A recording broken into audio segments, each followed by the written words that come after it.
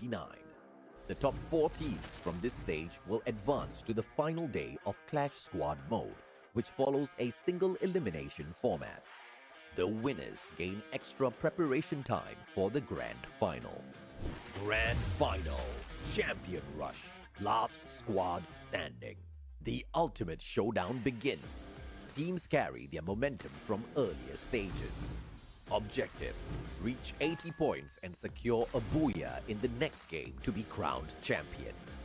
If no team achieves this after 10 matches, the highest scoring team wins.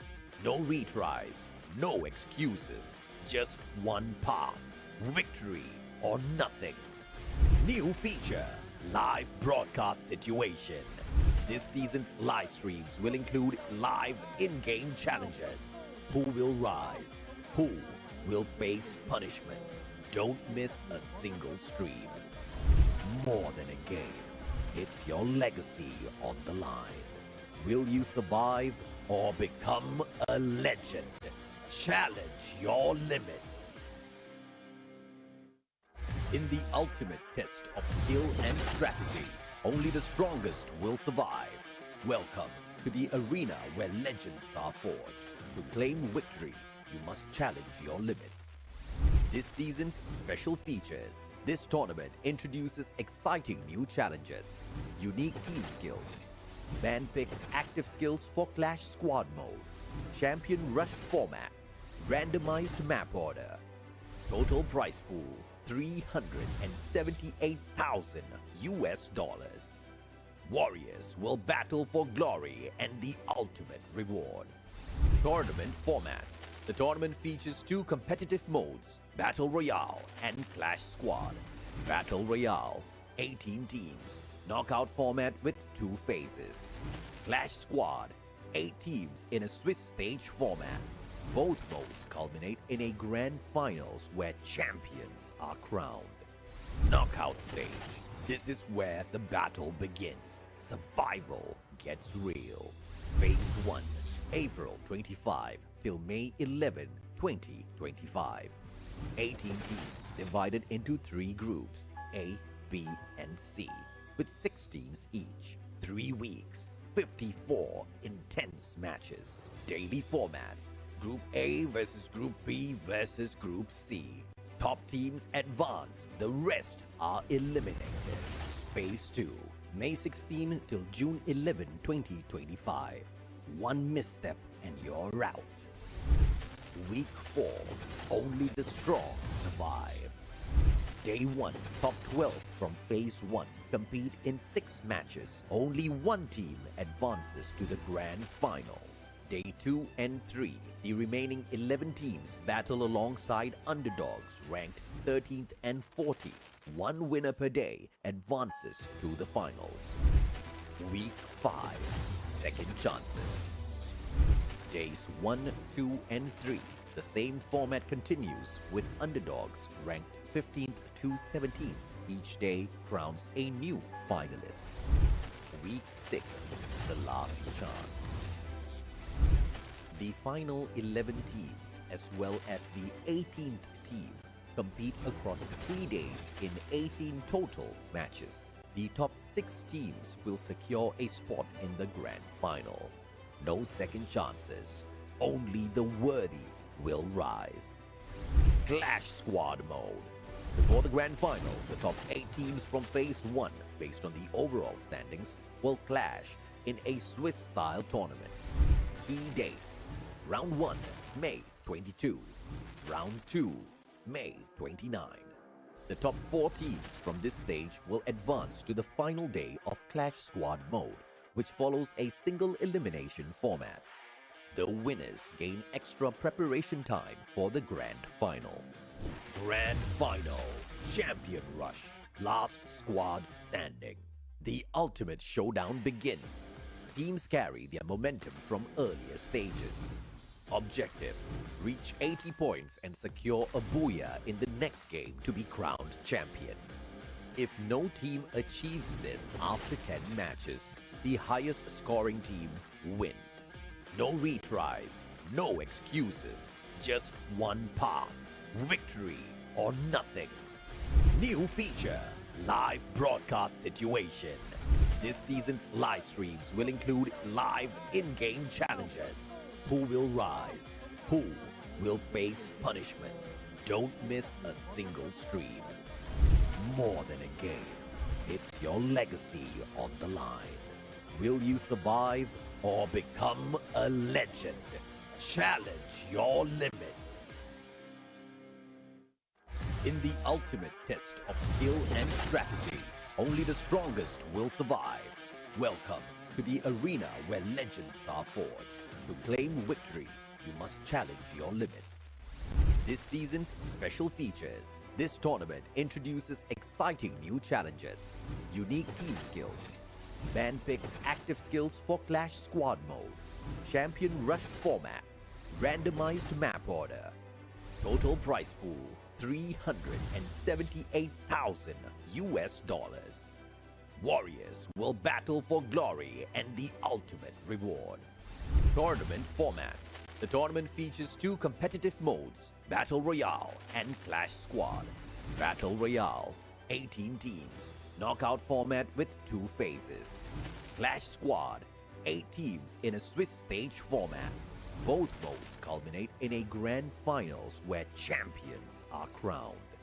Knockout stage. This is where the battle begins. Survival gets real. Phase 1, April 25 till May 11, 2025.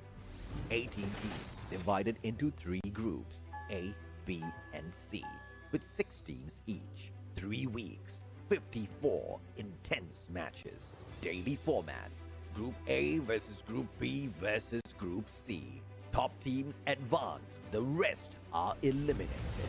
Phase 2, May 16 till June 11, 2025. 1 misstep and you're out. Week 4, only the strong survive. Day 1, top 12 from Phase 1 compete in 6 matches. Only 1 team advances to the grand final.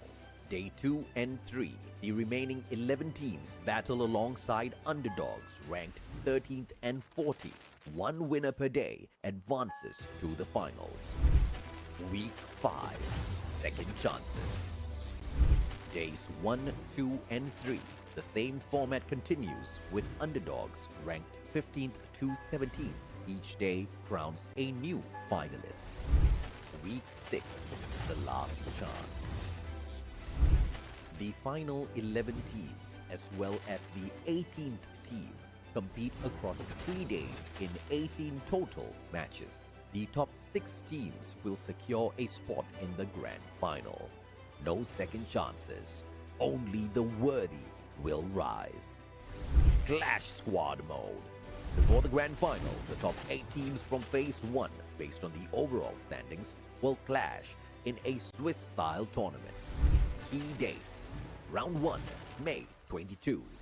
Round 2, May 29. The top 4 teams from this stage will advance to the final day of Clash Squad mode, which follows a single elimination format. The winners gain extra preparation time for the grand final. Grand final, Champion Rush, last squad standing. The ultimate showdown begins. Teams carry their momentum from earlier stages. Objective, reach 80 points and secure a booyah in the next game to be crowned champion. If no team achieves this after 10 matches, the highest scoring team wins. No retries, no excuses, just one path, victory or nothing. New feature, live broadcast situation. This season's live streams will include live in-game challenges. Who will rise? Who will face punishment? Don't miss a single stream. More than a game, it's your legacy on the line. Will you survive or become a legend? Challenge your limits. In the ultimate test of skill and strategy, only the strongest will survive. Welcome to the arena where legends are forged. To claim victory, you must challenge your limits. This season's special features. This tournament introduces exciting new challenges, unique team skills, man-pick active skills for Clash Squad mode, champion rush format, randomized map order, total prize pool $378,000. Warriors will battle for glory and the ultimate reward. Tournament format. The tournament features two competitive modes, Battle Royale and Clash Squad. Battle Royale, 18 teams, knockout format with 2 phases. Clash Squad, 8 teams in a Swiss stage format. Both modes culminate in a grand finals where champions are crowned. Knockout stage. This is where the battle begins. Survival gets real. Phase 1, April 25 till May 11, 2025. 18 teams divided into 3 groups, A, B, and C, with 6 teams each. 3 weeks, 54 intense matches. Daily format. Group A versus Group B versus Group C. Top teams advance, the rest are eliminated. Phase 2, May 16 till June 11, 2025. 1 misstep and you're out. Week 4, only the strong survive.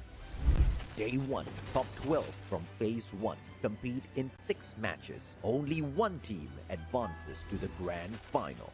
Day 2 and 3, the remaining 11 teams battle alongside underdogs ranked 13th and 14th. 1 winner per day advances to the finals.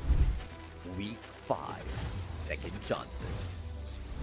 Days 1, 2, and 3, the same format continues with underdogs ranked 15th to 17th. Each day crowns a new finalist. Week 6, the last chance. The final 11 teams as well as the 18th team compete across 3 days in 18 total matches. The top 6 teams will secure a spot in the grand final. No second chances, only the worthy will rise. Clash Squad mode. Before the grand final, the top 8 teams from Phase 1, based on the overall standings, will clash in a Swiss-style tournament. Key dates: Round 1, May 22. Round 2, May 29. The top 4 teams from this stage will advance to the final day of Clash Squad mode, which follows a single elimination format. The winners gain extra preparation time for the grand final. Grand final, Champion Rush, last squad standing. The ultimate showdown begins. Teams carry their momentum from earlier stages. Objective: reach 80 points and secure a booyah in the next game to be crowned champion. If no team achieves this after 10 matches, the highest scoring team wins. No retries, no excuses, just one path: victory or nothing. New feature: live broadcast situation. This season's live streams will include live in-game challenges. Who will rise? Who will face punishment? Don't miss a single stream. More than a game, it's your legacy on the line. Will you survive or become a legend? Challenge your limits. In the ultimate test of skill and strategy, only the strongest will survive. Welcome to the arena where legends are forged. To claim victory, you must challenge your limits. This season's special features. This tournament introduces exciting new challenges, unique team skills, man-pick active skills for Clash Squad mode, champion rush format, randomized map order, total prize pool $378. Tournament format. The tournament features 2 competitive modes, Battle Royale and Clash Squad. Battle Royale, 18 teams, knockout format with 2 phases. Clash Squad, 8 teams in a Swiss stage format. Both modes culminate in a grand finals where champions are crowned. Knockout stage. This is where the battle begins. Survival gets real. Phase 1, April 25 till May 11, 2025. 18 teams divided into 3 groups, A, B, and C, with 6 teams each. 3 weeks, 54 intense matches. Daily format, Group A versus Group B versus Group C. Top teams advance, the rest are eliminated. Phase 2, May 16 till June 11, 2025. 1 misstep and you're out. Week 4, only the strong survive.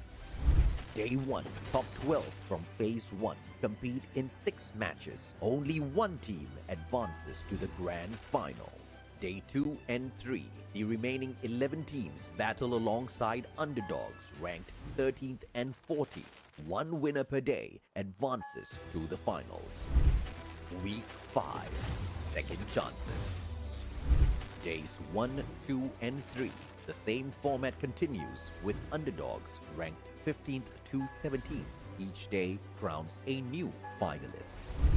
Week 6, the last chance. The final 11 teams, as well as the 18th team, compete across 3 days in 18 total matches. The top 6 teams will secure a spot in the grand final. No second chances, only the worthy will rise. Clash Squad Mode. Before the grand final, the top 8 teams from Phase 1, based on the overall standings, will clash in a Swiss-style tournament. Key dates: Round 1, May 22. Round 2, May 29. The top 4 teams from this stage will advance to the final day of Clash Squad Mode, which follows a single elimination format. The winners gain extra preparation time for the grand final. Grand Final, Champion Rush, Last Squad Standing. The ultimate showdown begins. Teams carry their momentum from earlier stages. Objective: reach 80 points and secure a booyah in the next game to be crowned champion. If no team achieves this after 10 matches, the highest scoring team wins. No retries, no excuses, just one path: victory or nothing. New feature: live broadcast situation. This season's live streams will include live in-game challenges. Who will rise?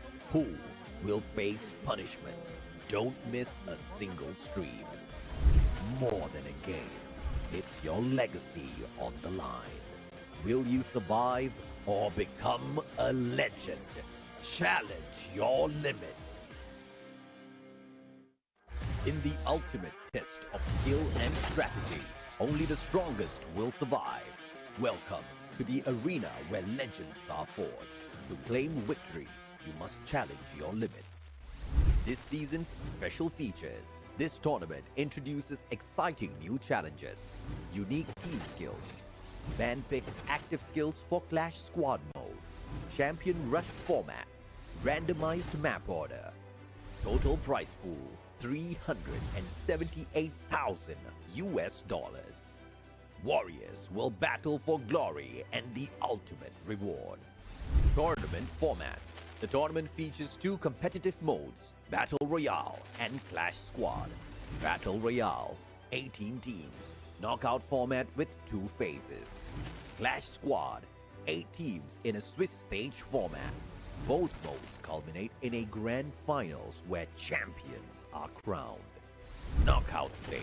This is where the battle begins. Survival gets real. Phase 1, April 25 till May 11, 2025. 18 teams divided into 3 groups, A, B, and C, with 6 teams each. 3 weeks, 54 intense matches. Daily format: Group A versus Group B versus Group C. Top teams advance, the rest are eliminated. Phase 2, May 16 till June 11, only the strong survive. Day 1, top 12 from Phase 1 compete in 6 matches. Only 1 team advances to the grand final. Day 2 and 3, the remaining 11 teams battle alongside underdogs ranked 13th and 14th. One winner per day advances to the finals. Week 5, Second Chances. Days 1, 2, and 3, the same format continues with underdogs ranked 15th to 17th. Each day crowns a new finalist. Week 6, the last chance. The final 11 teams, as well as the 18th team, compete across 3 days in 18 total matches. The top 6 teams will secure a spot in the grand final. No second chances, only the worthy will rise. Clash Squad Mode. Before the grand final, the top 8 teams from Phase 1, based on the overall standings, will clash in a Swiss-style tournament. Key dates: Round 1, May 22. Round 2, May 29. The top 4 teams from this stage will advance to the final day of Clash Squad Mode, which follows a single elimination format. The winners gain extra preparation time for the grand final. Grand Final, Champion Rush, Last Squad Standing. The ultimate showdown begins. Teams carry their momentum from earlier stages. Objective: reach 80 points and secure a booyah in the next game to be crowned champion. If no team achieves this after 10 matches, the highest scoring team wins. No retries, no excuses, just one path: victory or nothing. New feature: live broadcast situation.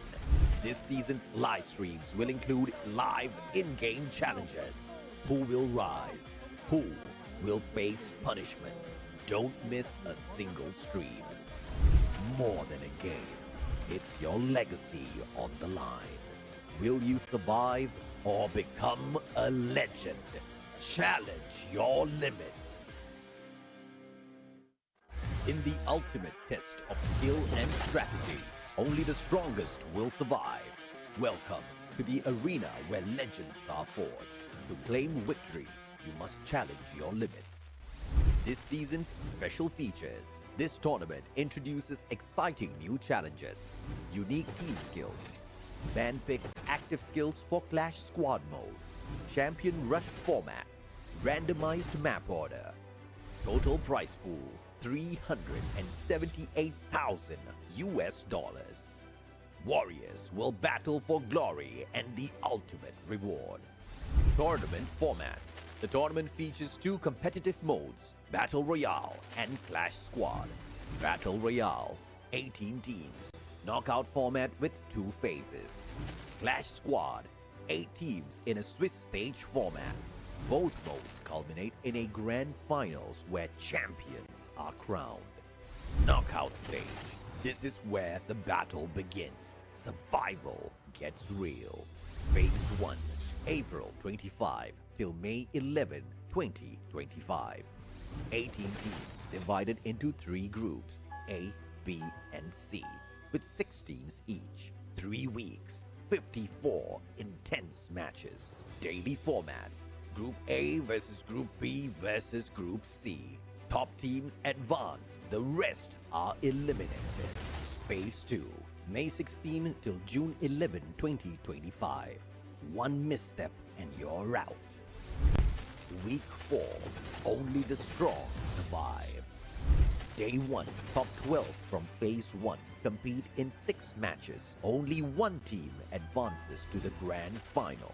Day 2 and 3, the remaining 11 teams battle alongside underdogs ranked 13th and 14th. One winner per day advances to the finals.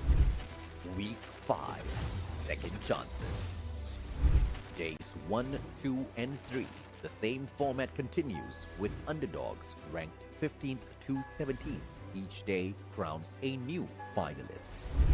Week 6, the last chance. The final 11 teams, as well as the 18th team, compete across 3 days in 18 total matches. The top 6 teams will secure a spot in the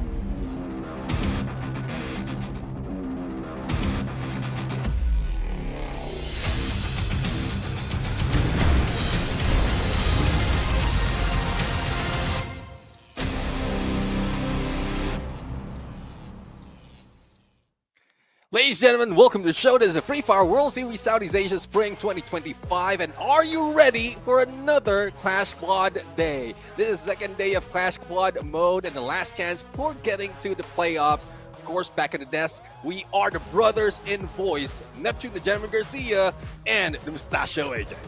Excited to be back once again. Clash Squad time this time around, Neptune. I mean, apart from the fact that it is an absolute lovely game mode, it really allows you those quick moments where you want to jump on into a game. You don't want to go all the way in Battle Royale and hit the booyah. You know, sometimes you only have about 5 minutes on time, right? Clash Squad is that mode. But then here at Clash Squad in FFWS Sea, we have elongated the mode.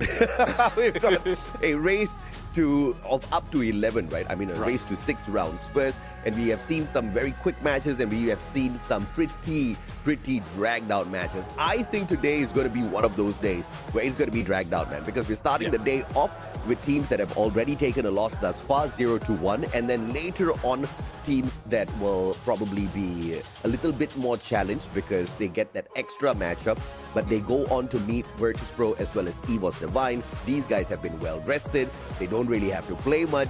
So I don't know if this is going to affect their performance a little bit out there.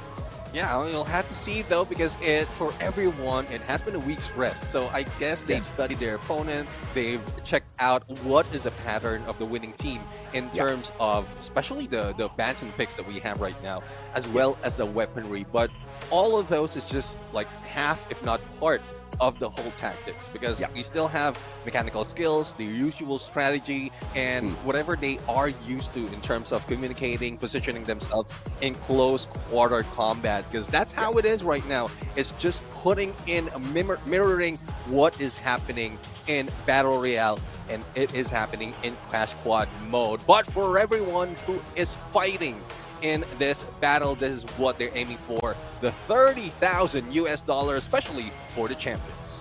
Absolutely, man. I mean, everybody walks away with something, and on top of that, we also have the MVP of the grand finals. That person gets a bonus of 2,500 USD. So everybody walks away with something, but everybody's obviously eyeing the biggest prize, 30,000 USD. And every single squad that you see in performance today does have an opportunity to get there. No teams have been eliminated so far, but that's what's crazy about today, because today on day 2 of the Swiss stage, we will see a total of 4 team eliminations, and we will also see the setup of the bracket for the grand finals. Thus far, 2 teams have already qualified for the grand finals. That's Buriram United Esports as well as Team Falcons, but we are looking for 2 more to join them. We have got a total of 6 teams left in here. So unfortunate that it is going to be the day of eliminations now. Yeah, definitely. I mean, out of the 6 teams that we have right now that will be playing today, 4 of them will be eliminated. And for the 2 that's waiting, they're just eyeing, or we're just eyeing, and to who's joining them for the 13th on that grand finals. Well, we do have the semifinals and the grand finals, as we saw on that preview. But now we still have the unique active skill, and not only that, it's not unique across the team. It's unique across 2 teams that is going in for the fight. Absolutely. So you will see 8 unique active skills out there, not just on the 4 players. So like Neptune said, it's going to have to be unique active skills across the whole match. So only 1 Tatsuya among the 8 players out there, only 1 Iris, you get the drift. And this has really changed the pacing of the game, because you know, players are just not used to doing this. they are very used to, you know, just hitting hard on that meta. When it's the gun in meta is in play, everybody's going to be hopping onto that gun. The exact same thing has happened to the active skills.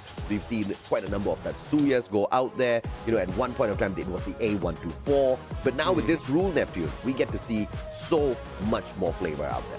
Yeah, and there's also winning pattern in terms of who's going to have more advantage, because it seems like the meta in terms of Clash Squad is gearing towards that, and later on we're going to discuss that. But right now, this is the Clash Squad bracket, and we're looking at the 0-1s right now, the ones at the bottom, and they will be proceeding to that 1-1, the winners of these 2 matches. And going back to what I was saying earlier, it seems like there is a pattern in who is like getting the win. Those who are getting that Iris, who's getting that Cassie, because of the multiple advantages that those active skills has. Okay, I did not know. I mean, so Iris and Cassie, you mentioned, right? Okay, Clue. I mean, Iris, we totally see exactly why. Clue as well. I think Clue, Buriram has shown a lot of progress with that Clue, right? Sometimes it's Jonah, sometimes it's Get High, and it's all about that information gameplay.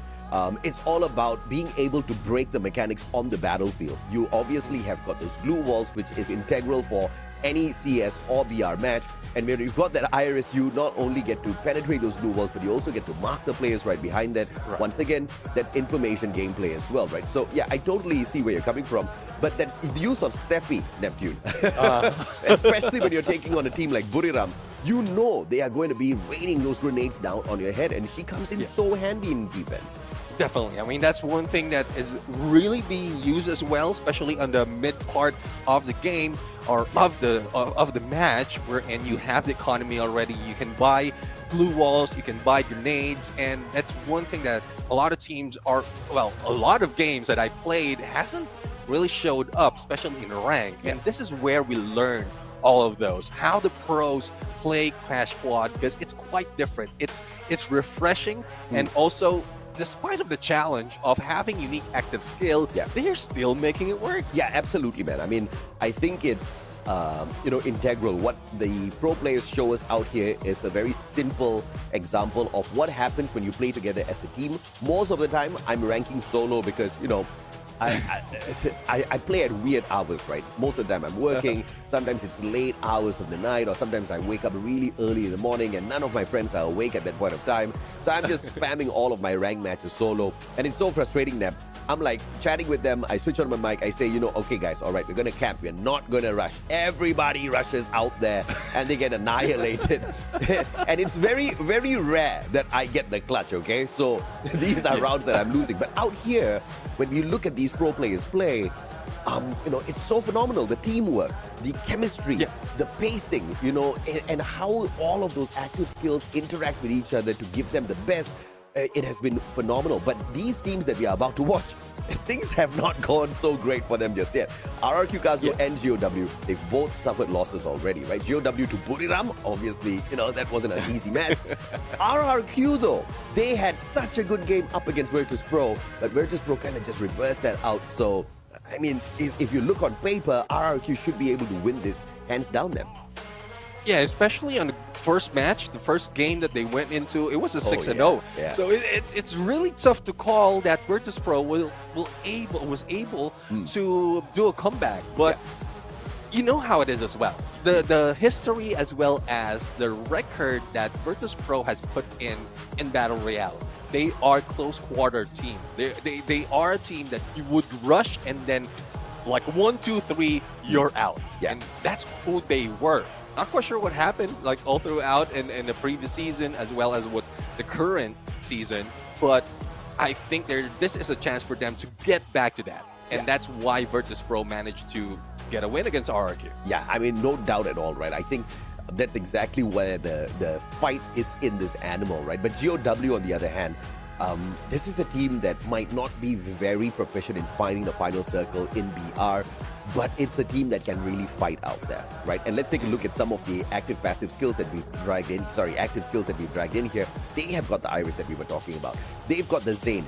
And this looks very similar to a Buriram setup that GOW is running in here, right? So I'm really liking this lineup of active skills in it. Yeah, definitely. I mean, we'll see though on how it will be countered, because pretty much if there's a chance they can, like they've watched the VODs from last week, they will find out a counter to that, or they know the skills already. They know the game all throughout, that they should find it out together with better tactics, knowing that this is the skills that's being used. And that's what I look into ranked games as well. At some point, I am practicing to being a support because of what these teams has been showing us and what we talk about. And I judge like who am I going to rush with, or am I going to rush based on the skills of my teammates. And that's what they are doing as well. And it's not just their teammates that they're reading, their opponents. What would be the tactic if you have an Oscar? What would be the tactic if you have a Tatsuya going against? That is what RRQ Kazu is doing right now. So keep that distance, because you know they are going to rush. So all you have to do is keep the distance, make sure that you have a counter to that. Santino is the best counter for that as well, because you can use that shape splitter to get into a different location, probably distract them a little bit, and then that's where you try a switch up, or if not, hit them while they're taking that shape splitter. Yeah, absolutely, man. The shape splitter is a tongue twister for sure. But he has been very effective in some of these battles. I mean, I was a little skeptical of the Sentino play, mostly because I have tried the Sentino. It hasn't worked out real well for me. We've seen Sentino in play a couple of times in both CS and BR. It's very rare that you see a damn good play from Sentino. But Santino's also the character where if the timing is just perfect, you are going to have a game-saving moment. You're going to have a game-breaking moment in that particular run. And I think we have seen quite a lot of that from some teams out here already, right? So we do see GOW really running the Santino well in the past as well. So DN is that superstar. But we also have to acknowledge the scoreline here, because I see RRQ and Buriram to be on par with each other, right? And when we saw the matchup between RRQ and Virtus Pro, Nep, like you mentioned, it was 6-0 at the first match, and then the second game, it went 11 rounds, right? It ended 6-5 on the side of Virtus Pro, and then later 6-4 on the side of Virtus Pro again. RRQ could take many rounds away from Virtus. GOW, on the other hand, each game they could only take away 1 round for Buriram. So in terms of mechanical capabilities that we talk about, bro, GOW is starting off here. I don't know. I'll be nervous if I was the coach of GOW. Yeah, definitely. I mean, it's more of how they can do all those rotation, make sure that they can catch RRQ from the mistakes that they've done from the past, or like replicate what Virtus Pro has done at this point. But Abe right now a little bit too aggressive, and let's see, it's 2 people who is getting in front of him. It's a good thing he has that Tatsuya to get away, and that is the distraction that we're talking about. That is very crucial in terms of the gameplay. Oh yeah, beautiful plays thus far. And Abe, Dudes, 18 Deer, everybody picking up the points for themselves. And it's all about the headshots on these initial pistol rounds, because if you're just going for the bodies, you are there you go. You know, it's all about the headshots. If you are able to hit that head, you're going to have these rounds down very quick, and you can see the mechanical capabilities once again getting that flick up whilst those aims are locked in already. RRQ pulling that off very well at the first start. This is obviously going to give them more money for round number 2, but GOW is on a full purchase round here as well, so they are forced buying this one through. They better be able to pull this one off. Yeah, I mean, it's difficult, especially in Grab Labs. You might be able to get a few hits, but not really a maintained shot against the enemy, because they can get away from a clearing or for a clearing just in case they jump in. But Aiden Deer goes down that quickly, and that is from the other side, but Maal responds quite well. So it's a 1-for-1 trade right now. Yeah, absolutely. And make that a 2-for-1 trade, and Demon's doing very well with this. And we've talked about this as well, right? The Kingfisher is a very efficient gun to use in the early rounds, especially when you fail your pistol round already. But of course, granted, you are given that in your buy list, right? And it's a really cheap gun as well to be able to purchase. You get the range on that gun. The damage out of it is phenomenal. GOW making good work out of this. They've got a 1-man advantage in a 3v2 fight now up against Dudes and Maal. Yeah, let's see if they will be able to get back, because there's still 2 players from RRQ, but Dudes right now almost being taken down. And that's what I'm talking about. Grab Labs give you that advantage, but against the numbers, it's really tough. So Maal needs to make it work. Everyone is taking point, and at some point, this will be it. GOW for that win. I mean, they fished a couple of RRQ players out of the water with that Kingfisher, man. Demon was an absolute devil with those shots, and he was getting them on point. Dian as well with the Deagle. And he had that Sentino, right, just as a little bit of backup in case anybody does lock on those aims onto him. He will be able to just make that switch. I think he was also considering dropping down onto that lower level and potentially, you know, just splitting himself up and going back to his clone if in case Dudes was there. But you know, none of that was needed. They had the numbers advantage, and a beautiful round won back by GOW. That's tough though. I mean, at this point, if I'm not mistaken, this is an Andrew Armory that everyone's using. Mm. The pattern goes as is, and they will Oi. need to have at least an M590 available. But there goes the hit, Oh! almost taken down. Oh, a takedown, a double takedown with a nade, and that's where Dutz is deadly. Holy mama! I mean, that smoke, everybody was blind, and that grenade hitting that double alongside the mini Uzi. A deadly lethal drop here by RRQ, and now they've got the numbers advantage. Dudes in the smoke, cannot spot out DN just yet. DN with the mini Uzi, try to get the better off him, and DN is the one with the better gun in the situation. Abe straight down, and DN will be caught by 18 Deer with the MP5, and now it's all left to Demon and Dudes in a 1v1, and Dudes is going to make the right move here, going in for the save. Whoop. And the back is spotted out, but Demon missing a crucial shot.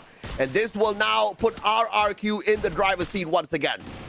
Yeah, I mean, Demon, they made a huge risk of getting a Kingfisher so that he will not be able to go in up close and personal with that VSK. But now he will be going against a 1v3, and Abe will go for the spray down, mini Uzi in hand. Now it's 2-4-1 in terms of score. Yeah, that was unfortunate. I think, you know, he should have showed more initiative there to get involved in this battle, right? Because Demon had an opportunity to flank around from the right-hand side. Of course, it would be a very risky play because it was a 1v1, but that was a risk worth taking, because if you give your opponents RRQ the time to pick up their partners off the ground, then you're just going to have a numbers disadvantage. That's exactly what happened. RRQ pulls one round back to themselves because Demon made, unfortunately, a wrong call there in that fight. Yeah, definitely. I mean, it's tough, especially if you're a sniper. You need to keep distance, but at some point you need to have backup. But it's difficult. The 3-1 split they keep doing is becoming their failure, and now they're going in fan out 2-4-2, and the same goes for RQ. Yeah, man. This is the electrotherapy that's going to have Yanbin a little bit more dangerous in this fight up against Abe. Abe doesn't have the right gun for a CQC, so Yanbin should be able to win this. But Abe has that mini Uzi as well, so this is going to be a pretty much a fair fight between the two, but a lot of respect being shown by both teams at this point. Yeah, definitely. I mean, they need to be cautious. We know how these pros are, even up close, mid-range, mini Uzi, they might be able to get that headshot. So you don't want to be that aggressive. You don't want to be risky, but the blue will be closing in. It's a good thing that they have the zip line to work with and they can reposition. But the question is for GOW, how will they respond? Because they are a little bit too late. Demon almost being taken down, and that's not a position that a sniper often uses. Yep, Demon really low on that HP, but Ice Grenade will not be able to take him out of that just yet. MP5 on the level 3. 18 D is going to hit like a truck, and he does manage to catch Dian out with that headshot. Yanbin right down below him. And 18 Diaz through the window should be able to spot one and does it fantastically well. RRQ makes this 3-1, and GOW slowly slipping away. And that's a risk in this Andrew Armory. You have that MP5 available, and then with the economy that RRQ has, they easily level it up to level 3. And you know how it is. Like, no levels, it already hurts. Yeah. But on level 3, in the hands of 18 Deer, that is, as you mentioned, hit like a truck, or make that 2, I would say. Yeah, great balance on the rate of fire as well as the damage on the MP5. And you get to bump it up level after level. And it's not very expensive to bump up levels as well. Probably if you are winning out the first 2 rounds, you're going to be able to get into level 3 already. It just did take them a while this time around, though. GOW from the back end here, just making their way up slowly. But it's a flank setup by the Vietnamese squad. Yanbin on the level 1 MP5 going in for the wild sprays. His buddy's right in front, but can't seem to break down the glue walls just yet. The end with the P90 with the opportunity, but missing out on that great chance. But Ma'al does get knocked down onto the ground as Demon puts him out. Dutz with the trade onto Tan. Abe, beautiful tag, but Abe will still hold on as 18 Deer drops Yanbin. This is just coming crumbling down for the GOW squad.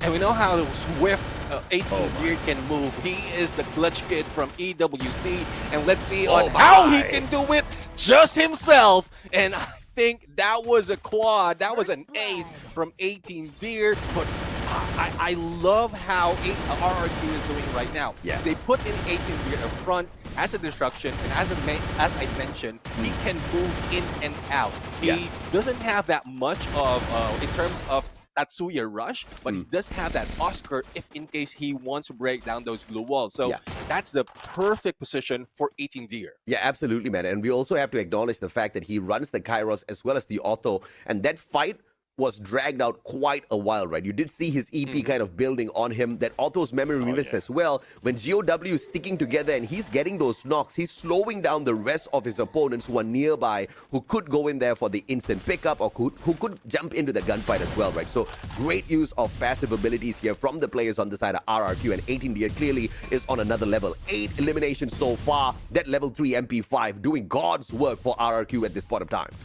Yeah, definitely. I mean, but it's troublesome, especially to get up close against some of the players like Yanbin who have that M590 in hand. But Maal right now, the same goes with Demon, both on the double sniper, if I'm not mistaken, Demon and VSK as well as AWM. So they're keeping this distance. But compared to Demon, Maal has backup that is very close. They don't want to be caught off guard. Thus, they are protecting Maal at this game. For sure, right? And Maal, of course, would try to keep a good distance here with a level 1 MP5. And he's got a mini Uzi as well, so he wants the rate of fire.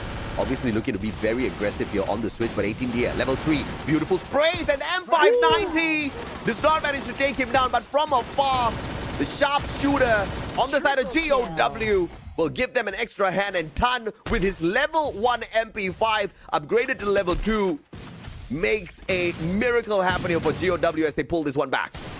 And easily, with all those eliminations, they can take 18 Deers level 3 MP5, use it against them. And as you can see, all across the board, you're seeing there 1, 2, 3. I think there's still a few more level ups that will be done on that MP5, especially with Ton and DN, using it. But from a long range distance, this is a perfect move for GOW to use the VSK on 2, if not 3 of the players, because they can snipe out, especially those on the stadium, on the bleachers where Maal is. Now Tan backing away here, initially playing it very aggressive. They've activated the airdrop already, just need to sneak in front, pull away a couple of loots, but it is RRQ that gets to it first. But 18D very low, but still will be able to find the connection with the M590. 18D with the damage done already, sends Abe out to do the rest of the destruction, but Yanbin will be able to find a double trade as 18D was super low. Yanbin steps on out, dude, tagging him up with the AWM.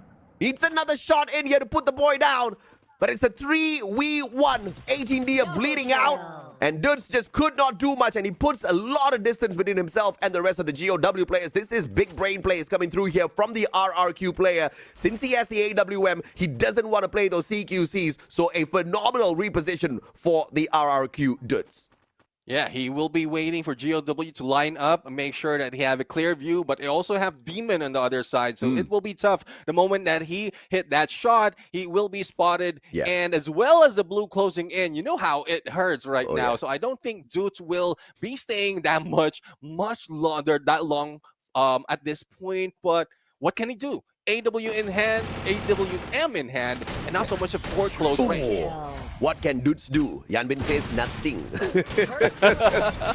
On to the next round we go, and it's 3-4 now in the rounds, and this is phenomenal because we did talk about how GOW was not able to pull away more than one round in each game up against Buriram, but clearly that phenomenal loss that they suffered, they have learned a lot from that matchup, from that battle, and they are bringing it to RRQ. And also we have to understand, both these teams are fighting for their lives. If they lose the series, they are out of Clash Squad.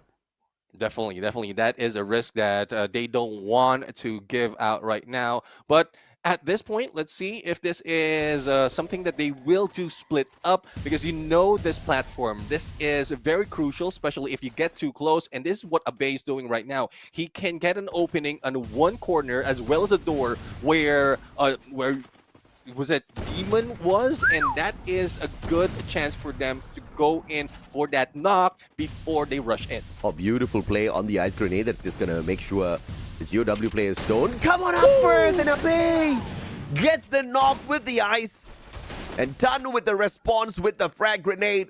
But the pickup is going to be an easy one as Ma'al reaches Dudes in the nick of time. And from on the opposite end, Ma'al hitting the big one. Demon with the response. And RRQ, they keep their play standing with a back and forth. Those sniping shots in this round, Neptune, absolutely stunning. Yeah, definitely. I mean, that glass wall is annoying at some point. Oh, yeah. But it gives you that timing. It gives you that opportunity to time how your opponent is going to jump, is going to move up. And if you have a sniper and you're very proficient on it, you can hit that headshot very, very easy. So let's see on how they're going to do it. It is back in the same scenario that we had earlier. So this is where GOW won the game. But I guess the position is quite different. And let's see if RRQ can get back in track. Oh, what a spot for a Raging the End. The answer is non-stop aggression. The Ignis wall being sent towards him, the ice grenades, and then finally the frag grenade when he had no defenses whatsoever left. And just like that, 2 players downed and outed on the side of GOW. RRQ on match point, and they've got a 2-man advantage looking for the finisher. 18 Dia with the AWM. Yanbin with a shotgun that functions like an AWM up close and personal. And Dudes on the opposite side. RRQ obviously with the advantage here, and GOW not wanting to give them any bit more room here with the plays. Demon will be able to find one, and Yanbin as well. Demon headshot to the foot. That's what I saw. And let's see Ma'al right now being hit. And Demon will be hit as well as a response. That's what I'm talking about. They lost that game in that specific area of the map. And now they know how to evolve. They know how to make the adjustment. Just make sure it doesn't stroll for long. And RRQ gets that game number 1. Oh, what a beautiful play from both RRQ and GOW. But towards the very end, they were just being outmaneuvered, outpositioned by the RRQ players. And I thought that we were going to see a miracle play from GOW towards the very end. But Ma'al, as the sniper for the side of RRQ, once again saying, bro, calm down. I am still here. I'm the better sniper. I mean, he just goes in, ducks, and kind of avoids all of those shots. And then when Yanbin is exposed out in the open, he knew that he could get that shot. Pops up, takes a shot, ends the round, ends game number 1. This is the best out of 3, so RRQ needs another one. But of course, if GOW pulls this next one through, they will be able to push this into a game number 3 now. Yeah, definitely. I mean, let's see and how GOW is going to change the pace of the game. But right now, it's quite different. I think it's Ma'al who's giving out all the information. You know how communication is at this point. And I've been listening, or I've been watching the mic checks overall, and I love how communication is being built on Battle Royale. I want to listen to mic checks in Clash God, because that is quite different in terms of how you make that call. You don't have that much time. It's quite a quick game. So you need to be cautious on where you point out, who you call out in terms of rushing in. And that gives more insight on what the mindset of the team is. And you know how it is for RRQ Kasu. They're the mastermind. That is why they are dubbed, because they know how they can make the adjustment, or probably thought about the adjustment, and they're just applying it right now. Yeah, or we could just simplify that whole thing and just say they outplayed GOW, right? The mechanical plays, bro, they were just brilliant. I mean, regardless of what sort of skill you bring in, you know, active, passives, it gives you a little bit of an edge and advantage out there, especially with the active skills that's been enforced.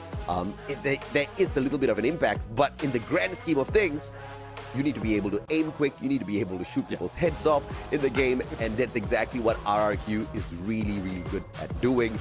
I think once those snipers started to show up in the game, you know, it was a very big game changer. And on the side of GOW, if you notice, it was mostly, you know, with the pushes on the M590, which needed them to be very close before they could end that round.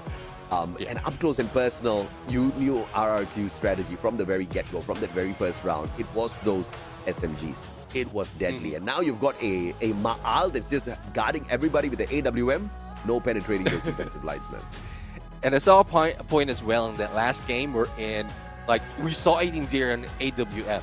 So it's more of they're trying to replicate what GOW did, and it's just that despite of being a close range battle for 18 deer, I think he'll be able to hit that because it's, as you mentioned, it's like pretty much like the the M590. So you can still make that shot, you can still make that flick, but it's coming from a sniper. And you know how these players are. The accuracy is on point.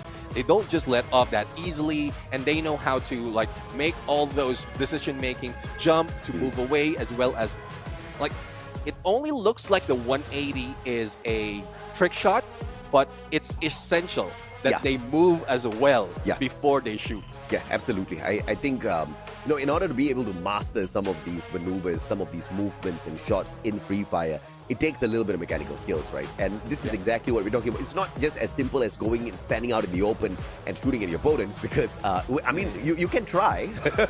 You're not going to qualify for the next round, that's for sure, right? And the players that can move out there like ninjas and, who have got no bones in their thumbs and who are able to really flick those shots extremely well are the ones who are going to be able to get on to these next rounds and the next stages. And the MVP for this game, a very well-deserved Oscar player, it is the one and only 18 Deer MKS. We've seen it on the Malaysian squad as well. We are seeing him back on the Indonesian circuit, and he is deadly with that MP5. Yeah, definitely. I mean, MP5, and before this last game, he already have 8 elimination, and that is something that 18 Deer really is like a potential of 18 Deer in terms of a wrecking ball, being a wrecking ball for this team, especially with the Oscar and also with the Dreki, because he will be able to spot out all those more information though. To counter the information gameplay the GOW is doing right now, especially if you get the first hit, that will help you identify where the enemies are, where the opponents are, and also with some that is having that Moko on their passives. But for the head-to-head right now, it's quite shifted towards RRQ because of the number of elimination that they have. Yeah, I mean, every single category here. But of course, we are comparing a Russia versus a sport player. Tan is not really supposed to go out there looking for these big numbers, but he did bring in the numbers even as a sport player. This obviously shows a little bit of an issue with the squad itself. If you are depending on your support to bring in the numbers, to go on a head-to-head with a Bay of all people from the side of RRQ, the squad is going to be, tortured and probably eliminated from the Clash Squad race here if they do not step it up. But thankfully, we've got another head-to-head here as well, where Demon totally outplayed Maal as the sniper. This is a little bit surprising, but I do have to acknowledge the number of assists Maal got was pretty crazy as well. Yeah, definitely. I mean, when Maal is giving out information, taking those shots, actually, when he's on the snipe, he doesn't really prioritize in getting a hit. He tried to find out, especially in Clash Squad, wherein there's a lot of barriers, only a split second that you can see an opponent running across, and that is the information that the team needs. For Demon, he's more focused on getting the initial frag, getting the initial damage before getting out the information, because the rest of the teams are already spread out. So if you get that knock, GOW can easily get close and confirm that elimination. So there's quite a difference in terms of game style between these two players as a sniper, and that's the reason why they added that additional head-to-head. Yeah, absolutely. And thankfully, they did bring out that head-to-head because it wasn't looking good for GOW with the first comparison. At least on the second one, we do see a little bit of life from them, but I think you assessed it very well, Neptune. There's no point, even if your sniper is doing well, the rushes are not being, they're not capable of pulling away those numbers, right? Finishing the job that the sniper is starting on each and every single one of these rounds is very crucial. And Clash Squad rounds, They are blitz rounds. They are over before you know it. You need to be able to get these shots really well in. So I do understand the M590 because, it hits really hard. But maybe a little bit of a switch to a higher rate of fire on the side of GOW can help them out against RRQ. I want to see more of those SMG or maybe even assault rifles, because that's a very good balance between a ranged fight as well as hard shots that you can deliver to RRQ. Yeah, let's see though if that would be the adjustment that they will do in game. But for now, we're going to focus first on the score, and then later on what would be the active skill that they will be using for the next game, because it is a game changer though. But I I think RRQ has already broke the record of the active skill, the two or three active skill that wins the game so much. The Cassie, Iris, and even the Sane. But we'll have to see if that is something that they can pull into their side to get a better advantage in winning another game. Absolutely, man. Of course, the coach is done with the conversations with the boys, and they are geared up for yet another blitz round. Obviously, RRQ always looking for those blitz. But this time around, the ban on the Zane comes on through. They feel like GOW is a little bit too tanky in some of these fights. And GOW, on the other hand, banning out the A124. So no disabilities are going to be thrown at each other in terms of the speed or the slower rate of fire. Steffi dragged in first off here by GOW. This is all thanks to Dudes and his massive grenades that he was laying on them. Yeah, and when you're going against RRQ, Kazu, that's one thing that you need to do. But it's like RRQ banned that first, and it's the same ban for GOW. So it's like Steffi being taken advantage by GOW at this point, and there's not so much of difference, especially on how they perform. Oscar and Tatsuya for 18 Deer and Abe, and I won't be surprised if Homer as well as Clue will be taken by the rest, unless it will be grabbed by GOW, but doesn't look like it. Yeah, man, and of course the Oscar Tatsuya combo is one that I've actually wanted to see. So you're going to see two zooming rushes out there, which is going to be pretty potent, right? You also have the Sentino on Ma'al, so Ma'al's going to be able to reposition out there the battlefield extremely quickly as the sniper. This is going to be deadly, unless, of course, GOW can spot out that clone very quickly in these rounds and snuff him out. The Homer to expose the positions and maybe even affect that rate of fire and speed of running away from Dudes is also going to be something that GOW needs to look out for. So 2 out of the 4 active skill for GOW has been recycled.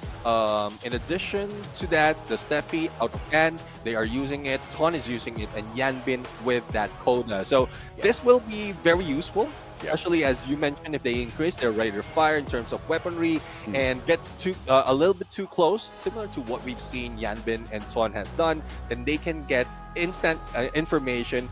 But it needs to be timed quickly. It needs to be timed wherein they know where Ma'al is, they know what angle to avoid so that they can make that rush. Now, I don't like this at all. I don't, because we've seen in the previous game already, multiple rounds, GOW is just continuously rushing towards the center of the map, and Dudes is just laying out all of those grenades on them, man. So you're going to be heavily dependent on that Steffi being used on the side of GOW to protect them.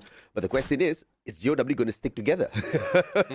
I haven't really seen a good team play from the side of GOW just yet, but as we can see, Tan and Yanbin now kind of sticking together fairly well, and then they split apart. This is what I'm talking about. Then the Steffi is not going to be very effective, except to just protect himself. Yeah, that's one thing though. They need to regroup at that point. Probably rush in one direction, but Abe right now knows where Demon is, but the hit. But here comes a follow-up, 18 Deer. And let's see if they'll be able to respond. So far, GOW 2 down already, and RRQ is taking advantage. Illegal misses here from Ma'al. He does have the medkits on him, trying to run away. And Yanbin on the pursuit, but a bait and switch. And Yanbin is too smart for that. Not standing in the line of sight here for 18 Deer to take advantage. Dian missing out that headshot. And an opportunity here, but none of that aim, just locking on. Dian quickly repositions, and 18 Deer takes advantage of his high ground. Yeah, here comes the side. You know that's deadly. You don't want to go against that. That's 90 damage overall in just one hit. And talk about hitting like a truck. That is hitting like a trailer of a truck. Oh, yeah. That is something that RRQ and site users overall. Damn you guys. if you guys are wondering, like, how are these guys getting that site? You have to get to the center, man. You have to get to the airdrop. Most of the time, you're going to be able to pick up the site. And I love it, but I just wish I had a higher rate of slice with the scythe. It's too slow for me. Yeah, I mean, you had to turn around. You have to, like, adapt to their movement, how they get away. And I tried it. I tried it so many times, and then I just didn't target the airdrop. Well, Yeah. at some point, I passed through it thanks to the auto pickup. Then I have it in my hands, but I haven't used it ever since. You got a VSK on the side of Dudes here, but a very early tag onto him. No drop just yet. GOW had a good opportunity there, but look at this now. 18 deer. And with the Deagle in his hands, this next headshot is going to be pretty deadly. The Homer used tags up Deanne, but no disadvantage here at all for GOW at this point. Yeah, let's see though. I'm seeing Demon with the Parafoul at least. Compared to Sniper, it has a higher fire rate, but the damage is also efficient in terms of taking them down. But here comes 18 Deer getting too close against Yanbin. Takes a little bit of cover though, and Maal is quite far in terms of covering against 18 Deer. So they're just cautious. They're just slowing down. It's a stalemate overall until the blue close in. Yeah, stalemate, about to turn into stale bread if you leave it out too long. So, down at the bottom, you do see Tan just waiting by with the Kingfisher. And Demon, like you said, on that high ground with the Parafoul. Maal backing away just a tad bit here. Maal's going to be pretty deadly with his own Kingfisher as well. 18 deer, Deagle in hand, but they all get sprayed down at the same time. Abe, the final player left here on the side of GOW. On the other hand, you've got 3. And it's an easy round for them as they overwhelm them. Of course, in terms of resources, it was definitely an advantage on the side of RRQ. But surprisingly, GOW just making a phenomenal comeback here. Yeah, I mean, the timing is quite well for them. Position is wise as well. They get information already, if I'm not mistaken, because at some point, like 18 Deer wants to get too close. And that's what GOW is trying their best not to happen. And thus, they stayed in there on the spinal area, on that middle part of that mammoth. Thus, they kept their distance, and if 18 Deer tries to rush, he might fall off, and that would be an advantage for GOW.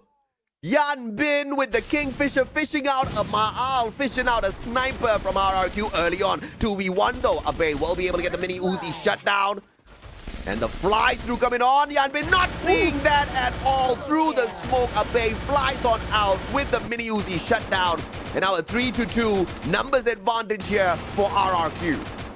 And there's one thing though, it's tough to call who really is who. They might know who the opponents are in terms of the skills, but the switch up, Abe right there going down, but level 3 MP5 will be taken by the teammates, but Ton will need to get away, and Demon is nowhere to be found. Finally, a regroup. Yeah, the speed of pickup here from RRQ is phenomenal, and Dudes with the double. What a comeback from RRQ. I mean, they had the numbers advantage, but the equalizer was laid out just seconds right after this, right? Abe was getting way too aggressive. He gets knocked down in the center of the ring, but the pickup was the focus of RRQ instead of going in for the shutdown, even though they pretty much had the damage on GOW already. RRQ just playing the safe game, and they are, getting the dividends for that. Yeah, I mean, it is showing that, again, the adjustment that's being done by RRQ, it goes with the situation. It's not always the same tactics overall. You make those adjustments, you make that win. Now let's see if GOW can make that adjustment. Demon on a high ground, similar to what we are seeing from Maal, but as you can see, how quick RRQ moves to go for the backstab. And I think Yanbin, as well as another one who is on the back end, might be taken down just like that. Yeah, and level 3 MP5 in the hands of Abe. It's not gonna be good, and as I talk about it, that MP5 finds a headshot. Yanbin, what a glue wall defense by 18 Deer. Quickly runs away. I have never seen a glue wall layout like that before to block off that window, and Yanbin now will face the wrath of Abe's MP5. 6 eliminations already. Abe at this point is unstoppable. Yeah, it's difficult though. Ton has a level 3 MP5 as well, but it wasn't being taken by the rest of the team. Now Demon went solo. Another time for him to redeem himself, and finally a takedown to add 1, or to reduce 1 more for the challenge. I mean, come on, man. I want a quadra here for Abe. He's so close. Ma'al, just come on, guys. Don't mess this one up. Abe with the quadra switches it out to the parafal as well. And this MP5 from the get-go, this man so irritating to deal with, jumping all around the place at the rate of fire with the SMG, and understanding that the MP5 could not reach across the map, picks up a parafal as well from one of his opponents that he downed, and just wraps up a phenomenal run of eliminations. It's difficult to tell if GOW might or will be able to come back from this, because position-wise, movement, how quick they can get into play, RRQ is doing quite well. But the Bay right now a little bit too close though, and Ton will try to go for the challenge, but Yanbin has already backed away, so it's not looking good for Ton right now. He needs to get out, but Dian jumps in as well. I was expecting it to be a bloodbath, but it's just shooting at blue walls. And this point in time, 18 deer finds the running Yanbin, who meets him halfway. And Dudes will find the cleanup here as well. Abe, MP5 not stopping P90 in the hands of Dian. Could not do much as he turns his back onto the RRQ player. And RRQ making this one look way too easy. Yeah, I mean, it's more of how they are positioned right now.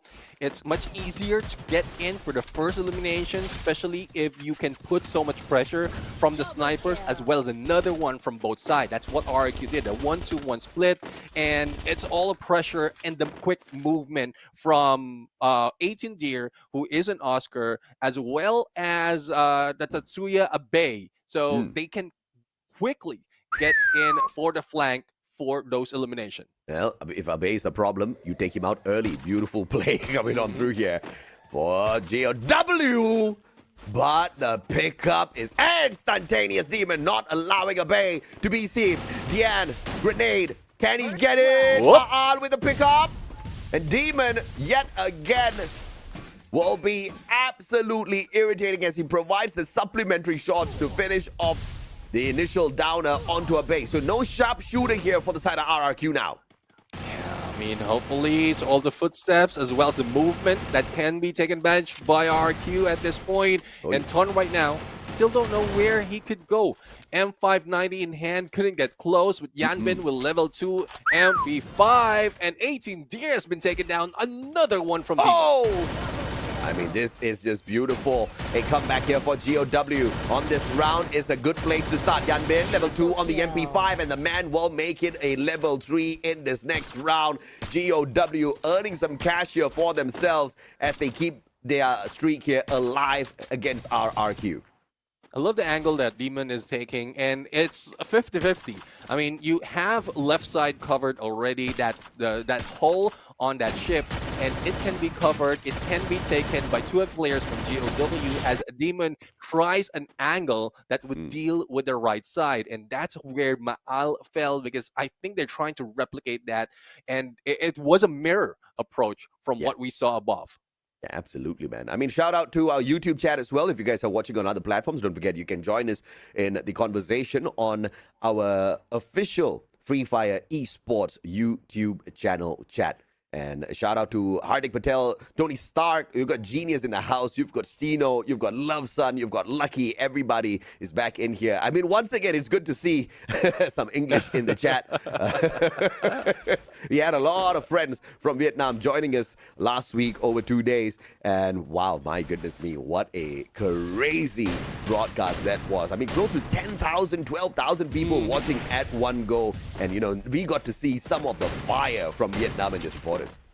Yeah, let's see if that fire can be carried over by GOW right now, because they're still down by 2, but they managed to go for a takedown. 1-for-1 trade, but Abe is not confirmed just yet. And Ton will try to go for a rush against Duts with that AWM, but the distance is not working for him. But Dian managed to go for the follow-up. Now it's a 2v2 situation, but it's a 2v none for RRQ. It's quite easy for them. That's insane, man. I am 590 in the hands of this monster. 18 Deer just made that look like quick work, and he did not skip a beat at all, right? Look at this, beautiful. I mean, he gets the double and then makes it into a triple as well as Maal throws in the chip into that shot. It was a fantastic round for 18 Deer. And just like that, we've got another performer on the side of RRQ. We thought Abey was going to run away with it, but the moment GOW starts shutting Abey down, 18 Deer is activated. And this is going to be a problem for anyone that takes on RRQ, right? You've got such capable CQC abilities on the side of this Indonesian squad. Yeah, and all they had to do is back each other out. 2-2 split right now for RRQ, and that would disrupt the 1-2-1 split that's being done by GOW. Abey already up close and personal, putting all those pressure with those ice grenades, and Abey will try to go in for the flank, just reel them in, pull them in so that he can get close with that M590. Nani? Yanbin, a sliver of health, and Maal from afar with the M590 won't be able to drop him, but Dian with the spray down. P90 finding Abey, who missteps this, misjudges his position, and puts himself in harm's way. And once again, 3 rounds in a row, Abey has been snuffed out. And this is the winning condition for GOW. But they also have to remember, 18 Deer is going to be lethal. Demon finding Dudes from afar! Ooh. And 18 Deer will be found as well by the Demon on the side of GOW. Maal, the only one remaining. Not so much that can be done. And GOW looking to go for a takedown. Despite of the match point of RQ, they haven't given up. And I think they might be able to bring this over. Maal couldn't really heal up because of all the pressure. And it's about it. It's about it. The flank, as well as a pinch, and the blue will help them. Yeah, I mean, Maal, he has a medkit, but no idea why he's not using it just yet. Santino. Uh-oh, outside the circle. Can't even get snuffed out outside the circle. Gets shot down before he gets away. And even with the medkit, chooses not to use it. I guess he assumed that he stands no chance. Yeah, I mean, it's a pressure. You hear the footsteps. You don't have that time to really use that medkit. And probably need to consider their passive as well. If they have that healing touch, then they might be able to heal up a little quickly. But they're more of, I would say their passive is more of support, teamwork, and attack. So it's not really geared towards like healing up, or support-wise, it's not really geared towards that. Yeah, I mean, there's so many ways that you can play your passive skill lineup, right? You can either be super aggressive with the damage, or you can be a little bit more lethal by being tanky out there with the defensive passive abilities. And like you said, just kind of throwing in the capability to recover a little bit faster and all. We have seen that pay its dividends very well in some of the bigger squads who do want to play a little bit more of a safer game. But speaking of safe here, the grenade dropping right on Tan's head. Thankfully, it was from GOW, or else that would have been pretty lethal, Nep. Yeah, definitely. I mean, I at some point, like, hearing that beep from the grenade gives you anxiety, and all you have to do just run away. So let's see if this is something that they can avert. Abey right now, and another one. Abey goes down together with Dudes. This might be it. A point will be taken by GOW, taking advantage of all the angle. Maal couldn't do so much, but Demon's also damaged, and Dian is still alive, connected with that Cassie. Yeah, that was a beautiful play from Dian, making sure there's no recovery capability here for RRQ, and Dian follows it up once again with the shots of the M590 alongside Tan. That was brilliantly played from the side of GOW, mainly because RRQ, as usual, was going for that recovery gameplay. Dian just denied it with that M590, had a decent bit of range there, which usually doesn't result in a lot of damage, but thankfully the play was already low in HP, and Dian taking advantage of that. But regardless of whatever that has happened so far, GOW is meeting up against RRQ, who are still on match point. This is a crucial victory that GOW needs to pull to their side, Nep. Yeah, let's see if Demon will be able to pull that again, taking down Maal. But I think Maal is switching it up with Dudes right now, and it is Dudes who might be backing away, probably on a sniper as well. And yeah, it's a double sniper, a double M590. Let's see how this works for RQ. The smoke is just gonna obscure the vision of RRQ as they make their way into the Santa Catarina ship. Electrotherapy connected to Tun. Dian giving him that power up. And now GOW outside the ship. Ma'al finding Yanbin from afar. And this is going to be deadly as Ma'al puts the elimination shot in as well. Good on the prone. Grenade picked up here. Dian doing the dirty. But Abe with the denial with the M590.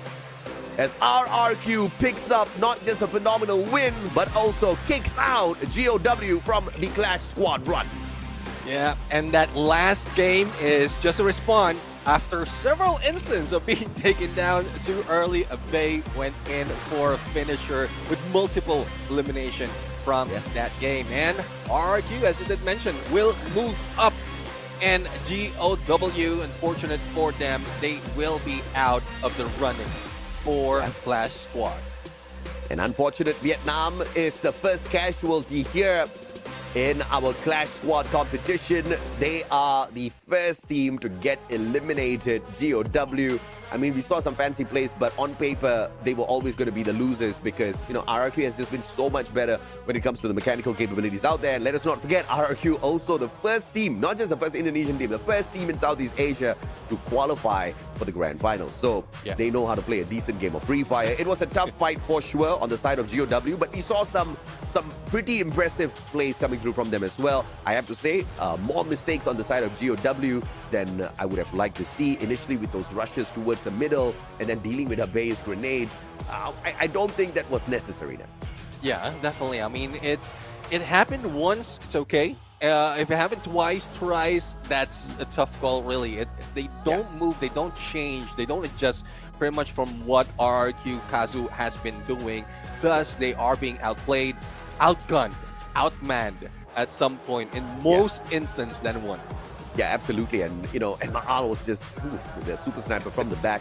The support was just phenomenal. And this guy was just not doubting himself at all. And when he knows that the map is not going to be favorable for him, as in there's just way too much of defenses on the side of GOW, you don't see him waiting. And initially, we did see him waiting, right? That was in the first game where they almost lost. And then they had to depend on Abe to help them make that good comeback. Ma'al was being too passive. And in game 2, you could very clearly see, okay, Ma'al just stepped it up and said, all right, I shouldn't be hiding behind the walls. I should get out there as well, show them some of my mechanical skills, and it was done really well. But of course, let's have the interview segment here as well and see what Conchita Caroline drags out of the players. All right.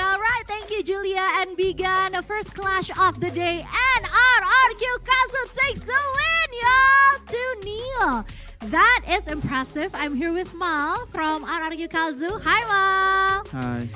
Kok kamu flat banget sih, Mal? Ngelihatnya kayak hampa, kosong. Semangat dong, baru menang nih. Ronde pertama udah berhasil meraih kemenangan. Cie, gitu dong. Finally we get to see his precious smile today. Okay, let's talk about the game for a sec. Tadi kita lihat sama-sama gimana God of Wolf sebenarnya juga cukup memberikan perlawanan, bukan kemenangan yang mudah buat kamu dan juga teman-teman RRQ. Gimana kamu mendeskripsikan tadi pertandingan yang baru aja selesai? Aku translate dulu ya, tenang ya. Okay, so we've seen together that it wasn't really an easy win for RRQ Kazu. How would you describe the match that has just ended going against God of Wolves today? Apa ya? Ayo apa? Lumayan lah dia bisa ngelawan. Lumayan bisa ngelawan. Terus? Tapi tetap aja kita yang menang. God of Wolves tried their best to go against RRQ Kazu, but in the end, it's still a win for RRQ. That's pretty much everything that Mal said today. Okay, ada lagi yang mungkin bisa disampaikan untuk para viewers kita saat ini yang lagi harap-harap cemas juga buat RRQ, nggak mau nih kena harapan palsu lagi seperti sebelumnya. Is there anything you'd like to say to the viewers or most importantly your fans? Because we all know that they've been rooting for RRQ to go into the final stage of CS mode. They don't want to get another false hope. So what would you like to say to them? Tetap dukung RRQ aja. Tetap selalu dukung aja. Please keep on supporting us and you will get this precious smile from Maal ya. Oke. Kenapa sih kok jawabnya gitu sih? Harus seneng dong. Atau lagi menjaga mood karena masih ada ronde berikutnya. Are you trying to play it cool? Because we all know that we still have another round to play. Tadi udah aku translate bahasa Indonesianya. Ini sengaja kamu tuh menjaga lebih calm, lebih tenang karena menjaga mental untuk pertandingan berikutnya apa gimana? Iya betul. Iya, oke. Jadi aku translate cuma yes, right gitu dong. Enggak dong. So basically what he's saying is that he's trying to be as calm as possible because we all know that there's still another round to play for RRQ Kazu and he definitely wants to give his best. The team wants to secure the win and go into the grand final. Let's just hope for the best. Keep your fingers crossed everyone. All right, that is it. Thank you so much, Maal. Terima kasih. Good luck for the next round. And for now, we're gonna go back to the casters. I'm very curious what they're going to say about this particular interview. So take it away, casters. Thank you very much, CC. And well, as cute as he is, as shy as he is, it's very deadly in the battlefield. It's that, like the irony at this point. Neptune. Yeah. You are deadly on the mic, okay? If I was to put you beside Miss Cici, you would not answer any questions as well. Let's face it, okay? None of us will be able to answer Miss Conchita Caroline's questions out there. But I do agree with you, man. I mean, deadly on the battlefield, pretty shy beside Miss Cici. Well, match summary for the game, quite easy for RQ Kazu. And well, it was shown in numbers, though there was a fight from GOW, and it was close compared to what we've seen them do against Buram United. But for our MVP twice in a row in this matchup in the series, it is 18 deer. Not so much though. It's compared to the 10, this is much less, but he is still that wrecking ball for RQ. Yeah, I mean, initially he didn't need to be the wrecking ball, right? Because he had Abe. Abe was doing most of it. 18 Dia, yes, he's the rusher, but he kind of just chose to be on the back lines a little bit. But when Abe started feeling the heavy losses on his side, you did see 18 Dia step it up. 8 eliminations in total. Abe with the 9. Overall, great play from RRQ Kazu, but GOW almost took this one away from them. Yeah, I mean, almost very, very close. And if it wasn't for the match point, it could have given a GOW more motivation to make a few more mistakes because they were catching up already. In terms of elimination, they are doing well, but you know how it is. We've seen this before. If your sniper is the ones getting a lot of elimination, and we're talking about Clash Squad, where it's more of close quarter battle that is involved, then you're in trouble.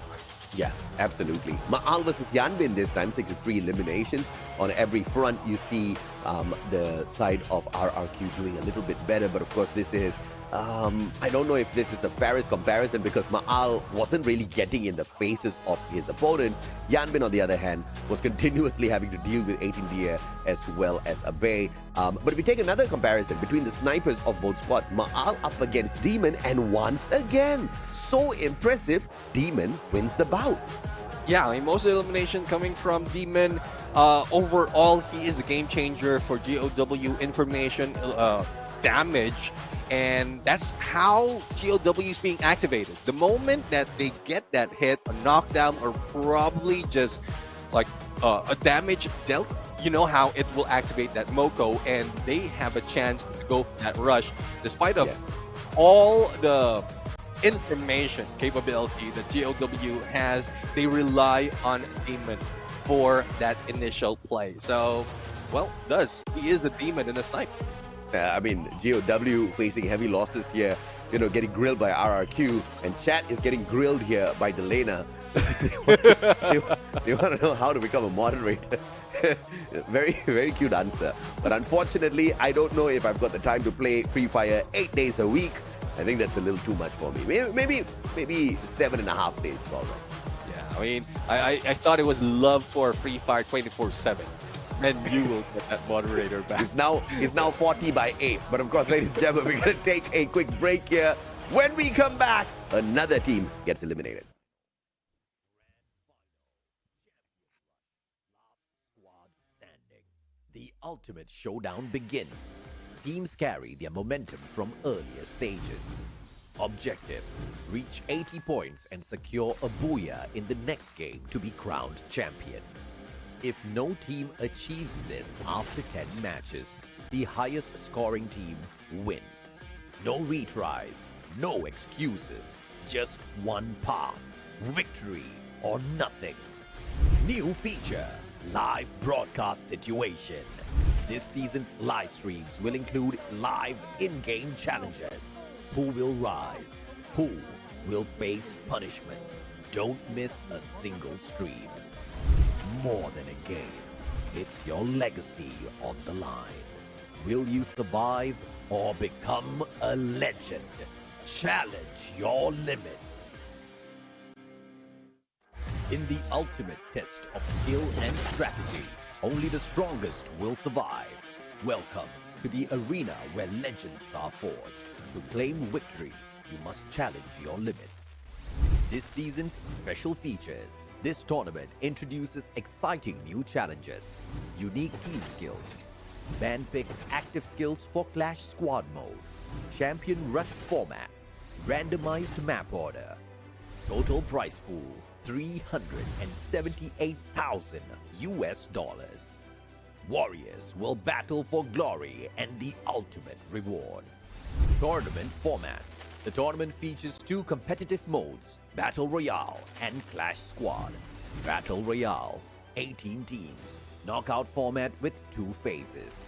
Clash Squad, 8 teams in a Swiss stage format. Both modes culminate in a grand finals where champions are crowned. Knockout stage. This is where the battle begins. Survival gets real. Phase 1, April 25 till May 11, 2025.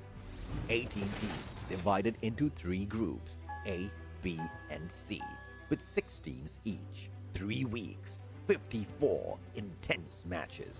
Daily format. Group A versus Group B versus Group C. Top teams advance, the rest are eliminated. Phase 2, May 16 till June 11, 2025. 1 misstep and you're out. Week 4, only the strong survive.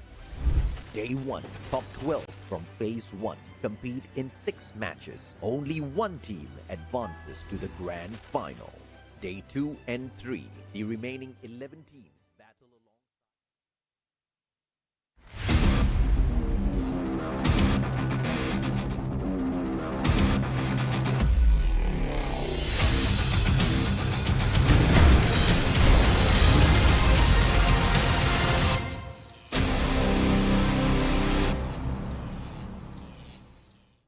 Welcome back, survivors. This is the Pre-Fire World Series Southeast Asia 2025 spring season, and obviously all of this action and all of the mechanical supremacy that you see out there would not be possible without the best device in the player's hands. And if you want to get one of the best out there as well, you can look at the Samsung Galaxy S25 Ultra, which comes with the next-gen Snapdragon 8 Elite Galaxy processor, featuring an enhanced Vulkan engine, Neptune, and improved ray tracing technology as well, delivering outstanding performance, lifelike graphics, as well as a smooth gaming experience. My name is AJ. I'm the Mustachio, down here with Neptune, the gentleman Garcia, your casters for the day.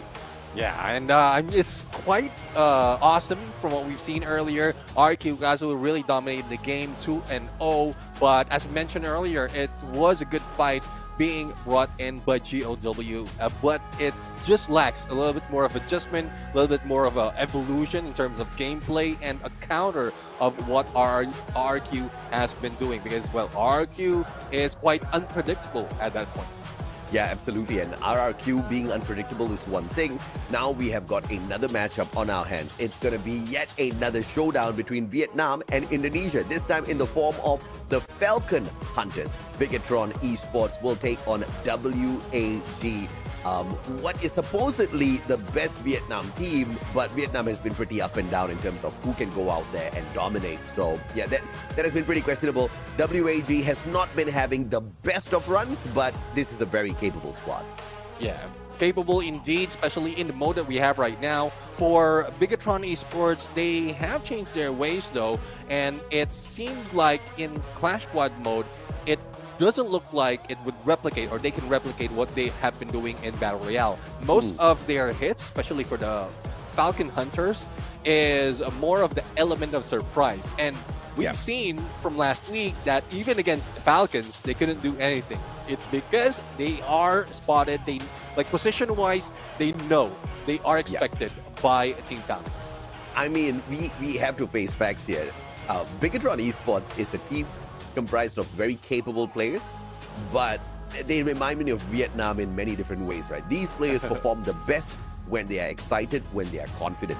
And what was getting their confidence up in BR when, during their debut season was the fact that they were finding the drop on Falcons and they were winning out some of these heavy gunfights. But obviously, that was not going to be each and every single match. And in the matches where Bigatron does not ramp up in the eliminations, you don't see them dominating the day. In fact, you usually see them around mid or towards the bottom of that day's leaderboard, which honestly should not be acceptable at all for a team as capable of Bigatron. But you do see that quite often from them. Yeah, I mean, well, we'll have to see though if they can make the adjustment, especially at some point towards the next match on the grand finals for Battle Royale. But for Clash Squad, well, I do agree with you. There's a lot of ups and downs that is happening. It doesn't show up much consistently for this team. And, well, I guess they have something in common for WAG. Consistency is something that they don't have as well that much. But right now, for the map order, and there's a little bit of switch up in terms of game 2 and 3 if we happen to go there. Because next era, if I'm not mistaken, that was where we were earlier in the previous match. So we might see the same tactics being reused by the teams. Yeah, absolutely. I mean, even if they don't, obviously you got the bands there, correct?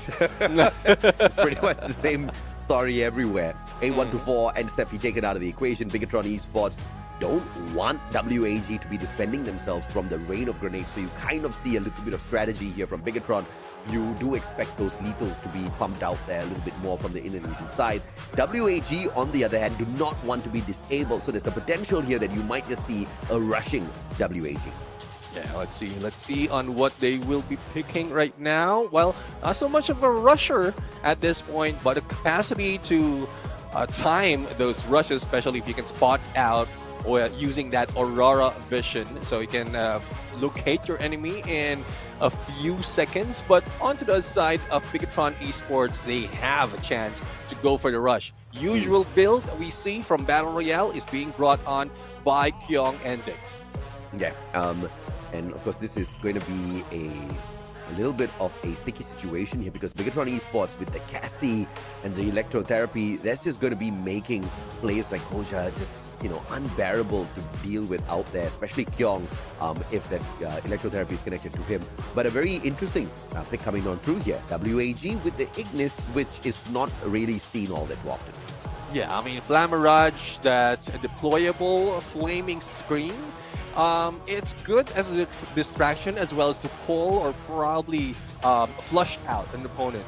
And depending on the compound that they're using right now, it will be very useful. But in terms of Nextera, most of it has long range or probably not so much of that close quarter capability. So only a few instances that it can be used probably. Yeah, there's a big probability here that WAG wins this out against Bigatron Esports, but and this is purely just because of the numbers that we have seen them put out against EVOS Divine, right? Initially, WAG wasn't that much of a threat, and then they made great headway in the game number 1 itself, pulling it all the way towards 10 rounds, which EVOS Divine eventually won. And then the comeback game from WAG where they beat EVOS Divine 6-0, I totally did not see that coming, right? And if Vietnam can kind of step into this battle with that exact same confidence off of that game 2 against EVOS Divine, I think Bigatron is in a lot of trouble here. Yeah, it looks like it. Let's see if that is something that they can avoid happening, because at some point, well, Vietnam really wants a spot. They really want a chance to get to the playoffs as well as the grand finals, and this is their chance. If WAG can pull this off, and then they will get into the next stage for the 1-1s and probably have that fighting chance, but it still depends on skills. Yes, we have an idea on how they are going to move, but the movement itself is quite different once we see it in the battlefield. Yeah, for sure. And based on what I know or what I've seen so far, both teams, neither one of them have very fancy movements out there on the battlefield. I think both teams are very aggressive in terms of their approach. I think WAG more than Bigatron. Bigatron is a little cautious in terms of their approach sometimes. And I hope to see that cautiousness in this fight against WAG as well, because I totally believe if they take a misstep up against WAG, it's going to be over before you know it. That 6-0 that WAG dished out up against EWAS, that could just be on the table here for Bigatron. So, they have to be really, really careful here. Obviously, those picks in terms of the active skills, they pay their dividends as well here, Neptune, but it's all going to come down to mechanical capability of these teams. Yeah, we talked about that earlier from RQ. There's a good chance, really, that, that's a greater part of winning strategy. Mechanical capability, how far ahead we're able to plan out your rotation in each area of this map, and as well as, like, how are you going to respond just in case you are left off with one team already taken out, or one player already taken out, or one or two player already taken out. And those clutch moments, we've seen that WAG pull it off in Battle Royale. So let's see if they can pull it off in Clash Quad, because I believe we're going to start this game. It is BTR against WAG in Nextera. Yep, let's see who manages to pull away round number 1 here to set the tone for their series. Yet another team will be eliminated by the end of 2, maybe 3 rounds here in the battle between Vietnam's WAG up against Indonesia's Bigatron Esports. Now, the coda popped already from the opposite side. WAG getting that information play. Ignis Wall of Fire, tagging up not 2 but 3 players as it just swims through them. And Dix has gunned down already. Let's see if it will be able to confirm. No confirmation just yet. And probably they are using it as a bait to be able to reel them in and get more of those knockdowns. Koja, the only one remaining at this point. And it's safe enough to clear out all those knocks. And BTR just will be waiting, similar to what we've seen earlier. What a response from Koja to take down X-Bor. But up close, Tikui right now with that sight. But no, run, baby, run. Oh, yeah, absolutely. Koja will not be able to get away as Tikui pulls a double alongside Cyrus, 2 for each of the players. And it all started off with that beautiful Ignis firewall. I mean, that Ignis is providing to be very useful at this point. It is questionable at some point because it's I could say it could have been used in a different active skill, but I guess this is a plan overall. It doesn't only provide that damage, but it also blocks the sight of the opponent, and they can use it to their advantage in terms of rush. Yeah, man. Kyong up against WAG, 2 players versus 1. Alan dropping by to meet Kyong, who's already really low on his health. Cyrus out the window, and the M500 to the back of Kyong, and that's the first knock coming on through here for WAG. They've got that round victory, and they decide to go in with the secondary plays instead of purchasing their guns. They want to end this quick, but they're taking a little bit of a risk here up against Bigatron. But as I say that, winning out 2 for 3 for 4 of those gunfights, and it's once again Tikui and Cyrus bringing in the numbers. Yeah, the numbers are in. It's already 2-0, and WAG looking quite well at this point.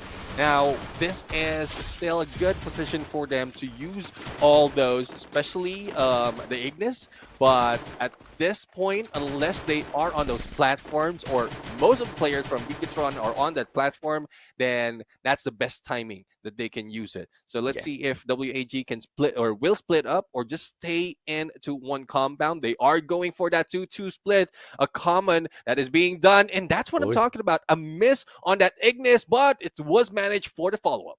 A miss on the Ignis. I like that, bro. The grenades. No! Beautifully done by Alan on the double nade, getting the drop. Cyrus knocking Kyong down onto the ground as well. And Bigatron Esports really can't cut it up against WAG. But the players are really low here. Koja has a great advantage. But look at WAG just finishing up the work here. And Cyrus with the level 3 MP5 sprays down the final player on the side of Bigatron. And 3-0 is this Nemo. What a play so far from the Vietnamese squad. Yeah, I mean, it is quite well, especially when they use and approach that airdrop. Ignis player, Alan, is already on them. So, as I mentioned, it's a good way to block out the opponent, to push them around and damage them before they head into that airdrop. And with that level 3, it's more of being hit like a truck, especially from Cyrus. Now, Grab Labs, one of the favorites, or one with a love-hate relationship in Clash Squad. Let's see on how WAG can treat this.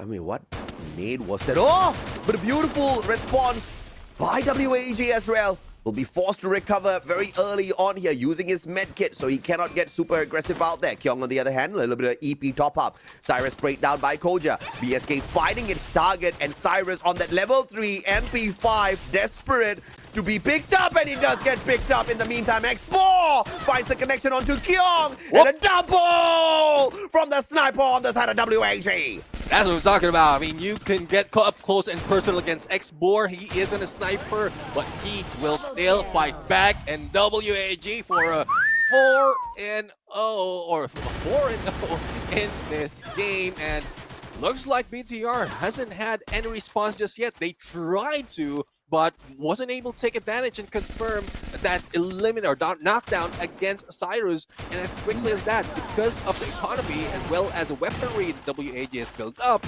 it's quite tough for BTR.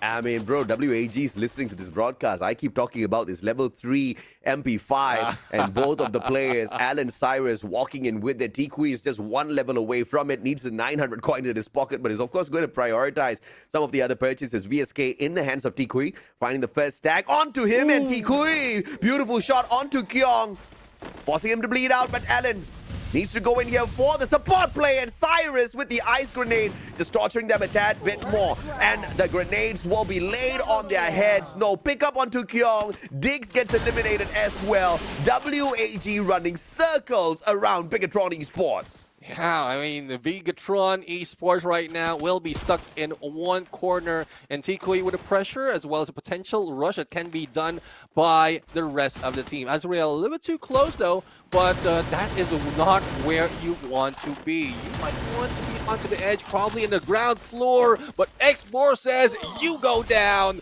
and Koja will be next. All the pressure, all the angle being taken, and who's gonna get who? Koja missing out, or Tikui missing out, but it is just the blue that will take them, but a turnaround by X-Bor with a mini Uzi, risking it with that HP. Holy mama, outside the zone in Clash Squad? Bro, that was some big risk taken there by WAG, but they know that this was all on their side. 5-0 match point. This was that 6-0 potential up against EVOS that I was talking about, that WAG ripped away. Now Bigatron feeling the heat. Yeah, they are feeling the heat right now. It's not just because of Ignis, but because of what WAG is bringing in on them. And there's still no chance to take out all those weapons. No elimination just yet, already on a match point, and they are just steamrolling this. And that's one thing, the potential of really going in on a huge lead in terms of points is because of that economy. And WAG is working it quite well, taking advantage against BTR, and it has pushed BTR in the corner, literally on all corners. They couldn't get in the middle. Neptune, you better make sure Charm does not see this YouTube chat, because there's an accusation here that you've got 4 children, bro. Where did the 4th one come from? Probably in the future. Okay, Probably all right. someone is manifesting that I'll have it. Yes, I don't know who it is, but we're giving Neptune much more expenses. He's just dealing with his newborn at this point in time. Alan cooking up the nade, tossing it. Azrael and the Ignis Firewall just tagging them up a little bit as well alongside that ice grenade. Look, game 1, Bigatron has done literally nothing up against WAG. They desperately need this one round, but even if they pull this back, it's going to be a long journey towards equalizing and then pulling away the game. Cyrus will find one. Allen follows up as well. Bye Bigatron, says WAG, as easy as that. As easy as that, 6-0, and well, we talked about it, you mentioned it, the potential of Bigatron Esports being taken down quite easily, and it's not just because from before it was Falcons they went against, but they did have a little bit of fighting chance. They had 1 and 2, or 2 and 1 respectively in the 2 games that they played against Falcons. This time around, it was a 0. It was a donut, and that donut still has a hole that might have another hole that can be brought in game 2. Absolutely, man. Now, this is how you know in the YouTube chat that someone really loves Free Fire. Lucky said goodbye to everyone. He's like, I'm out of here. Now the man's right back in here, participating in the chat once again. He just can't get enough of this Clash Squad. And I understand, bro. I totally understand where you're coming from, right? Phenomenal fight between WAG and Bigatron Esports. Oh, dude, the Indonesian squad just didn't stand a chance at all. Position-wise, it's just not taking an aggressive fight at all. And I don't know, nothing was going their way. Every time they popped out, it was just the players on the side of WAG just dog walking them, getting those shots. Barely any eliminations on the side of Bigatron Esports. Many times did we see actually a team ace coming on through, a team wipe coming on through perfectly on the side of WAG. And Bigatron, I don't know, they just could not find the adjustments up against them. Yeah, I mean, it's tough though. We know that WAG is a team that can bring all the firepower in Battle Royale. And they made adjustments overall, but because of a lot of variables, and we keep talking about this when in NBR, because a lot of teams has been performing as well, that's one reason why they have been brought down. But with Clash Squad, there's only a few little reference. It's more of how Team Falcons managed to beat BTR, and that's one thing that the WAG can just replicate. And that's what they're doing right now. Even better compared to what we've seen Falcons do against Bigatron. Yeah, absolutely, man. There's a question as to when is EVOS playing.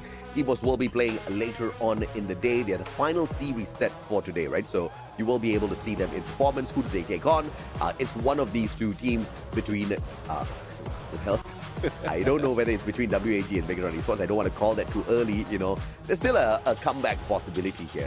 But obviously, the other team that's involved is going to be RRQ, as they just kicked GOW out. So we'll get to see RRQ again, and we'll get to see one of these two teams between WAG and Bigatron Esports. At the moment, it's looking like Vietnam is going to find a team qualifying to this next round through WAG now. Yeah, I mean, it does look like it, and it's a good thing, though. It's refreshing to see another region taking over, because so far from day number 1 to from Thailand already got into that slot in the playoffs. And it could be a switch up overall. Good tactics will be shown from all the regions. A lot of motivation can be done, and whoever will be making all those adjustments on the fly, compared to what we've seen in Battle Royale, will be able to make those wins. But it's for the teams who are playing right now, it's still a long journey, because compared to the ones who won it from last week, they're already waiting, sitting pretty, and just like eyes peeled on what is happening right now, on who they can target in terms of teams. Yeah, don't talk about long journey and last week, okay? All right, I still have trauma from that 8-hour broadcast. Thankfully, we are not going to have a long journey here today. Every single squad, you know, it's just a best of 3. We've only got 4 series in the day, and clearly WAG wants to make the second series a quick one. 6-0, not a single round pulled away by Bigatron Esports. But what I'm more interested in, Neptune, is seeing the scores, seeing the number of eliminations between WAG and Bigatron. Because I mean, you're damn sure there's going to be a huge disparity in the numbers here. Yeah, I mean, because the most that we see is Bigatron being taken out, with most of WAG still in play. And right now, because of Zane as being buffed up, we have Cyrus, our MVP, with 11 elimination, 2308 on the damage, as well as 11 knockdowns. So much more from this guy. And what is he wearing? That MP5 that we love. Yeah, absolutely. And the MP5 on the level 3 makes Cyrus a very, very happy child. I mean, he was just so deadly out there. We saw the phenomenal plays that he brought in. Even on that first round, he was pulling in the numbers. And what? I saw some knocks, but not a single elimination in 6 rounds. Dude, that is something. Somebody else. check the device of Bigatron Esports. They are not using the Samsung Galaxy. Looks like it. Koja though, Koja tried. Probably he's the only one, but most of the time he is like the last guy remaining. I mean, I feel like Koja feels my pain, bro. He's the only one out there trying to get him clash squad. Random ranking with some strangers out there, and everybody's rushing whilst he's kind of hanging back. And look at this. I mean, oh my lord, I don't know how to break this down. 6-0 eliminations. The KD is 6 versus 0. The assist is 11 versus 0. Yeah. And this tells us the story of what WAG is prioritizing. Yeah. They are prioritizing on like getting their teammate back up before going for the elimination. Apart from like the firepower that they have already, even when like I think it was Grab Labs where Cyrus has knocked down, almost being taken out, but they still push to go for the pickup and then fight back against Bigatron Esports. So like that's how WAG is. They want to take advantage in numbers and not really probably not thinking of being outplayed. The confidence from WAG is there. I don't know. This is too fishy. This is very fishy. I think WAG needs to be a little careful because this could just be the ultimate bait. You know, get your opponent super confident, make them think like they are not a challenge at all, and then crush their hope in game 2 and end their fate in game number 3. Potential comeback here on the plate still for the side of Bigatron Esports. I mean, I did predict WAG is going to be able to win this. There's a potential 6-0 on the table. Not a single elimination though.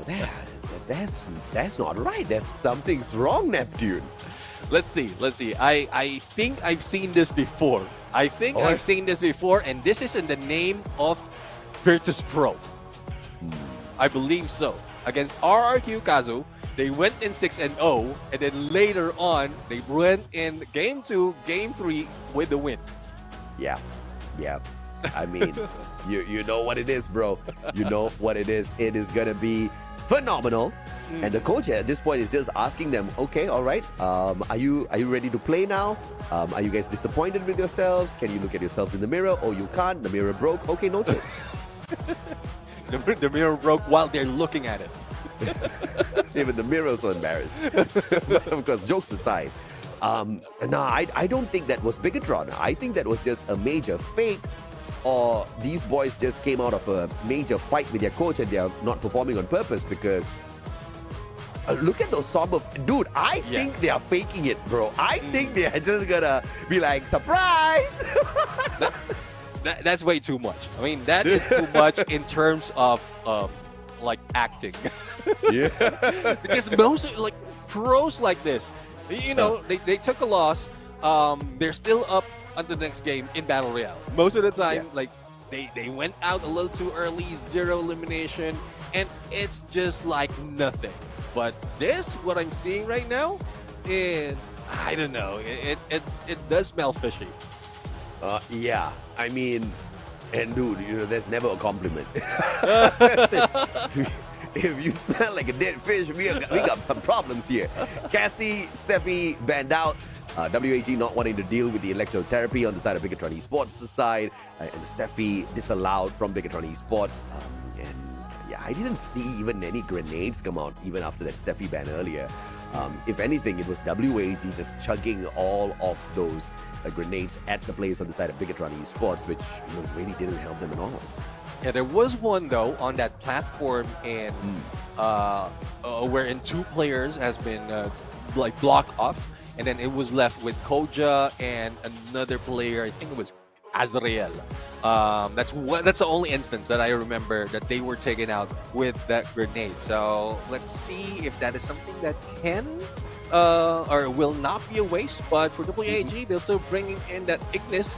And Sane, as an insane player, really wants that, or Cyrus really wants that Sane. So Yeah. pretty much the same from what we've seen earlier.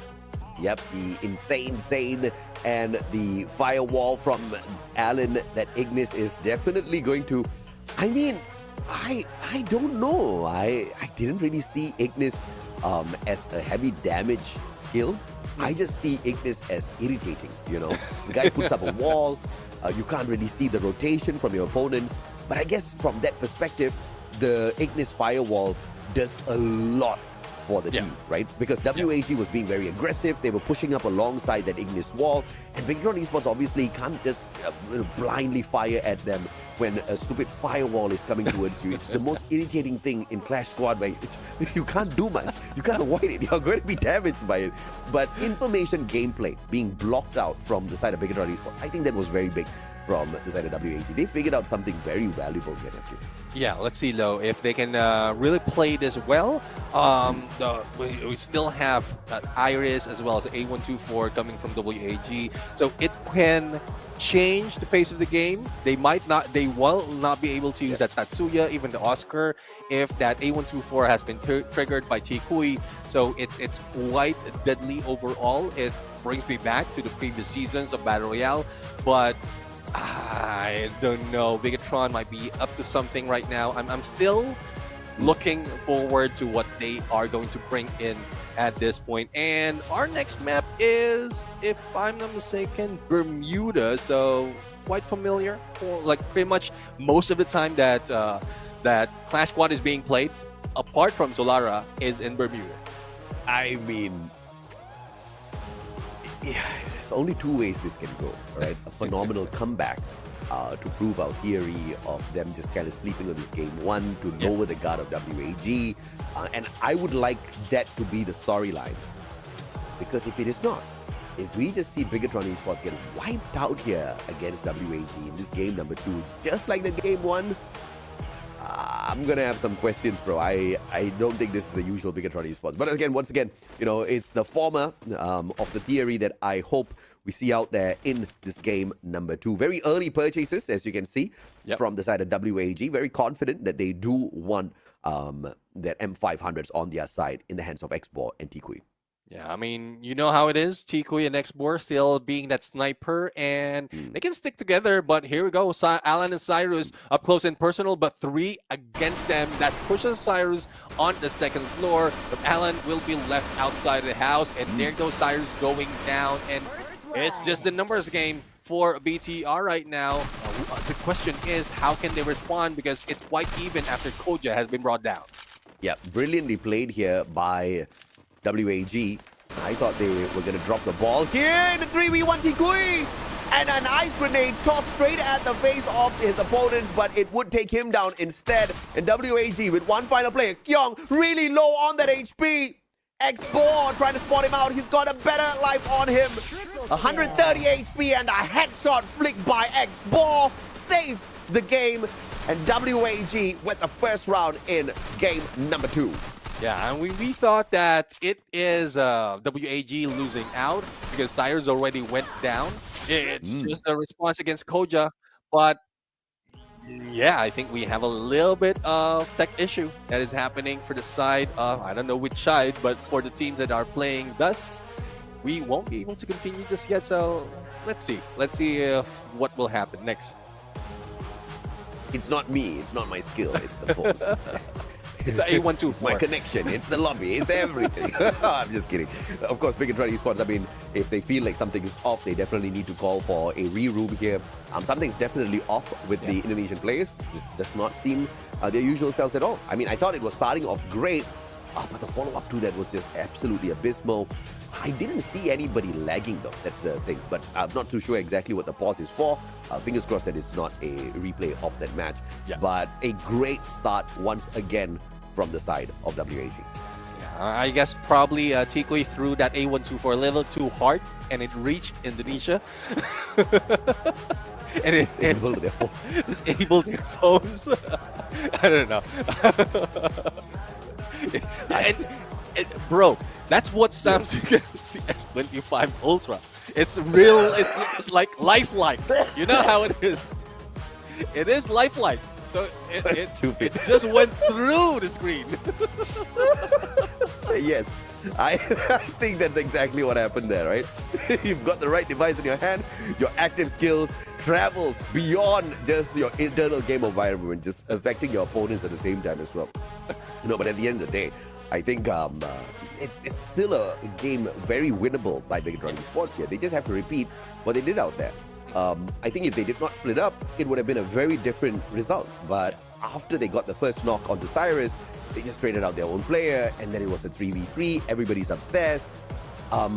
It was just not the best follow-up from the side of Megatron Esports in this game 2, round 1.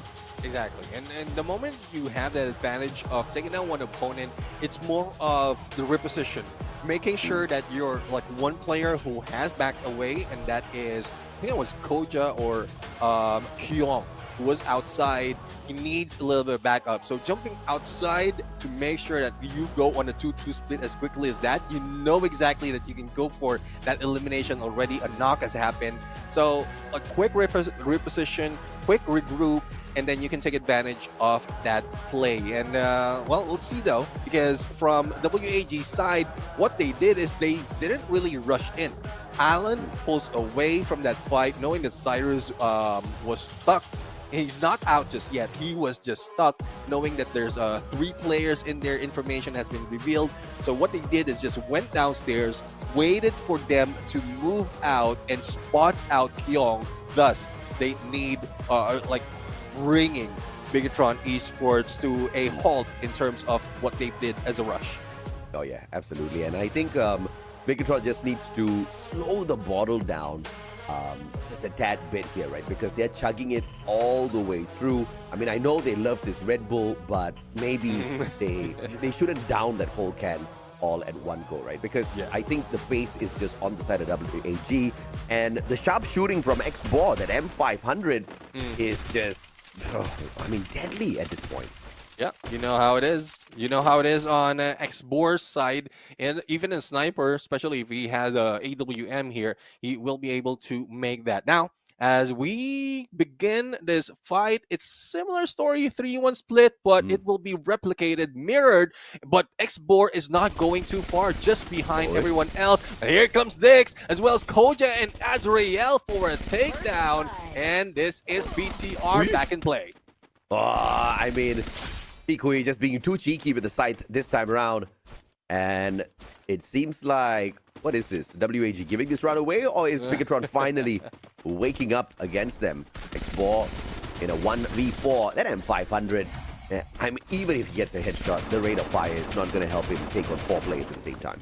Yeah, it's tough. It's tough, really, because the mini Uzi that WAG has been turned around on them.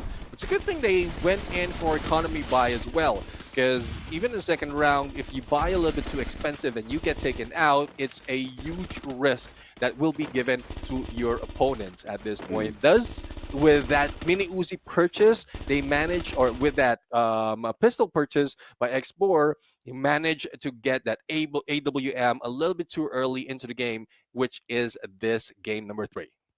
Now, this looks much better. You see a total of 7 eliminations already, and we are just 2 rounds in up against WAG. Oh, the beautiful Tatsuya Rebel Rush straight into the glue wall. Cyrus unable to find them just yet as the glue walls go down. Cyrus exposed. Azrael takes advantage. Kyong knocked down by Allen. The trade back and forth between the two. Dix really low. The pickup coming through. Tikui goes in for the denial. But the pickup still can come through though. Kyong very low on that HP. No grenades to play with for the side of WAG, but they've got the advantage in numbers. And again, Kyong dropped down to the ground. Tikui on fire.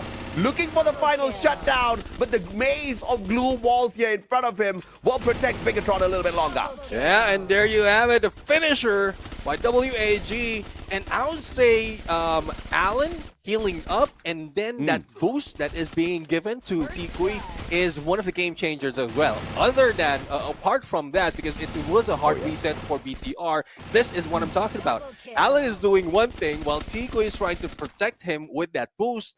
That was a different play, and hopefully I can use that as well if someone from the rank will be more cooperative, me standing in their shoulders. Dude, I think you and I just have to rank with each other, bro. I mean, I will rush, you back me up. Let's see if we can pull away a couple of booyahs on that Clash squad. Because after all, rank season is about to reset in a couple of days. And I don't know. I was hoping to be higher ranked than where I am now. I'm just at Master. I'm a little bit disappointed. I tried to get a little bit higher, but it's just up and down right now. But speaking of up and down, there's no upping right now at this point for BTR because two of them has gone down, and this is what I'm talking about. That boost, that Tikui, that jump that Tikui has been doing. It has been deadly as well. It's a god nade coming from him, clearing out Bigatron Esports. Vietnam has a wonder kid as well. And Tikui is his name, MP5 level 3, but the perfect finisher was that final grenade that just absolutely knocked it out of the park. 3-1, Bigatron with the comeback on round 2, but the back-to-back denial for WAG side to make sure they've got a decent enough lead up against the Indonesian squad. 3 more rounds and WAG sends Bigatron packing. You know, at some point, why WAG is doing quite well, because if I'm not mistaken, it was Calm that I saw playing Clash Squad the other day, and this is much research. It's only research for the team, what approach they can use in the game, and it looks like it will be a burden by BTR, but it's a 2-for-2 raid right now, and Tikui still on 5 with that level 3. Oh, I mean, my goodness me. WAG, 3 players down already. Koja up against Tikui. Tikui does not have enough life on him. Koja with a VSK, wrong gun in a CQC. Tikui misses the opportunity, but the follow-up after the reload puts the man down. And WAG, 4-round victories, 2 more to end this game. Yeah, 2 more, and well, it seems like WAG is just playing quite well.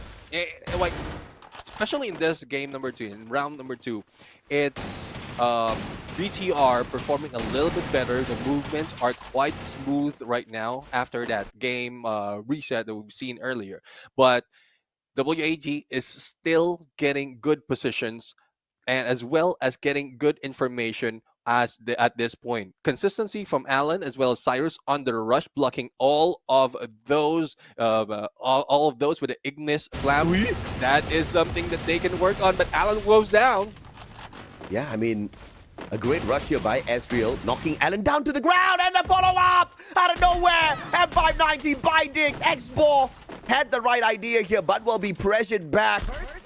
And in a 1v3 now, X-Ball trying to hang on, but we all know how this is going to be very difficult for the sniper of the WAG squad. Will be able to chip away at Ezreal once again. But Koja going in for the finisher, X-Ball denying that, but at the same time, Kyong climbing up the stairs with the MP5 to bring the round to an end. Bigatron holding on. Yeah, and this is what we usually see, or what we expect from an Oscar used by Ezreal. But one thing though, once you go for that rush, there's a huge risk that you will be taken down after clearing all those blue walls. But the knockback as well isn't that much of a challenge, especially in the previous map before the last one that happened. Like the knockback happened, but he still went down because the focus of your opponent is just in front. So, I mean, Bigatron right now is bringing in on the Oscar. Let's see if that's something that they can utilize even better. Everyone is in the same compound, similar to what we've seen from game number 1. Firewalls missing, but X-Ball is with the sniper. AWM from afar. Kyong dropped down to his knees, but Ezreal is there for the save. Yep. Compound keeping Bigatron pretty safe on the second floor. Yeah, Let's see if they'll be able to stop anyone from rushing in. Glue walls and the limited glue walls, but have been used already by Bigatron Esports. And another one with that Ignis, but there goes a takedown. Instantaneous. Cyrus goes down as well. Export the only one remaining, similar to what we've seen earlier, but not so much that he can do. Only damager, but finally a hit on Kyung. Koja is the threat. X-Ball needs to take him out, but the glue wall just blocking X-Ball's view here. And the recovery has been completed. And now in a 1v4 for X-Ball. Barely any life on him left. Yet another player sprayed down, but Koja finds the finisher. Great play by the WAG sniper, but the numbers overwhelmed in the end.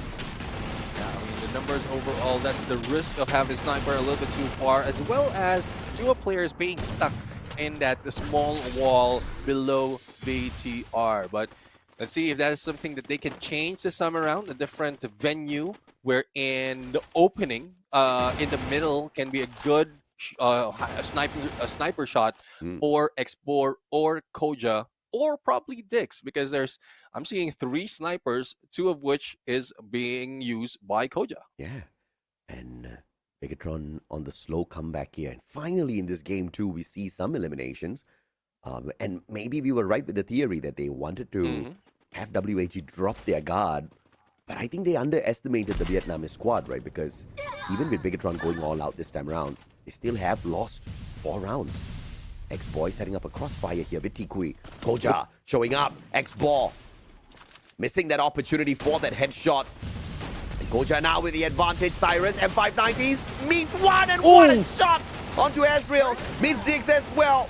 Diggs just can't get to the front just yet. Cyrus will drop by behind that glue wall and say hi to him with the shotgun. A 2 for 2 for Mr. Cyrus. Say hello to my little friend. That's what Cyrus says. With that M590, Kyung runs away, hearing that beep. And you know how deadly it is. You hear that beep, as I mentioned earlier, you get that anxiety and you manage to get away. But Kyung also with MP5. Let's see if he'll be able to go in for a hit. But no, he just moves up and probably close to the roof, probably close to the heavens. Later on, he goes down. Series point for WAG. This is unbelievable. I mean, obviously, I pegged WAG to be the winner of the series from the start, but I did not expect such a phenomenal performance from the Vietnamese squad. I think they've been able to outplay Bigatron at every point here. And X-Ball has just stepped it up in this game too. And just out-sniping Bigatron for sure. And another sniper's nest in terms of Clash Squad. I mean, X4 taking position already. At the moment they jump, I'm pretty sure he will get that headshot, and Kyung being hit by the ice grenade plus that stop with that Ignis. It just delays overall the approach on the airdrop that is being taken advantage by WAG. I mean, once again, this Ignis firewall, I mainly used to use it for damage initially when I was trying it out, but I really didn't see the viability of it in terms of blocking out information from the side of your opponents. But I think WAG has just shown me something very, very beautiful. I think we need to experiment with this in some of our Clash Squad matches now. Yeah, I mean, I tried with the support already. This is something that I will need as well. And let's see. I mean, they are just blocking any approach, but Export goes down. But it is a trade for 2. Azrael, the only one remaining. And Tikui, again, as I mentioned, that prioritization on that pickup is more of what WAG is doing, thus winning it all throughout against Bigatron Esports. And WAG says that was a good warm-up. Where's the game? I'm still waiting for the game to start. I mean, yeah, it's all good. Thank you for being kind to us on this warm-up. We're just waiting for this match. We want to find the qualifier. But they don't understand. They've just eliminated Bigatron Esports from this Clash Squad run, and WAG won't take the next step. They will still be in performance today. They will meet either Virtus Pro or EVOS Divine. And that's the game. That is the game that they will be waiting for, whether it's EVOS Divine or Virtus Pro. But like either way, there's a counter for each of the player for WAG. Yeah. EVOS Divine, they go against them and they have Rasia against Export. Yeah. Now, for Virtus Pro, it's a 4-man stack that can go in on a rush, and we've seen Export go in with the rest of the teams as well for the rush, even the sniper. So it's mirror, like a mirror battle that we can see from either one of Virtus Pro or Evo's Divine going against WAG. And since we are still in the Swiss brackets, teams usually do not meet each other much during the Swiss brackets. And of course, in the very first matchup was between RRQ and Virtus Pro when we opened up Clash Squad last week on Thursday. And therefore, in the 1-to-1 matchup between Virtus Pro and the question mark, that question mark now is pretty much guaranteed to be WAG. RRQ, on the other hand, will be taking on their brothers EVOS. But of course, this is my assumption based on the rules. Usually, let's see exactly how this one gets laid out a little bit later on. If that does happen, a civil war between EVOS as well as RRQ, I don't know. It will be an upset regardless of which team gets sent back home. Yeah, definitely. I mean, upset overall, a chance to get more in terms of loot. I'm talking about prize pool that is will be out of the picture. But in a bit, we're going to hear what WAG has to say, and probably we'll hear a few more of what adjustment they have done, especially from week 1 of Clash Squad. I know this is something new in terms of the spring season, but this is not new from the rest of the teams. They've done this before in the preseason, and like probably it's the update that happened previously that threw up their game from the early parts of Clash Squad. Absolutely. And of course, I have a feeling that it is just gonna get ramped up, right? In terms of the adrenaline that we have pumping on through. I'm kind of low-key feeling a little upset that this next round in the Swiss bracketing is not a best of 5. Because, you know, we've got a winner versus winner fight here. The only difference is the teams that have just qualified have also lost the series. The winners that are waiting, on the other hand, Virtus Pro as well as EVOS Divine, have won out their series. And let us not forget, the last time EVOS Divine met a team that was up against WAG. And that was that same phenomenal WAG that just shut down a Indonesian squad in Bigatron Esports. If WAG goes up against Virtus Pro, mechanically, it's going to be a very, very challenging match for the side of WAG. But we also have to acknowledge, Virtus Pro has not been on the best run in the recent times. So we could just see Vietnam go all the way through to the playoffs, Neptune. But of course, on that note, we are gearing up for the interview as well as we welcome Yunsul after a while. Let's throw it to them. Thank you to our caster, and what an amazing show comes from WAG, a dominating number for this team. So let me introduce you our little talented brother from WAG, Tiêu Quý. Xin chào Tiêu Quý, thật sự rất là vui khi mà một lần nữa được thấy mọi người quay trở lại với màn phỏng vấn cùng với Yusun, đặc biệt là ở vòng tự chiến lần này. Các bạn đã có cho mình một cái màn thi đấu rất là áp đảo với đội tuyển BTR, thì vẫn sẽ là một câu hỏi để chúng ta warm up tất cả mọi thứ thôi. Sau khi chiến thắng đội tuyển BTR thì Tiêu Quý cảm thấy như thế nào, và Tiêu Quý đánh giá ra sao về BTR? Có phải họ là một đội tuyển cân sức không, hay là cảm thấy hơi khó khăn một chút xíu?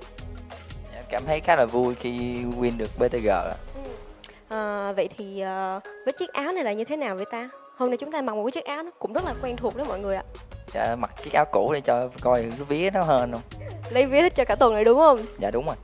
So, for our previous match, that we feels really happy since WAG defeated BTR from Indonesia, and overall, as you guys can see, this is their old jersey from the last year's seasons, and they believe that this jersey will bring them good luck for all of this week. But today, I will believe that because definitely they got the Puya, they won BTR, so that is our good luck. Into our second questions.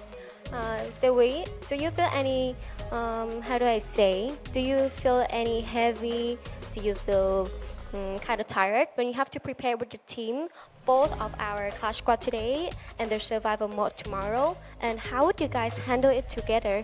Thì đến với câu thứ hai là mình muốn thắc mắc là Tê Quý cùng với đồng đội của mình cảm thấy như thế nào khi mà mọi người vừa phải chuẩn bị cho cả chế độ tự chiến ngày hôm nay và chế độ sinh tồn, một tuần thi đấu sẽ thi đấu rất là dài và nặng nề, và làm sao mọi người có thể vượt qua được, làm sao mọi người có thể cân bằng thời gian để nghỉ ngơi hợp lý và luyện tập ạ?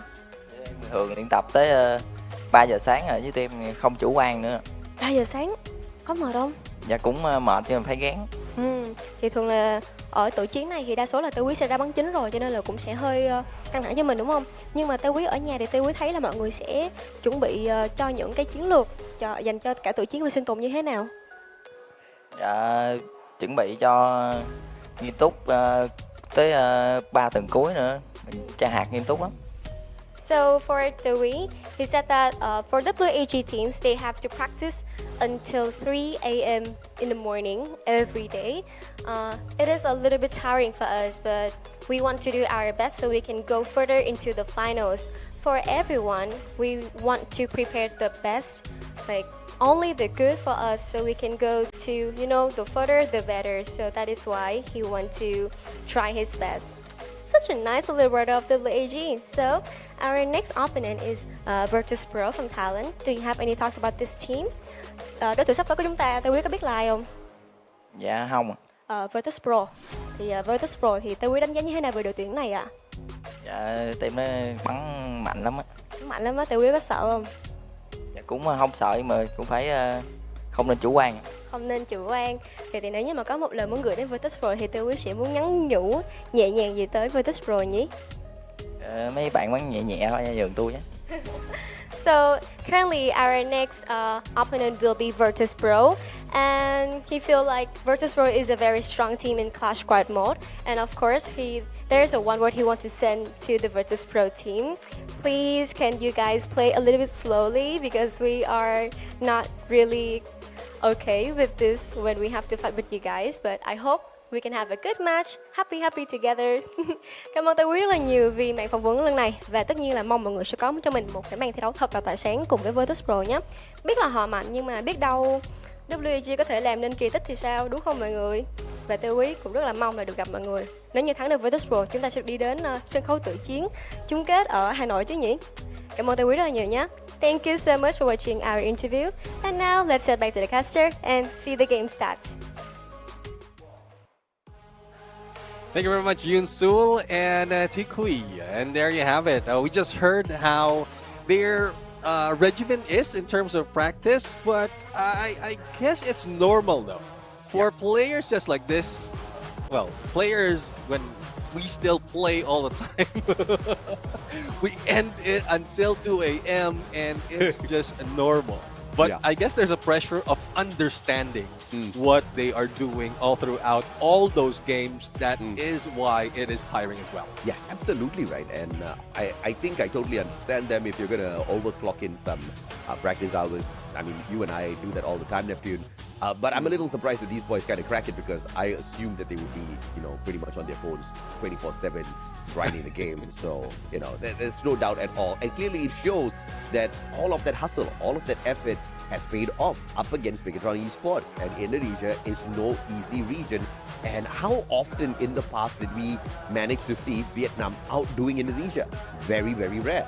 And WAG is just, you know, just showing the fight in Vietnam has been taken up to a whole new level. And this man in game number 2 was a huge difference maker. X-Ball, be it with the M500 or the AWM, he was hitting hard with all the shots. Yeah, definitely hard enough to really be that MVP and win the game. But I guess this like skews up my, like the comment that I made earlier. If your sniper is doing well compared to the rest of the team, then you have a problem. But not for X4, because X4 is like, well, he's just as he is. And looking at the numbers later on from the rest of the team, it's not far from what X4 has put in, because Tikui, Cyrus also made a huge number in terms of play, and that's just how it is. It doesn't have to be this one guy, your sniper, to be the MVP and then taking all those points. The rest of the teams need to do that as well. Yeah, but thankfully this time around, we've seen actual eliminations on the side of Bigatron Esports. No idea what went wrong that first game. Maybe the theory kind of checks out, Neptune. Maybe they were hoping to get WH to lower their guard so that they can make a big comeback, because clearly they can bring in these eliminations. I mean, look at Ezreal, look at Dix, Kyong, Koja. Right. I mean, maybe not the best game on the side of Koja, which obviously pained the team quite a lot. But I think this was a unfortunate backfiring of a plan gone wrong here for the side of Bigatron. WAG was way too sharp, and this guy, or should I say kid, Tikwe, so good on those shots. 8 to 9 eliminations. He's still outshined by Ezreal towards the end, though, on all of these numbers. But obviously, only one team is smiling at this point. Yeah, definitely. I mean, it's WAG smiling all the way, and BTR, if they were acting sad from after that game number 1, this time it's real. Yeah. This time it's real. I mean, as you mentioned, it's a plan gone wrong, and it's just tough though, because we've seen the firepower from Bigatron Esports in Battle Royale. We know that they can go in and like in close quarter combat, similar to what we've seen in Clash Squad, but it just doesn't happen. Or WAG was just quite well into that fight. They did delivered it well, the planning that they have for the entire week. I wonder now, can WAG take this dream and bring it all the way to the playoffs? It will be phenomenal if we can see that, because at the playoffs, as a best of 5, it's not going to be easy, but you do get a bigger chunk of this prize pool that we were highlighting earlier on in the day. But of course, we're going to take a pretty long break this time around. It's going to be for 10 minutes. When we come back, another team gets eliminated as we set up the playoffs. The final 11 teams, as well as the 18th team, compete across 3 days in 18 total matches. The top 6 teams will secure a spot in the grand final. No second chances, only the worthy will rise. Clash Squad mode. Before the grand final, the top 8 teams from Phase 1, based on the overall standings, will clash in a Swiss-style tournament. Key dates. Round 1, May 22. Round 2, May 29. The top 4 teams from this stage will advance to the final day of Clash Squad mode, which follows a single elimination format. The winners gain extra preparation time for the grand final. Grand final, Champion Rush, last squad standing. The ultimate showdown begins. Teams carry their momentum from earlier stages. Objective: reach 80 points and secure a booyah in the next game to be crowned champion. If no team achieves this after 10 matches, the highest scoring team wins. No retries, no excuses, just one path: victory or nothing. New feature: live broadcast situation. This season's live streams will include live in-game challenges. Who will rise? Who will face punishment? Don't miss a single stream. More than a game, it's your legacy on the line. Will you survive or become a legend? Challenge your limits. In the ultimate test of skill and strategy, only the strongest will survive. Welcome to the arena where legends are forged. To claim victory, you must challenge your limits. This season's special features. This tournament introduces exciting new challenges, unique team skills, man-picked active skills for Clash Squad mode, Champion Rush format, randomized map order. Total prize pool, $378,000. Warriors will battle for glory and the ultimate reward. Tournament format. The tournament features 2 competitive modes, Battle Royale and Clash Squad. Battle Royale, 18 teams, knockout format with 2 phases. Clash Squad, 8 teams in a Swiss stage format. Both modes culminate in a grand finals where champions are crowned. Knockout stage. This is where the battle begins. Survival gets real. Phase 1, April 25 till May 11, 2025. 18 teams divided into 3 groups, A, B, and C, with 6 teams each. 3 weeks, 54 intense matches. Daily format. Group A versus Group B versus Group C. Top teams advance, the rest are eliminated. Phase 2, May 16 till June 11, 2025. One misstep and you're out.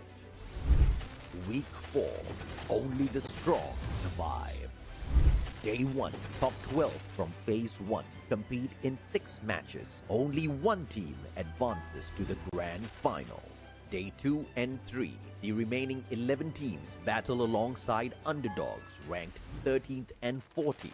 One winner per day advances to the finals. Week 5, second chances. Days 1, 2, and 3, the same format continues with underdogs ranked 15th to 17th. Each day crowns a new finalist. Week 6, the last chance. The final 11 teams, as well as the 18th team, compete across 3 days in 18 total matches. The top 6 teams will secure a spot in the grand final. No second chances, only the worthy will rise. Clash Squad mode. Before the grand final, the top 8 teams from Phase 1, based on the overall standings, will clash in a Swiss-style tournament. Key dates. Round 1, May 22. Round 2, May 29. The top 4 teams from this stage will advance to the final day of Clash Squad mode, which follows a single elimination format. The winners gain extra preparation time for the grand final. Grand Final, Champion Rush, last squad standing. The ultimate showdown begins. Teams carry their momentum from earlier stages. Objective, reach 80 points and secure a booyah in the next game to be crowned champion. If no team achieves this after 10 matches, the highest scoring team wins. No retries, no excuses, just one path. Victory or nothing. New feature, live broadcast situation. This season's live streams will include live in-game challenges. Who will rise? Who will face punishment? Don't miss a single stream. More than a game, it's your legacy on the line.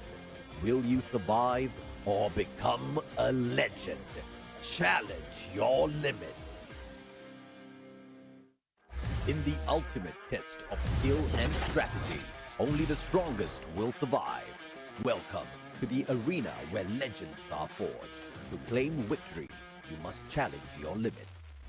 This season's special features. This tournament introduces exciting new challenges, unique team skills, man-picked active skills for Clash Squad mode, Champion Rush format, randomized map order, total prize pool $378,000. Warriors will battle for glory and the ultimate reward. Tournament format. The tournament features 2 competitive modes, Battle Royale and Clash Squad. Battle Royale, 18 teams, knockout format with 2 phases. Clash Squad, 8 teams in a Swiss stage format. Both modes culminate in a grand finals where champions are crowned. Knockout stage. This is where the battle begins. Survival gets real. Phase 1, April 25 till May 11, 2025. 18 teams divided into 3 groups, A, B, and C, with 6 teams each. 3 weeks, 54 intense matches. Daily format. Group A versus Group B versus Group C. Top teams advance, the rest are eliminated. Phase 2, May 16 till June 11, 2025. One misstep and you're out. Week 4, only the strong survive. Day 1, top 12 from Phase 1 compete in 6 matches. Only one team advances to the grand final.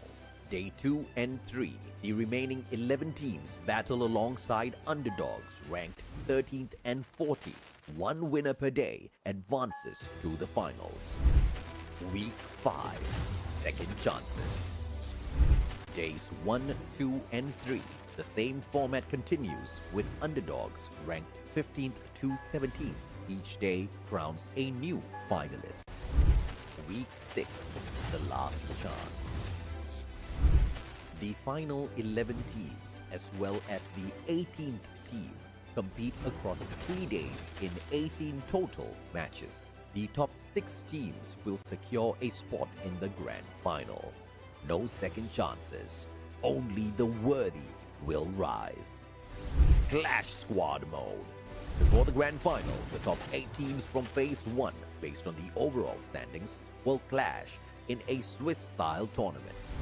Key dates: Round 1, May 22. Round 2, May 29. The top 4 teams from this stage will advance to the final day of Clash Squad mode, which follows a single elimination format. The winners gain extra preparation time for the grand final. Grand final, Champion Rush, last squad standing. The ultimate showdown begins. Teams carry their momentum from earlier stages. Objective: reach 80 points and secure a booyah in the next game to be crowned champion. If no team achieves this after 10 matches, the highest scoring team wins. No retries, no excuses, just one path: victory or nothing. New feature: live broadcast situation. This season's live streams will include live in-game challenges. Who will rise? Who will face punishment? Don't miss a single stream. More than a game, it's your legacy.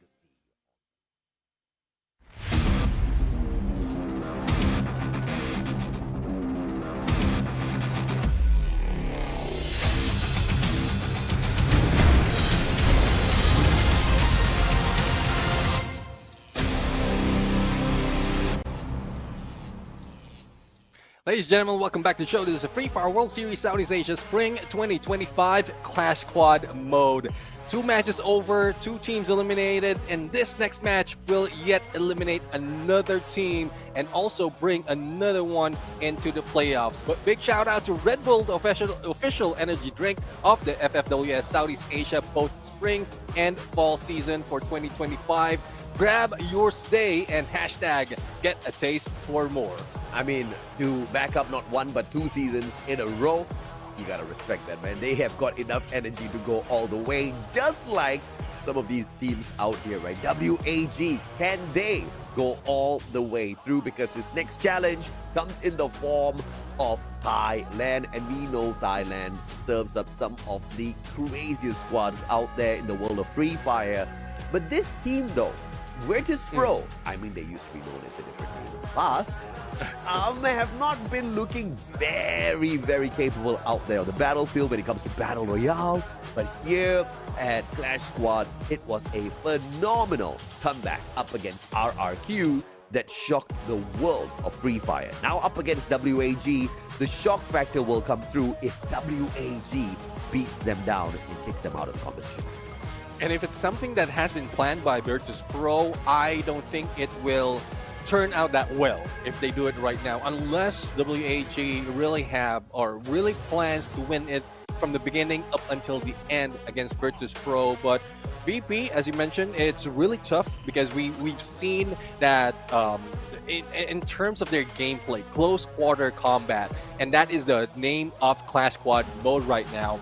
This is a tough cookie to beat. And looking at the map order, we have Bermuda, Kalahari, and Nextera. That would be our matches. Yeah, absolutely. And of course, it is not going to be very easy for WAG to outmaneuver and outplay some of the players here on the side of Virtus Pro. Now, once again, it is the supremacy, it's the dominance usually out of the Thai squad that makes everybody else within the industry fear them, right? I mean, the last time we saw Virtus Pro take on a couple of matches, we have to understand Exposi and his snipes. I tell you, he in Battle Royale, I had my questions. Here in Clash Squad, His shots are hitting on a whole other level. And this is what we were expecting out of BR from them. But if they're delivering on Clash Squad, I'll take that. Yeah, I mean, and that's something that we really want to see overall. If they can carry over what we've seen in Clash Squad onto Battle Royale and vice versa, that makes them really a tough contender into that grand final. So let's see though, they started off with a similar bans, A124 and Steffi, where in Virtus Pro, for Warak, his favorite, Oscar, will be in the mix. Now on the WAG side, Tikui and Cyrus rather will be taking that Coda and that Castle.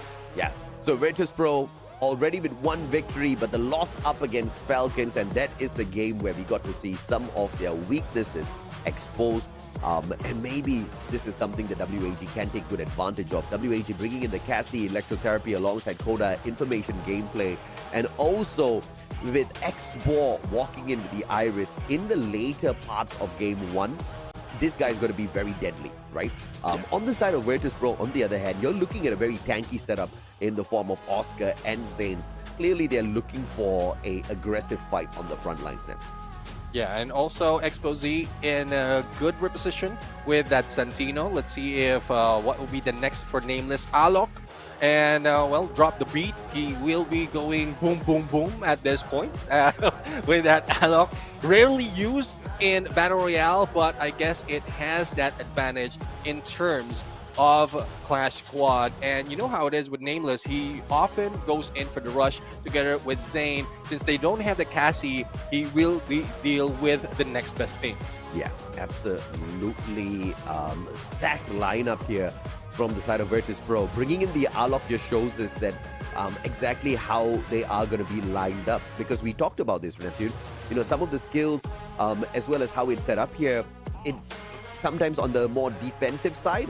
And it's just surprising that it's Virtus Pro that's walking in here with this defensive lineup that kind of shows that they feel like they're not tanky enough out there. They feel like they need to have a little bit more sustainability in these gunfights, and they're bringing in such characters, right? And you can see the mindset on the side of WAG, on the other hand. They want to end this, and they want to end this fast.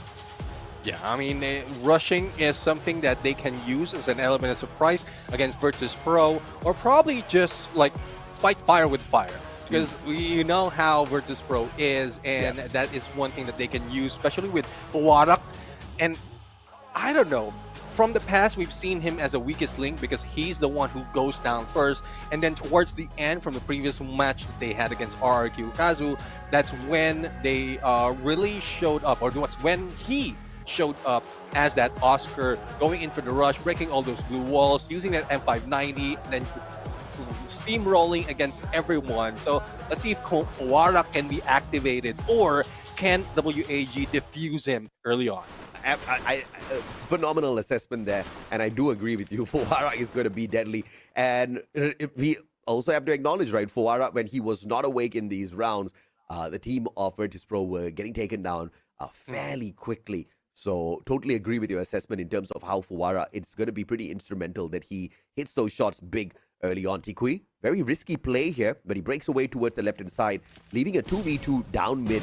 Now Tikui can play this flank. Exposi from the back, M500, and beautifully reset by that Santino and Cyrus in a 2-for-2, but Fuwara will come flying on in, and he does have the firepower on him to perhaps absolutely dominate this fight up against WAG. X-Bor now, only the single player left in this run as Exposi gets picked up. Virtus Pro going in here for the safe place, and clearly that's the right decision. Yeah, WAG doing the mustachio gameplay in the pistol round. Hey, man. I mean, I keep doing that as well.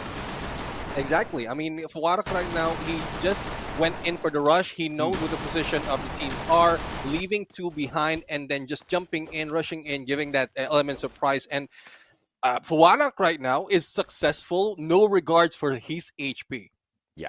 Yeah, I mean, I think it was a very aggressive play from Fuwara, but it paid off. And this time round, he goes into this round 2. They've got money, but Fuwara just buying the helmet and a mini Uzi.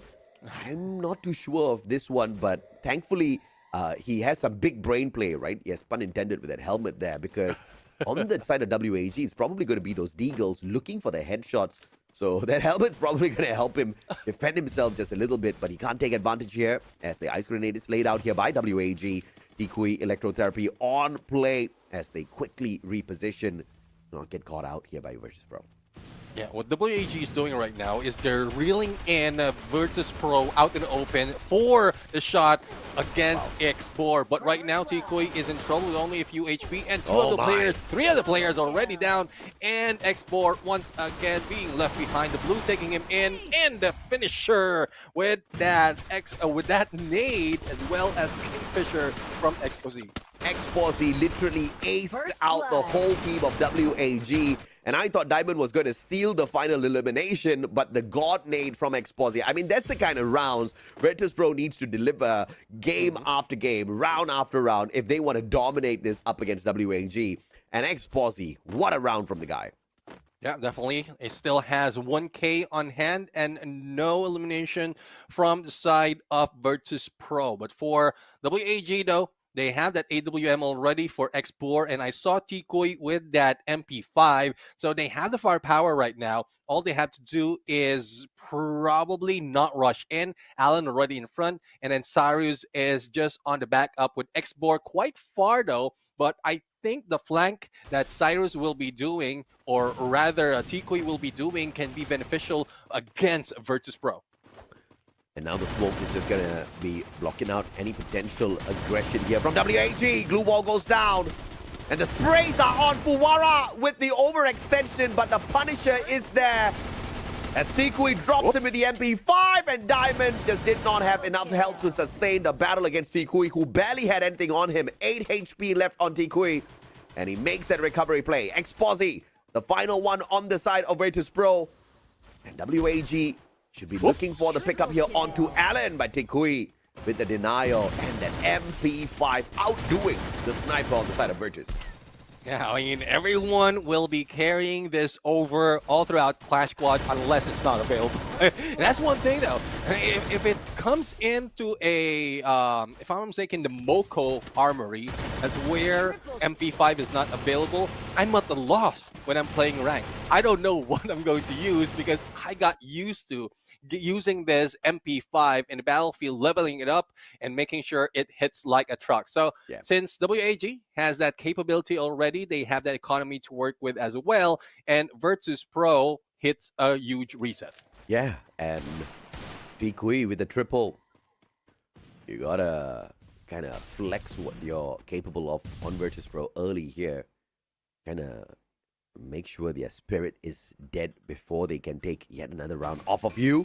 Fuwara with the aggression. Electrotherapy on play here. Allen with the MP5. The sprays are on. Up above the glue wall here. Allen could have made a mistake, and Exposé waiting with the VSK to punish him. The smokes are now going to be laid out for a little bit of a reset on the side of WAG. Let's see that jump. Allen right now with a turnaround, and Exposé goes down. Now the rest of the teams are at a loss. They are backing away, and let's see if Nameless can go in for the flank. But as being seen by Allen, blocking that approach, funneling in onto the outer side, gives an opening as well for the rest of the teams of WAG. And there you have it, Tikui for the rush. And to make that three, make that all players from Virtus Pro evaporates in that game. My goodness me. And they just melted down these players, Tikui. And I'm telling you, bro, it's the MP5 on level 3 that just does wonders for these players inside of WAG. And just like that, we are all equal. Yeah, all equal overall, 2 for 2. And in terms of economy, though, Virtus Pro is at a loss, and they don't want this. They don't want this to happen because it's very limited on what they can do. Though 2 players has MP5 already, it's Nameless as well as Fuwara. Now, the only question is how can they rush against WAG, especially with the flank being done by Tikui that blocks off the approach of Virtus Pro. I mean, what a cluster laid out for Fuwara. Level 2 on the MP5. Can play a little bit of an advantage here. Up against Tikui, but Allen doesn't even let him play. Drops him with the M590. Xbor with a follow-up onto Nameless as well from afar. And the AWM out of X4 just absolutely deadly. 2 players eliminated. No pickup coming on through. Allen with the M590. 180 will not find the target, but it's a 2v1. And Cyrus gets the hit onto him. And the pickup onto Cyrus is going to be way too easy, but not even needed as X4 finds the finishing shot. And WAG now takes the lead.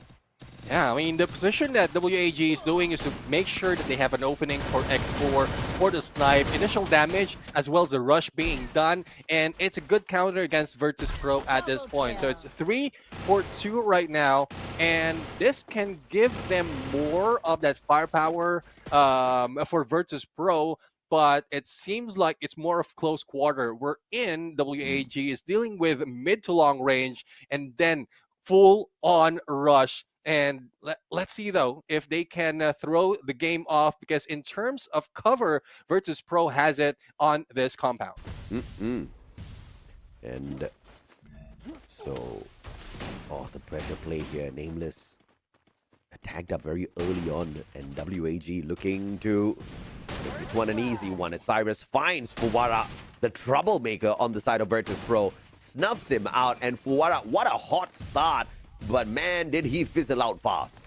Yeah, I mean, it's either way. you start slow and then rocket later on. But since they don't have that momentum, so they don't have that weaponry to work with as well, each round they are lost. They hit that reset and probably waiting for a chance to get more in terms of economy. But Exposé managed to take down X4, and it is now a 3v3. Oh yeah, and now Cyrus.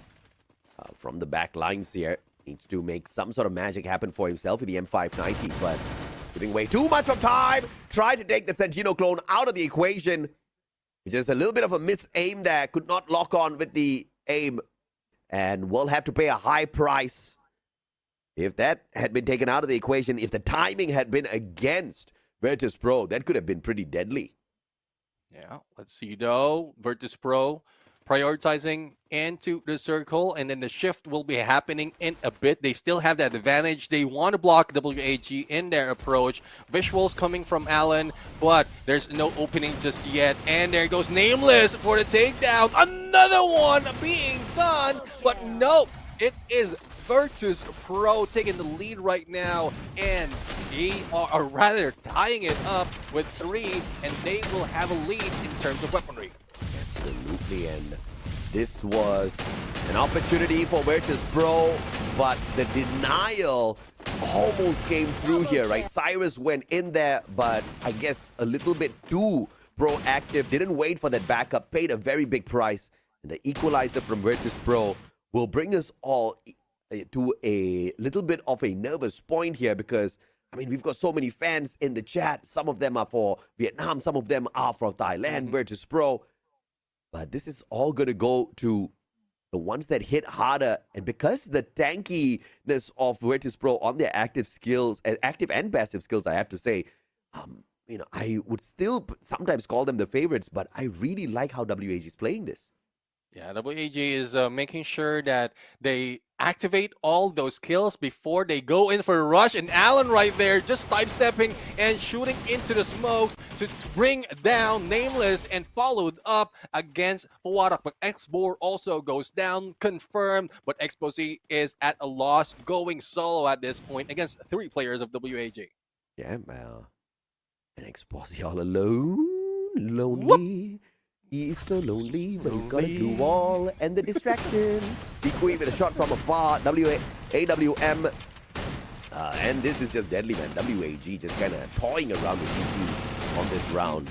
And it was just way too easily snuffed out here by Allen and gang. One thing I'm seeing is the moment that WAG has an open spot in terms of a map, then that's where they pop off, especially if they have X-Bore in play. Look at the assist coming from X4. That's 11. Most of the time that is elimination, but they had a few losses in this game. But let's see if Export can still be activated right now and a little bit of UAV action. Just make sure the position is being revealed as well. But everyone from Virtus Pro has flanked into one side, and Cyrus as well as Alan had split up. So I guess this opening is not so much or not looking good for WAG unless the flank from WAG will be fruitful in taking one down. This is the kind of standstill that's good for Virtus Pro. But Exposi almost got taken down by Tikui there. No shot from the kid.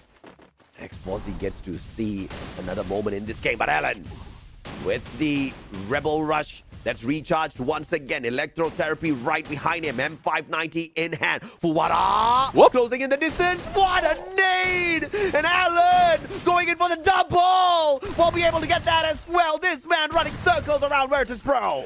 That was cooked right well, but Diamond managed to take down Alan as well as Nameless against Cyrus. But Tikui, a little bit too risky. And not so much of weaponry in terms of that long-range challenge, but Alan not yet being picked up, and a charge onto the stairs as well, just to make sure that they have that pressure. So Xbor for the flank. Exposé managed to hide out into that small pillar, but Diamond needs to move away because the blue is closing in. That would hurt, but Xbor has been taken down. But Tikui responds as well, and Diamond in trouble. Who loses out at this point? It is Tikui who wins the game. Another wonder kid from WAG doing wonders in this game. Tikui absolutely phenomenal with the plays. My goodness me. And now on to match point we go. From losing the initial rounds, and everybody was saying, it's Misa time. No, it's Yunsu time. WAG, but of course, there's still game number one. A comeback is still possible here for Virtus Pro. But, man, what a game by the Vietnamese squad of WAG. Yeah, and now that they have the opening, a good chance that Xbor will be taking that rooftop and is already doing so. Now, Alan and Cyrus going in for the push. A similar approach that we've seen earlier, but Tikui with the help with that VSK. Alan, though, a little bit too risky in here. It's a good thing that those nades has been or is being disabled. The glue wall in the pinch against Alan is not successful. Managed to get away, but Cyrus is the one going down. Alan goes down as well. Not so much of an opening. And Mawara for that slay. It's a good thing that we still have Tikui in here with an M590 and a good chance as well to go for the flag, but the dance is on. The tango to the music that is Tikui bringing in the beat. I mean, and on top of that, going in for the save potentially here onto Cyrus. Oh no, Cyrus expires. Tikui down on the ground as Diamond lays out that ice grenade, but now Export too far, and the recovery here by Virtus Pro. Tikui is going to be forced to expire, and Export way too low on his HP. Recovery is going to be pretty much impossible here. Export needs to take 3 headshots back-to-back with an AWM. We all know how difficult that is. Diamond with the VSK trying to finish things off here, but Virtus Pro manages to stay alive for yet another round, holding WAG to the match point. Yeah, Dream still alive for Virtus Pro at this point, and that is with the work that Fuwadak did at this point. I thought WAG has advantage already, but Fuwadak, it's just this unpredictable move that he can go. He either risk it 50-50, he goes for the rush and goes for the slay, or otherwise he will be the ones being slayed. Yeah, man. I mean, this is just I mean, Virtus Pro is just fighting for their lives at this point of time. And if this game goes the distance, it will literally be yet another prediction coming true, because we did expect this game between WAG and Virtus Pro. In fact, even the next one between RRQ and their brothers EVOS to really go the distance, not just in the series, but in the rounds of every single game. Tikui eats a nade, and it almost puts him down. Exposé with a follow-up on the ice grenade, but this time falls a little bit too short. Santino with the rotation, but just at the corner of the wall here. Exposé could be punished by WAG. See, though, Exposé managed to go for a reposition. Nameless not spotted though, but it's a good thing that Cyrus and Nameless, or rather Alan, managed to pull back, and X4 is the one going down. Cyrus goes down as well, and 2 remaining for WAG. A pickup has been done on Virtus Pro, and Virtus Pro wants to tie it up. Wow! This is now game over. And this is what VP wants to tell WAG. You do not celebrate just yet. I know you want to show the world Yunsu, but we got Misa and she's ready to rock, baby. I mean, we haven't seen Misa the whole day, so this would be quite a good time to see that. But, you know, it is literally at the risk of losing the final Vietnamese team that we've got running here in Tag Squad. Yeah, let's see though. I mean, it seems like WAG is not rattled, but they don't have much to play with. In terms of weaponry as well as resources, it's quite balanced. You know how it is like with match point for both sides, you have most of the coins, most of the money that you can work with in terms of weapon. It's more of how they play it this time around. I mean, match point for both teams. And there is no tie situation. Yes, Fuwara gets sprayed down. Ice grenade. Oh, misplaced ice grenade. And the Steffi is popped as well. So protecting them from all of those explosives. What a play from Virtus Pro. That's a big one. And the nade gets a double tag. Tikui really low. And Nameless takes advantage with the M590. Virtus Pro with the reversal out of nowhere.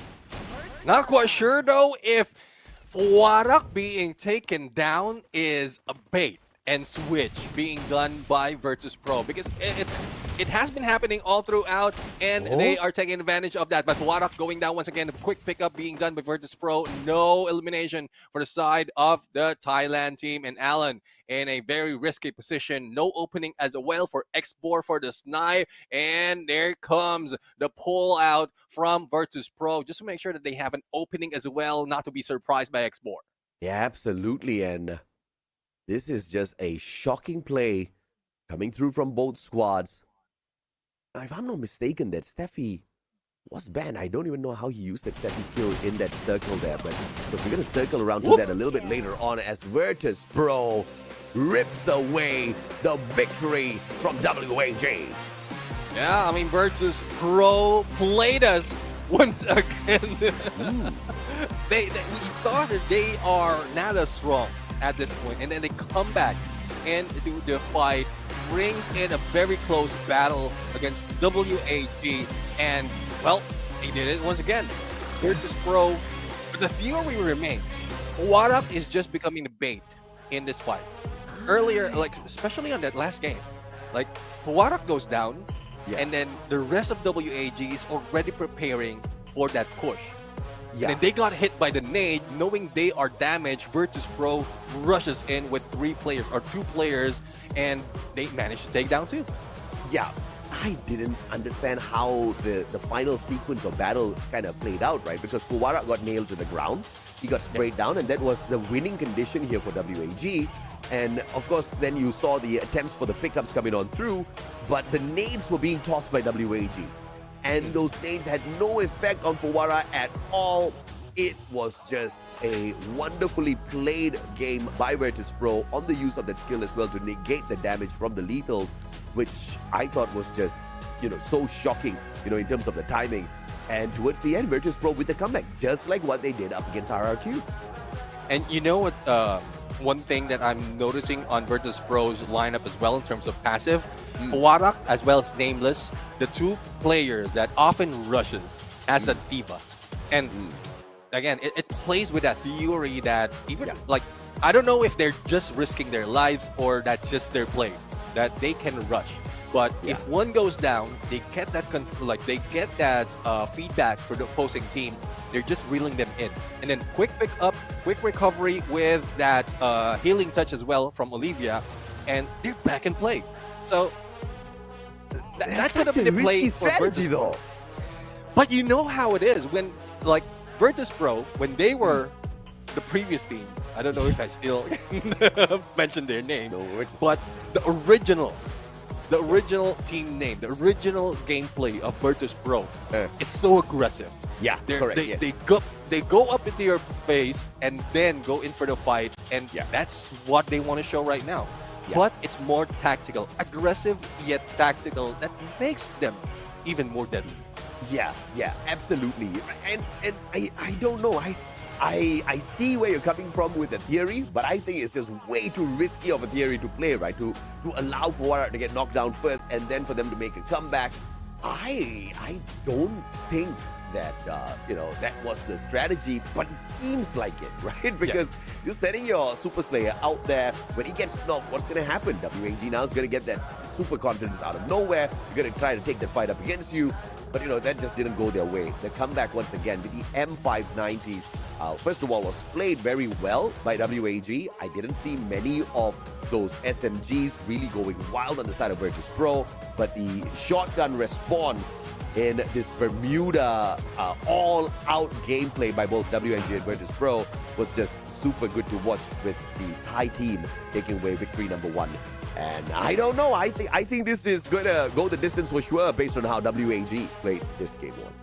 Definitely it will. But our MVP right now, Nameless, dropping that beat to the sound of Virtus Pro winning the game. 9 elimination, 3,733 on the damage, and 10 knockdown.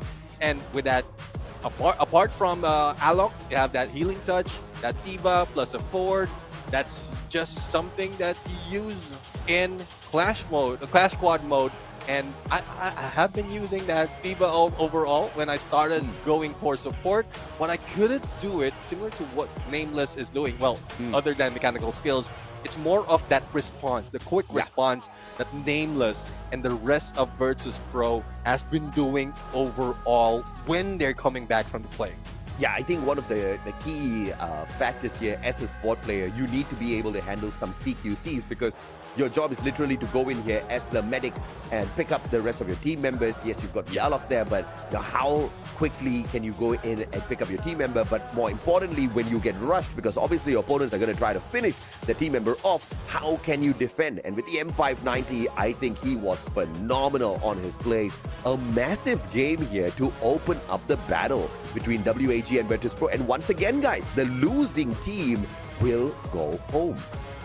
Yeah, will go home. Well, they are within their region, but they will literally go home and will be kicked out from Clash Squad mode.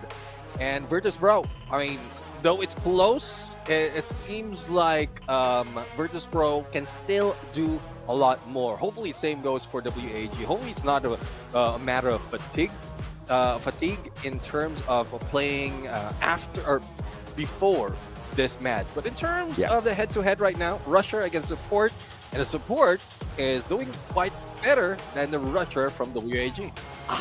Because once again, I think it was never the intention from Nameless to go all out, right? But Virtus Pro just kind of turned that around towards the very end. I thought they were going to get snuffed out. I was getting very excited. We were all going to have Yunsul time again.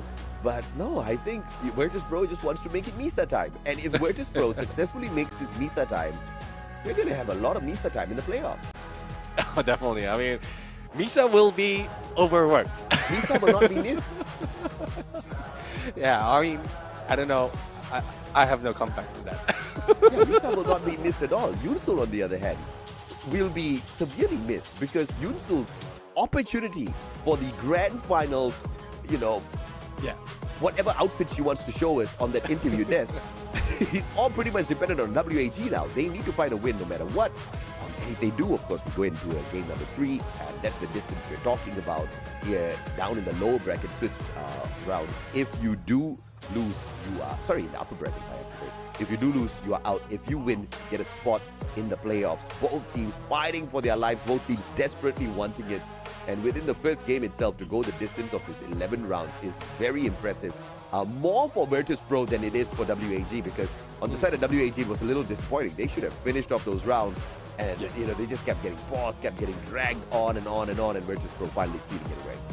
Yeah, I mean, if WAG pulled back on the Rusher, especially for Allen, they might have a chance. Again, the plan for WAG, from what we've seen, is they pull everyone into the open, give that for X4 to put in some damage, get in those elimination. But the moment they got that knock, they want, like, they really want to get that confirmation. And Nace wasn't doing it for them, and they didn't even back away. Though they have the time, they didn't do so. So I don't know, probably they use up all their glue walls, or they don't have enough glue walls to work with. But as a rusher, if there is anything that will be given for the team, it should be, or by the team, it should be those glue walls to protect you and help you reposition.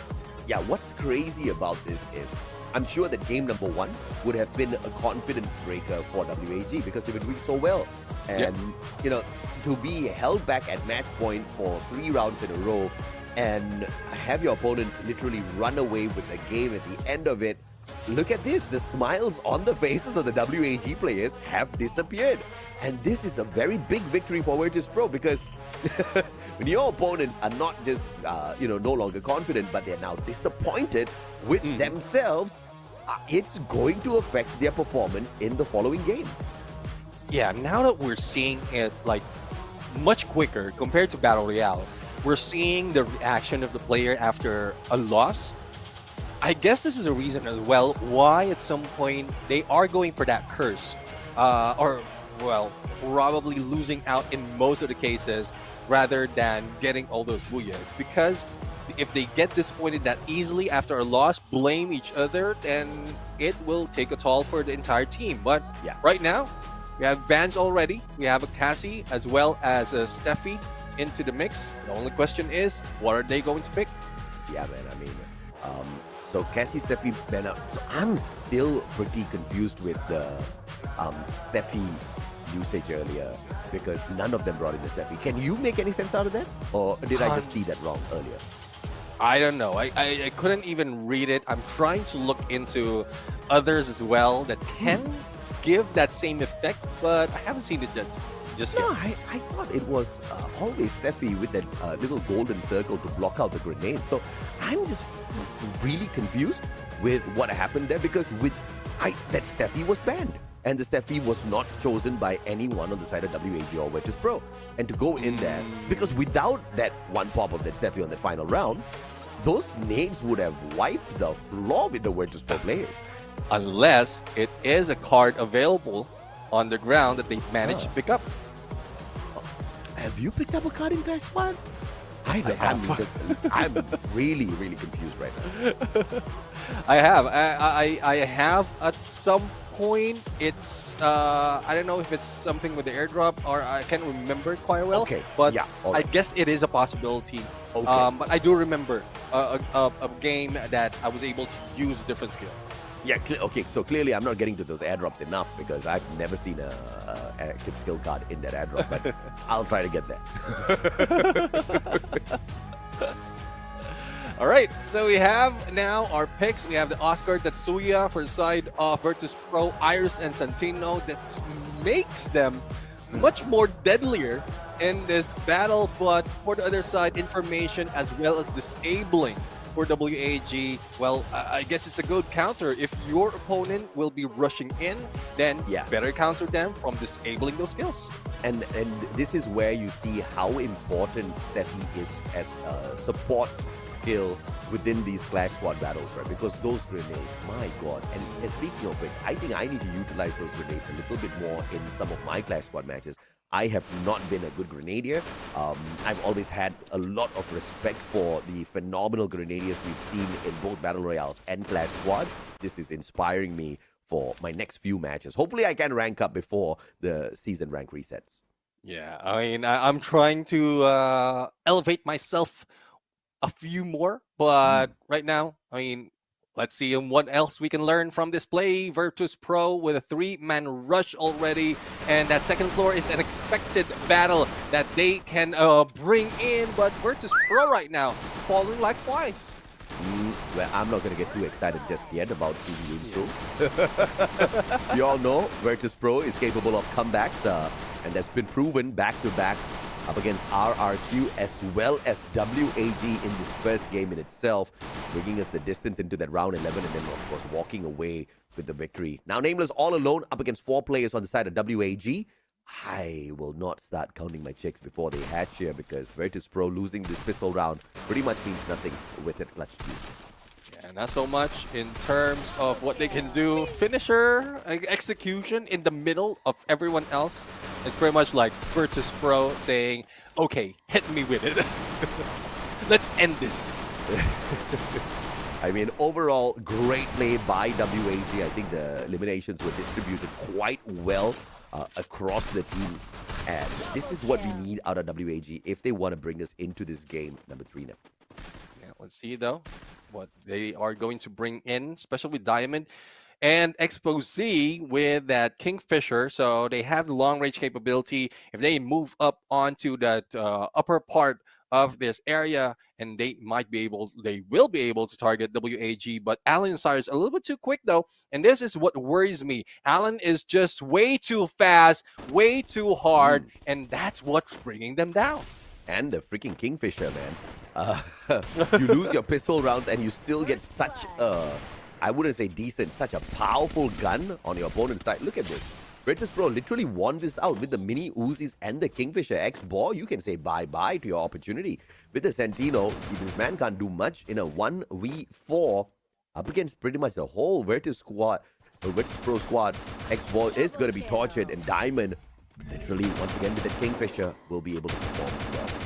Yeah, very much that is just payback from what happened earlier, but a little bit harder because of the weapon. But yeah, I mean, they will be probably keeping that Kingfisher up until next round, giving Exposé a good chance for the snipe. But looking at the map, looking at this area of the map, this is something that WAG needs to counter, because what Virtus Pro will be doing right now is they will be rushing into the airdrop, and good support coming from Exposé. Oh, 2 will be backing away, but Diamond follows through. So this is what I'm expecting VP will be doing. But for WAG, they made a mistake. T-Kui jumped off a little bit early and fell down to the second floor, delaying their rush. Ooh-wee! Beautiful nade by T-Kui. Fuwara down on the ground, but the save is on the way though to pick Fuwara back up to his feet. Name alert with the Kingfisher. Sidesteps Alan. Mini Uzi does not put the man down onto the ground just yet, and now Alan has to play the game of recovery. Fuwara still bleeding out on the ground.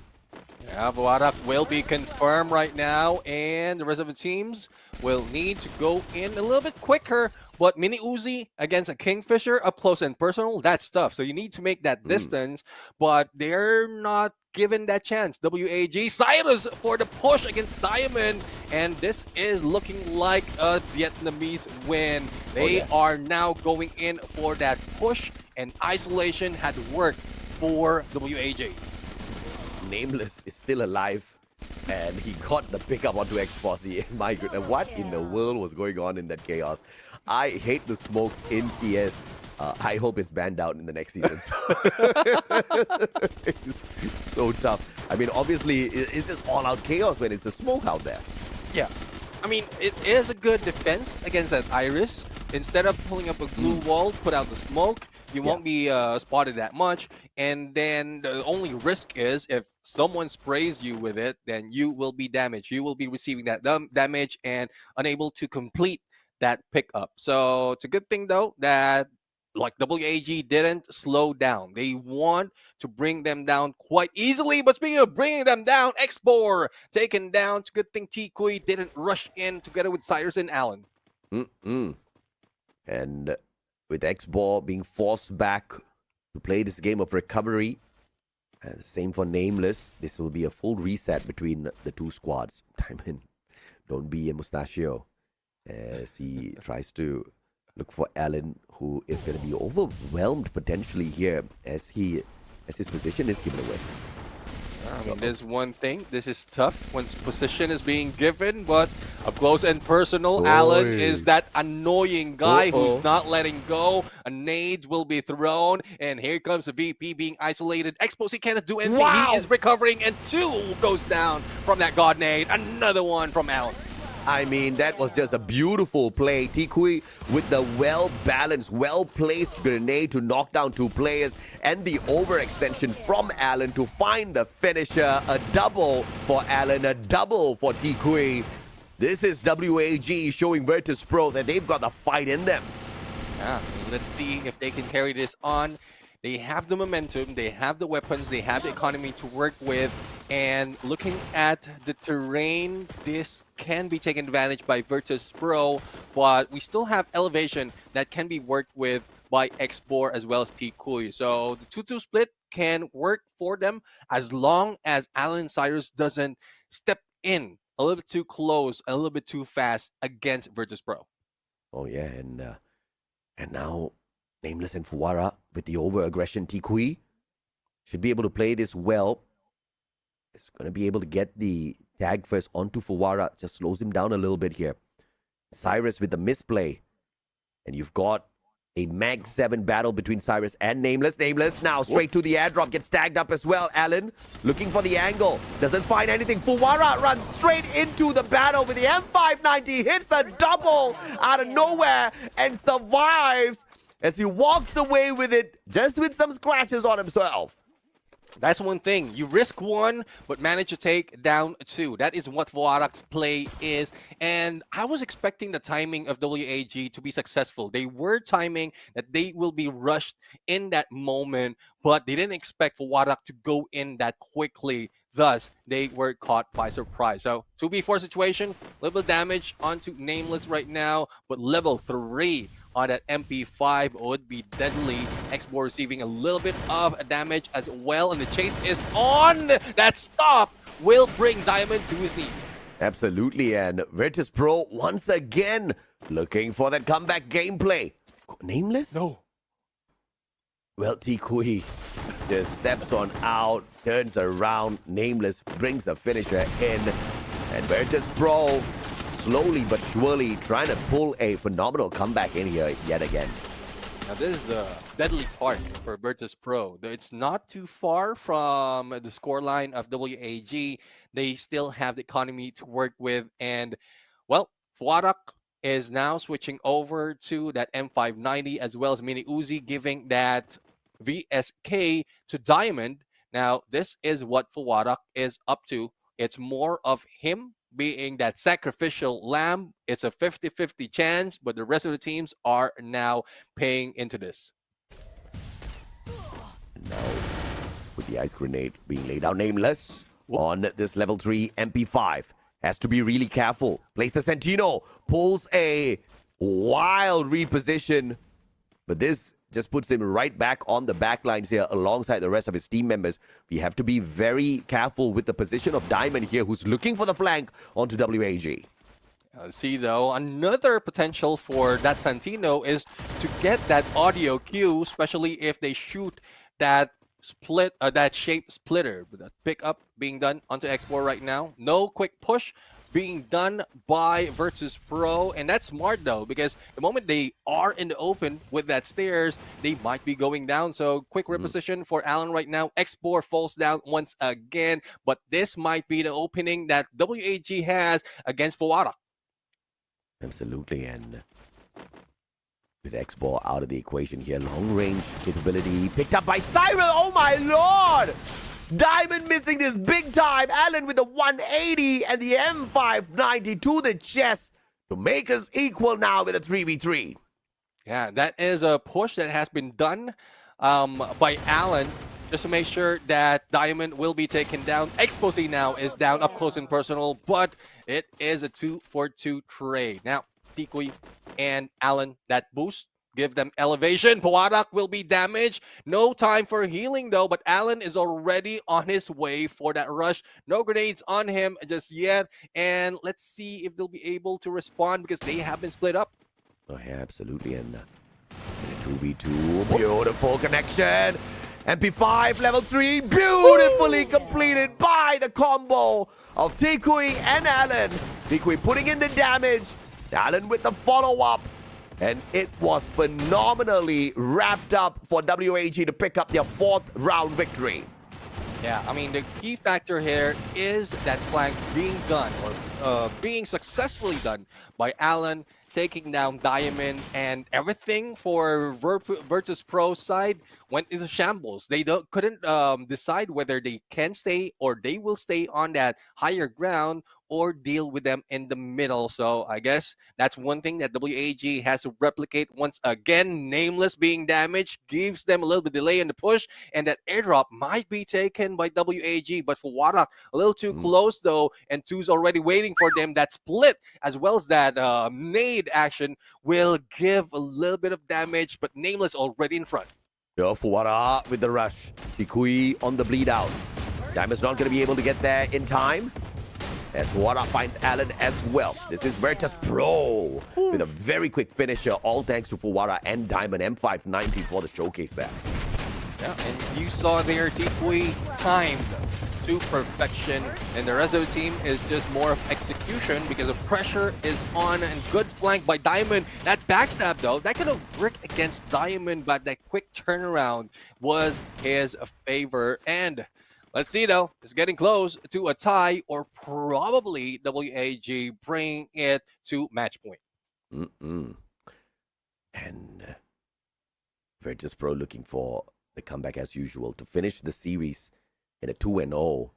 And obviously, it shows that the Vietnamese squad has got some tough fight in them. Question is, can they pull in the finisher? Virtus Pro once again with the very aggressive push up forth. Fuwara and Nameless with the M590's ice grenade. Not going to find anyone just yet. Airdrop right outside. And Virtus Pro with the overextension is going to make sure WAG gets nowhere close to it. Thankfully, it's not the cyber airdrop. So, and then Glue Wall will protect him for that solid grenade. And Nameless with the response. Tikui now down on the ground. Allen for the pickup. Explore avoids the engagement for the time being. And Allen, on the other hand, will put an end to Fuwara. So it's a big play as Allen gets knocked back in return. Well, Diamond right now almost taken down, and he goes down up close and personal against X-Bor. Same goes for Nameless, but Allen needs to be picked up. But it is no trouble. 3v1 situation. Cyrus almost damaged, and there goes WAG. Match point for this game. And I love how WAG timed it well. They know that Fuwara already used that Oscar skill, that rush, Valiant dash, and they just timed it that he couldn't recover if in case one of their teammates will be taken down. Yeah, great assessment, man. I mean, I think the Valiant dash was just, you got to really respect the timing on that. Yeah. And with one misstep, you're obviously putting yourself in a little bit of hot soup. No backup there.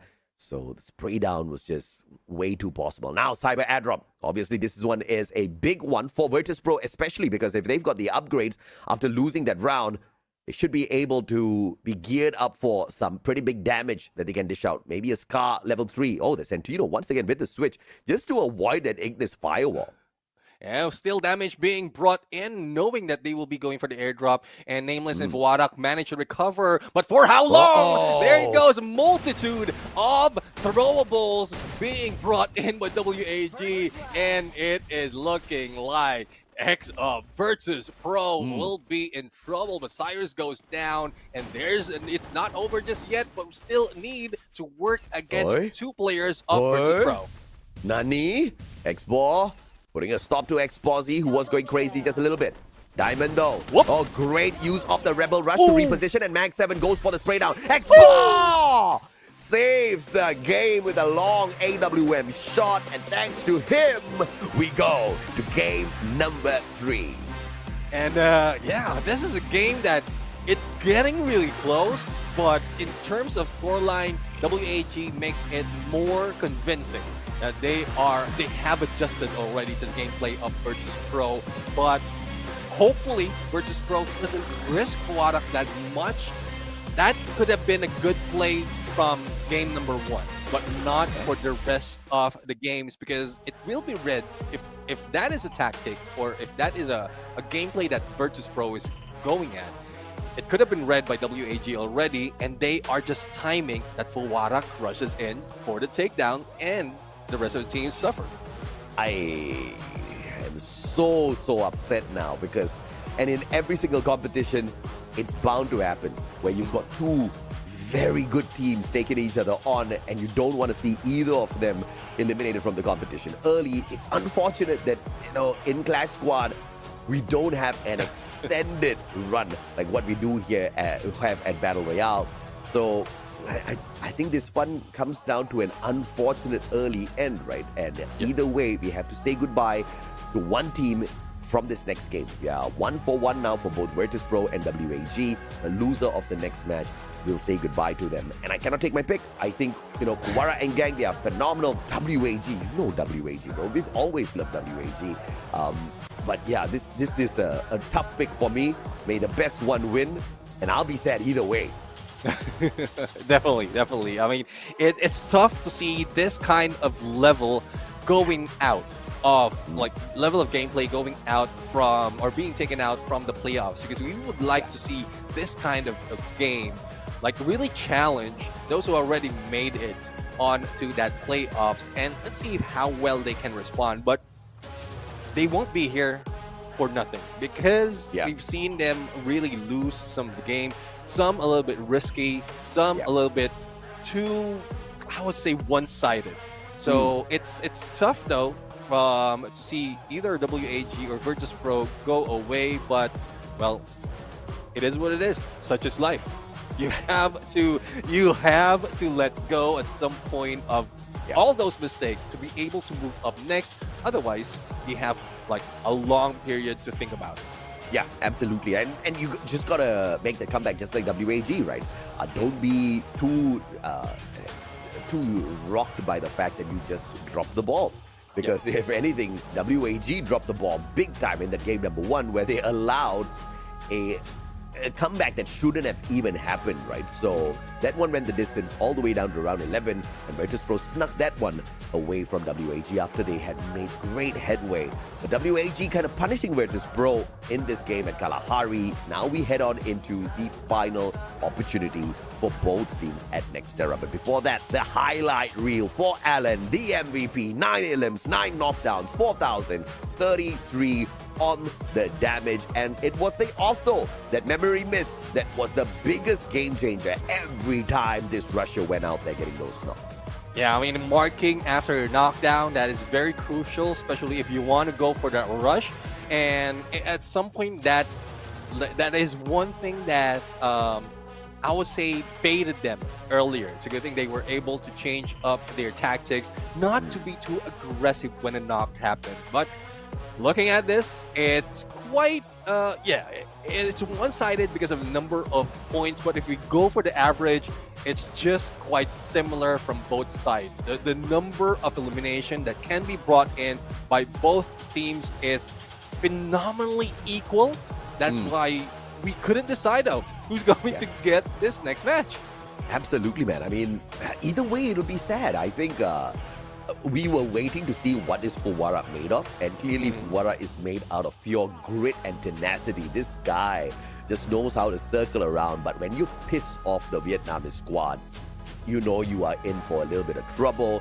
I think Fuwara is a great acquisition for Virtus Pro, but Alan, you got to respect the tenacity out of this guy as well. The seniority that he has out there on the battlefield cannot be denied at all. He was just torturing them with the M590.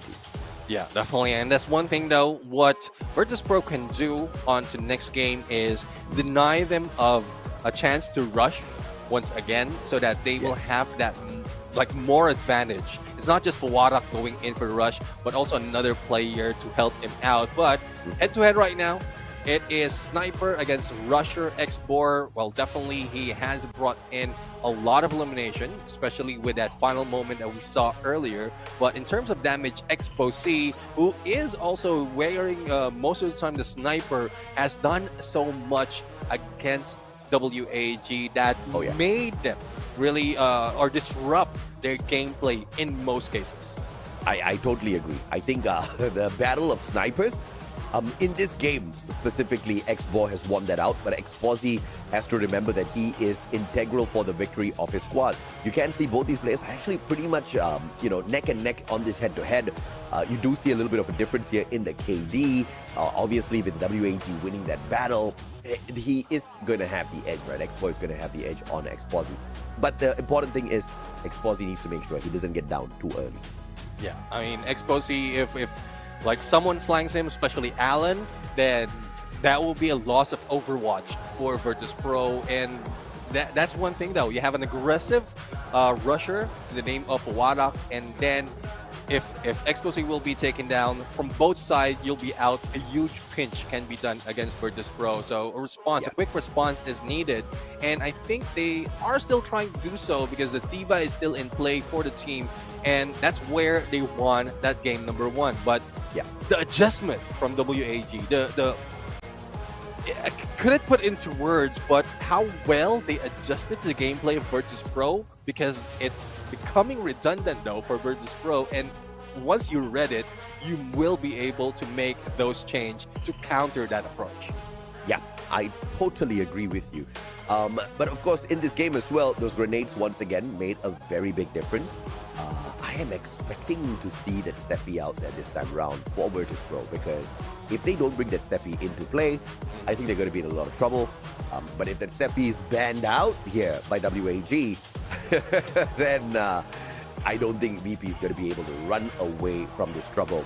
And if that is the case, we need to see a little bit of a change in gameplay, in style of approach here for Virtus Pro. I think they need to maintain the distance, bring out the assault rifles instead of depending on the shotgun plays up close and personal, because those nades, oh goodness me, they hit too hard. Well, they can still use Fuarak as a front runner for the rest of the teams, but keep distance. Instead of the 3-1 split that they often do, or the 2-2 split wherein like Exposi will be behind everyone else, at least let Fuarak goes in for the charge, and then 2 in the mid before they go in. Once they get that takedown, then they will be able to take advantage of their numbers. But if Fuarak goes down, they can hold them in slowly, similar to what WAG is doing, bringing them into the open for X-Ball to shoot down. They can try to do the same. Yeah, for sure, right? And I think that's exactly what they have to kind of focus on out there as well as we head on into Nextera. Game 1, Bermuda ripped away by Virtus Pro on a crazy comeback. Game 2, pretty one-sided as WAG finds the solution for Fuwara and Exposi. But in this Game 3, do we see the rise of the Thai squad again? Is this the last opportunity for us to watch a Vietnamese team in performance? That's all going to be answered on Nextera shortly now. Yeah, let's see. I mean, I'm getting excited right now. Nextera, there's a lot of switch up in terms of scenery on what they can use as advantage and disadvantage, especially for the game style. But there's so much surprise as well, because in terms of long-range engagement, it's more of that Deca Square as well as that, was it Mud Site or Farmtopia, that they can take advantage at this point. So this is more of a WAG if it goes down to those areas.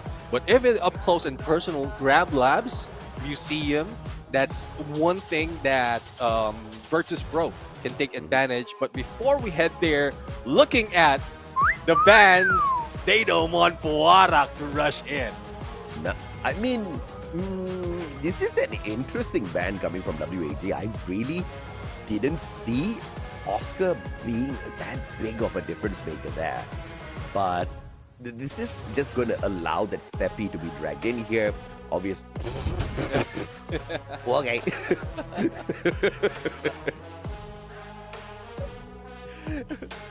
I don't know. Probably it's a timing of like the timing or whoever is banning first that is throwing them off. But they do have that Tatsuya, so I'm not quite sure if it's a play that Virtus Pro has already thought about.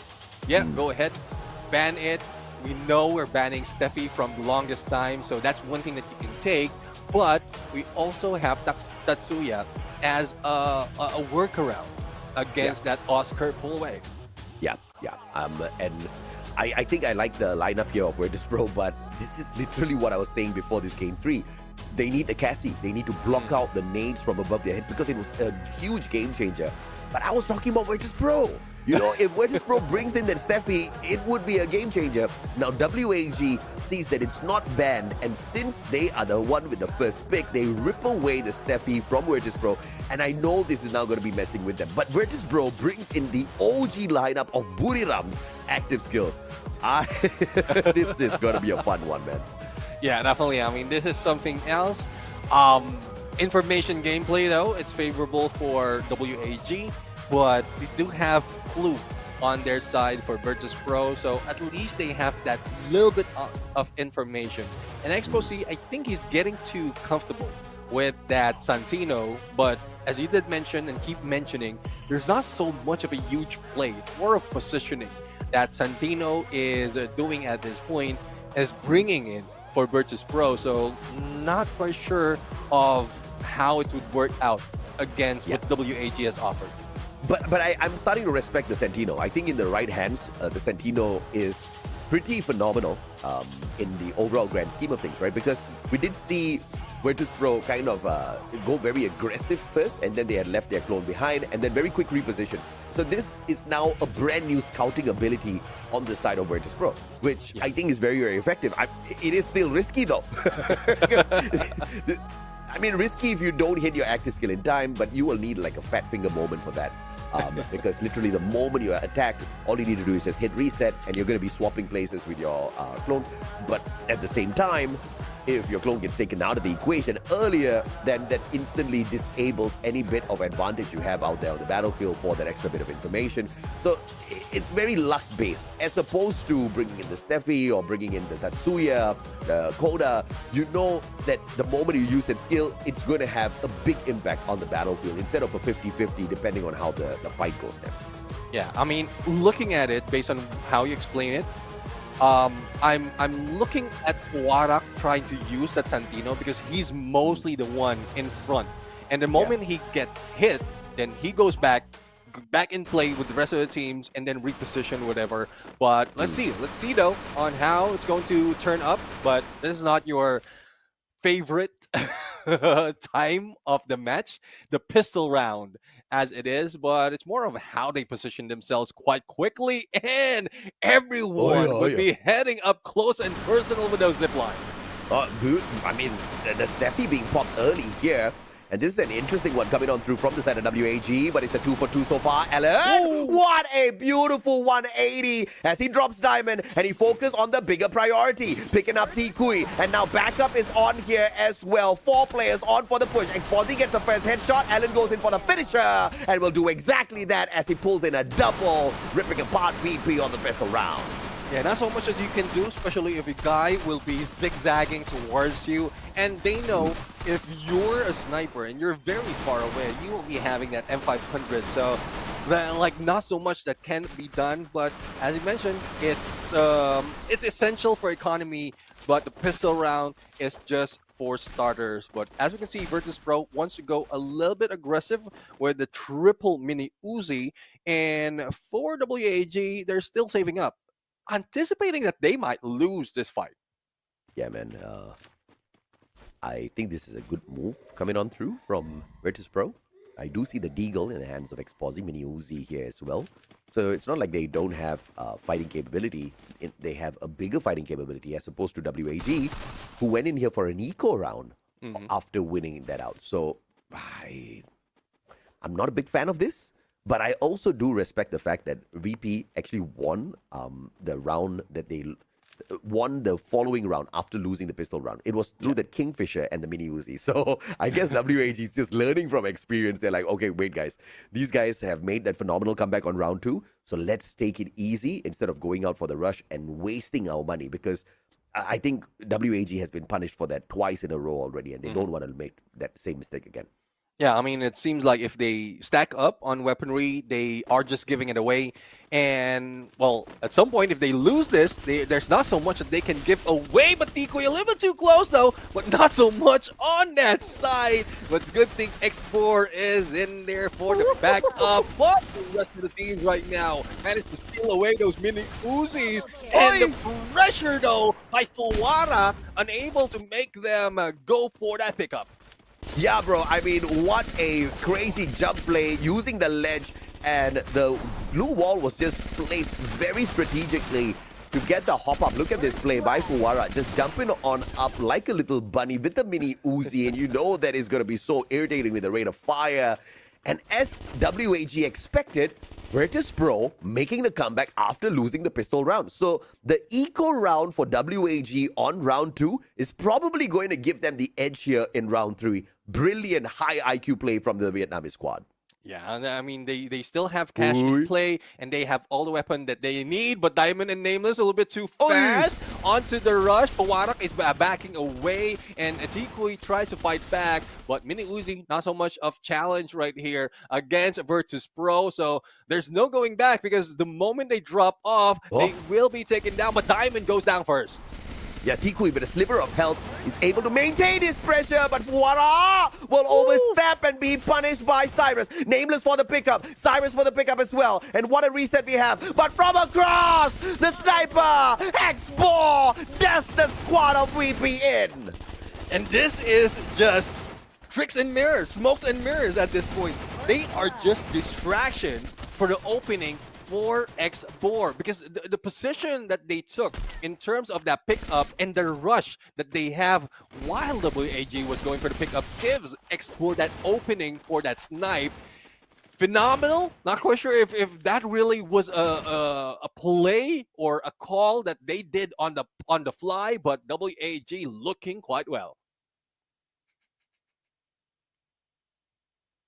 Let's see exactly how they wrap around on this one.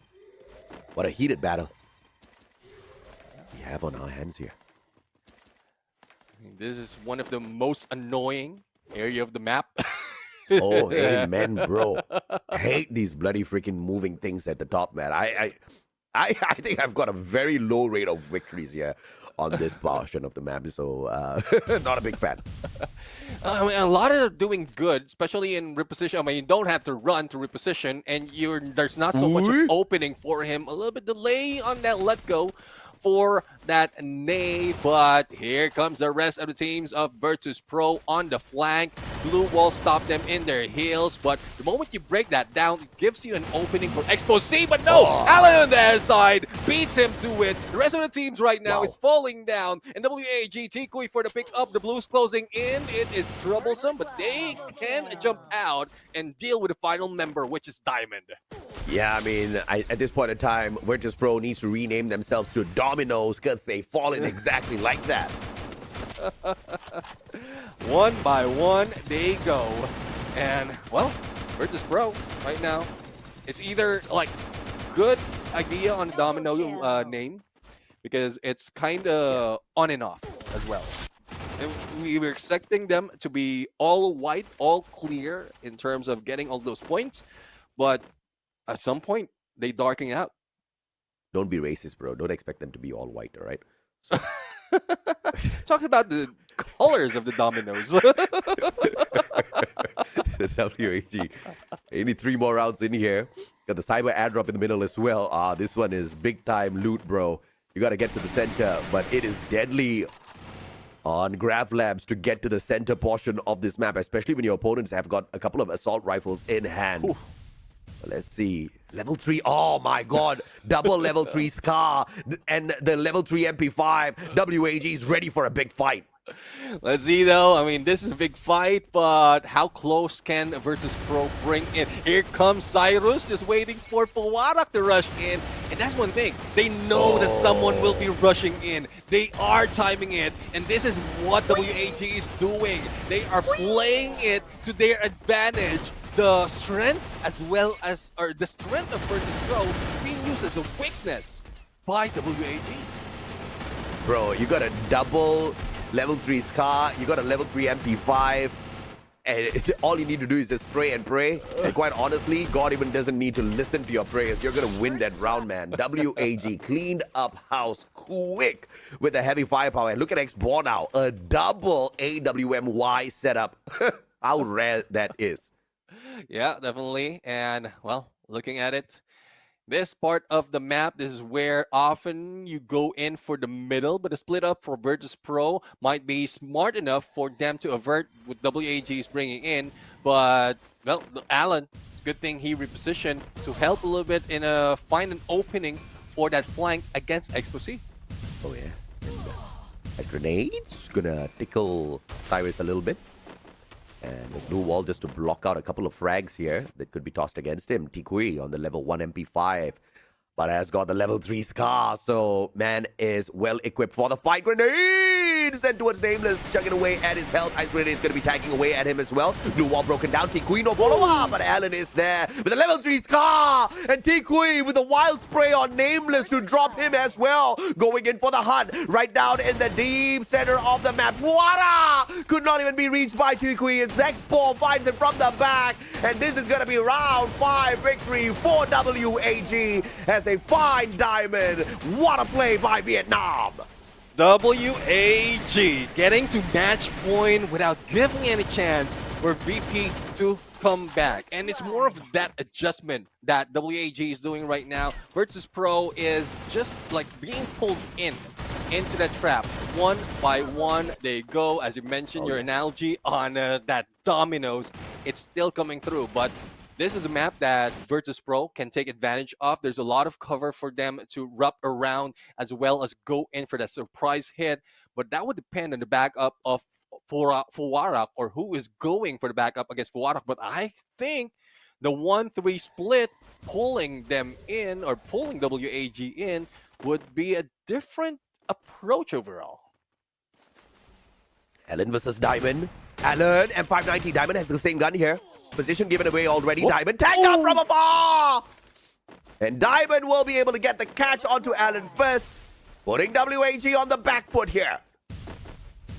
We'll see now, Tikui and Cyrus receiving all those damage, but they do have Steffi on them. So despite of how close they are, what they're doing is just wasting the resources or making Virtus Pro waste all those resources, making all those noise and pulling them out into the open. Nameless and Fuarak right now. But for Virtus Pro, the rest of the teams might go in for the flank that can be deadly against WAG, especially once they get very, very close. Now WAG is playing chicken here. That's not good for business at all. Steffi has been popped. No grenades to tickle them. Nameless. Ooh. Beautiful spot by Tikui. And that follow-up is going to be absolutely phenomenal. Tikui for a double. M590 as well. Tikui, can he go for a triple? X-Bossy denies from afar. 180 by Cyrus. M590 for the connection. X-Ball is going to be found. But what?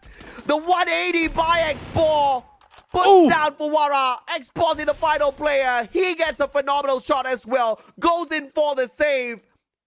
And the question is, can Nameless be reached here or will Exposy take a 1v2? Exposy right now. Good shot. Needs to be done simultaneously. But not so much that can be done. The blue is closing in. It's very, very close. And Cyrus managed to damage him. But the rest of the teams of WAG might be hit by the blue. This is troublesome. But they get into the middle. Exposy in trouble. Run away because WAG is here. And they get that win. Vietnam can stand up. And all of y'all can bow down. It's Yun Su time, baby! What a victory for WAG. Because holy hell, Virtus Pro was so irritating to deal with. They just kept making comeback after comeback after comeback. We thought it was going to be a repeat of what happened to RRQ. But WAG said, we ain't no weak Indonesian squad. We are from Vietnam, baby. And they stepped it up. I mean, phenomenal play. WAG literally showed that they can outplay Virtus Pro, that outplayed RRQ. I don't know if that's a little bad for RRQ. Yeah, I mean, one thing that we've seen, especially in the final moment, is, again, adapting against your opponent. and not seeing anyone in that map. Not anyone is popping off other than the flank being done by Diamond. What they're doing is they're reeling everyone in, getting the position of WAG. But it's a good thing that Alan and Cyrus, the discipline from the two guys, and the skills as well, that Steffi saved them. They wasted their resources, identified that 3 players are on the same area, and then waited or played with their patience. Because the blue will be closing in, and all they had to do is wait. And that's when Nameless fell down from the hands of Xbor from afar. It's not even there. It's just getting that information, getting that perfect timing, and then the rest of WAG just played it on a 3v4. And we saw the balls on WAG there to continuously go towards the center point of the map. Why? Because they got the Steffi, bro. I mean, there's no problem. Your grenades ain't going to scratch us at all. And it was a very, very well-played final game by WAG. Just making sure to ban out the Oscar, leaving the Steffi open, not for their opponents, but for themselves. And thankfully, their opponents banned out the A124 of all skills. You should have taken the Steffi out because you are not getting her on first pick. The fact of the matter of not getting the ban in on Steffi pretty much lost Virtus Pro their matchup, because if they had the Steffi on their side, this would have been a very different game then. Definitely. I mean, WAG just went Bruno Mars at that point. I mean, they caught the grenade for the rest of the team. I had to put one in, at least once. For the longest time, I haven't put in a joke. I'd love to see your smile on that as well. Fair enough. Okay. You got me on that one. The bro, I was like, where's the guy going with this one? Okay, that's a good one, bro. But WAG, that was a very impressive victory from them.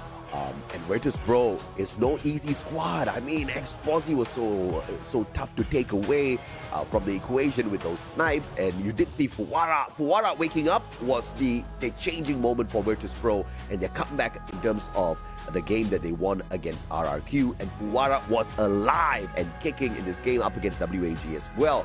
But WAG knew they needed to snuff this guy out, and yeah, they snuffed him out. I mean, that's one thing though. Oscar has been used by Fuwara for the longest time. It's like taking down the blue walls, breaking down, and knocking them back up. And like, it takes 2 skills to use that. You have a Tatsuya and then a Skylar. If in case Exposi pulls off a Skylar, which is probably usable, then they might have taken a win. But like, we're going to listen to what WAG has to say, so let's bring it over to Yoonsul and the team. What can I say now? 2-1 for WAG versus Virtus Pro. And here we are in our interview section with WAG Alan. I'm so happy right now, to be honest. Cannot describe anything else. So let's jump into our conversation, shall we? Xin chào Alan, và thật sự là chúc mừng WAG đã có được cho mình tấm vé để đi đến Hà Nội ở chung kết tự chiến. Vậy thì sơ một chút thôi, ban đầu thì Alan đang cảm thấy như thế nào sau khi chúng ta đã giành được một chiến thắng rất là suýt sao trước đội tuyển Virtus Pro ạ? Mình đang cảm thấy là sau tất cả những gì đội tuyển của mình đã trải qua và cố gắng thì đây là kết quả tụi mình xứng đáng nhận được. I feel like everything we have been through, now our result here is everything that we deserve to receive it. So I'm really happy with the result today, and I hope that we can go further. So Alan, I see that in our beginning of the game, which is the first match, so for Virtus Pro, they already have 5 games won already. But how did you guys manage it, and what happened during the game? Why would you guys let them lead the game first? But how can you guys handle the situation? How can you guys push the game back? Thì ở cái game đấu đầu tiên của chúng ta thì Virtus Pro đã có cho mình một cái trận đấu rất là mãn nhãn, nhưng mà mình không biết là lúc đó WG đang bị vấn đề gì vậy ạ? Bạn có thể chia sẻ cho Yusu và mọi người nghe được không? Và làm sao mọi người có thể lật lại được cái ván đấu đó vậy ạ? Thật sự rất là, cái ván đấu thật sự rất là thót tim luôn ấy. Theo mình nghĩ thì một phần là do phần cả mặt kỹ năng lẫn chiến thuật của tụi mình chưa ổn định, nhưng mà tụi mình vẫn cố gắng là khắc phục tốt nhất có thể tại đang trong trận đấu và dẫn đến kết quả tốt nhất. Bạn nghĩ là ở trận thi đấu thứ 2 và thứ 3 thì điều gì các bạn đã rút kinh nghiệm được từ cái trận đấu đầu tiên của chúng ta nhỉ? Có lẽ là chúng ta làm việc cùng nhau nhiều hơn thay vì là vì một thành tích cá nhân nào đó.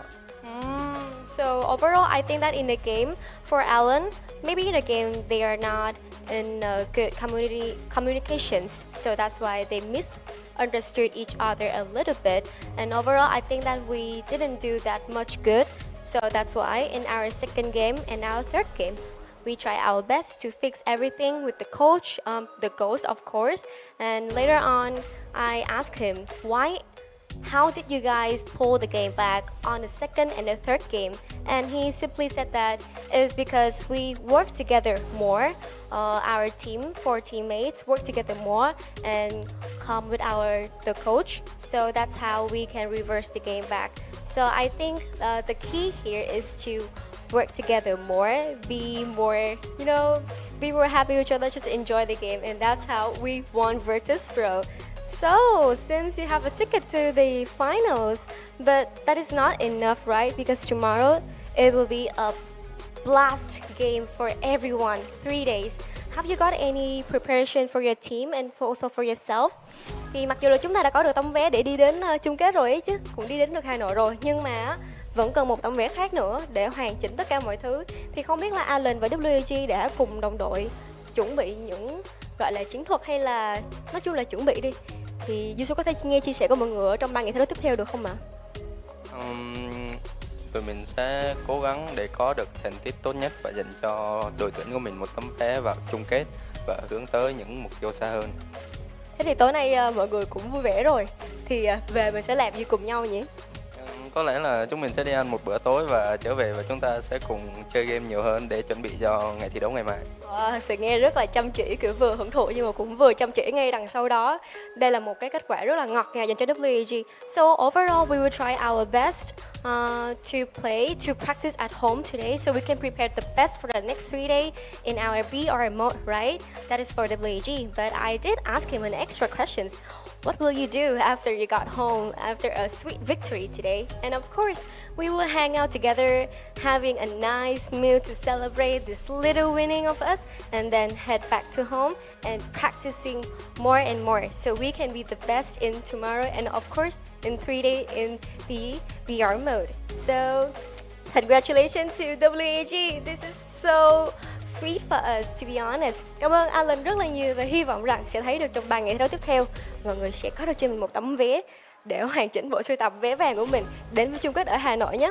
Thank you so much for watching our interview. And now let's get back to the caster and see the game starts. Thank you very much, Yoon-sul, and I love the energy. I can feel it from here, how excited Yoon-sul is to have one team on the playoffs. And it's not just a team that can cross the playoffs. It's a team that might be able to get into the finals. I love WAG, bro. Okay, and it's the only Vietnamese team still alive in here, so I am just absolutely delighted for them. I want to see what they can do up against teams like Buriram. Maybe take this all the way to the end and win out Clash Squad. Make Vietnam really, really proud of the team that they have and of the quality that they have, and to show the world how far Vietnam has come in the world of Free Fire. I think this is phenomenal. A 2-1 victory over Virtus Pro. Mind you, once again, this is the same Virtus Pro that beat RRQ 2-1 in a phenomenal comeback on day 1 of our Swiss bracketing. So this is a huge victory for Vietnam. It's a huge victory for WAG. And it's a huge MVP for Mr. X-Ball. 8 eliminations, 9 knockdowns, 4,443 on the damage, rocking it to the Iris, getting the double info with the Moko and Otto, and obviously you need to drag in Rafael for that extra bit of damage on that AWM, rocking it all the way through. X-Ball, I mean, he was not the only special one, but he definitely played some special rounds. Yeah, definitely he is rocking it with that Rocky as well.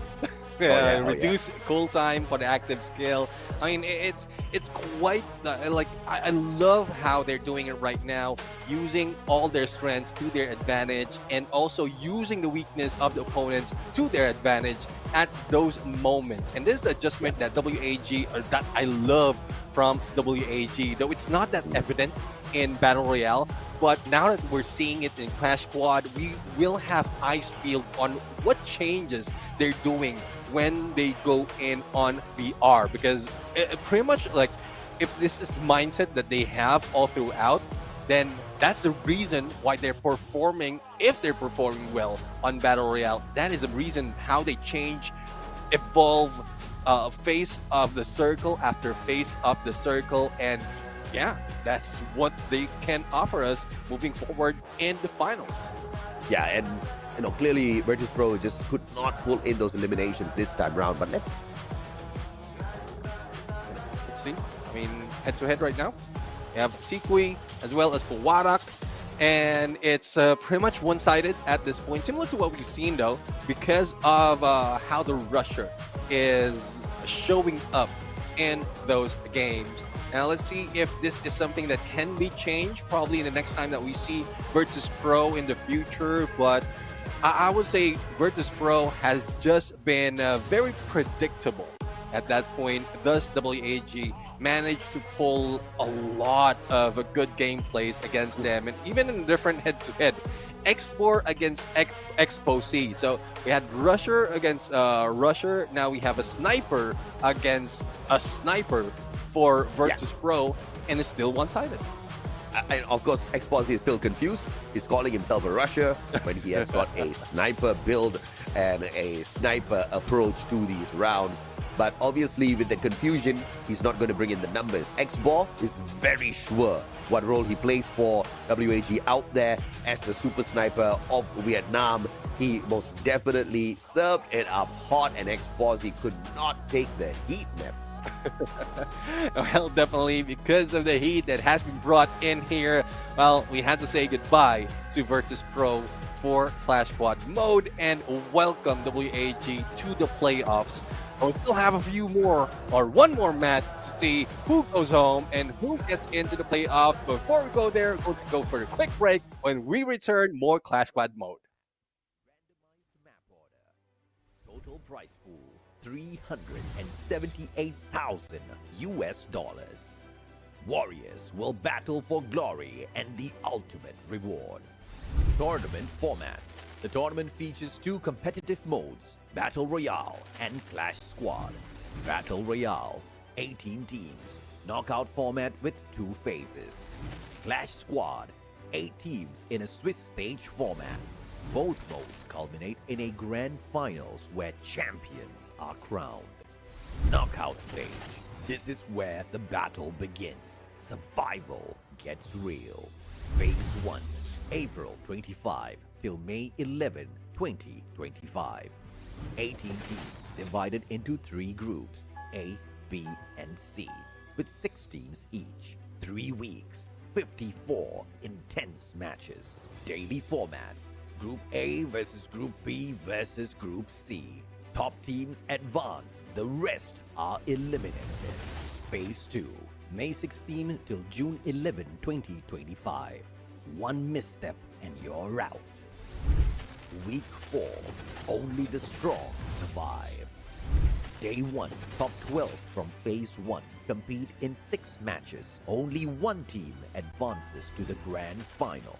Day 2 and 3, the remaining 11 teams battle alongside underdogs ranked 13th and 14th. 1 winner per day advances to the finals. Week 5, second chances. Days 1, 2, and 3, the same format continues with underdogs ranked 15th to 17th. Each day crowns a new finalist.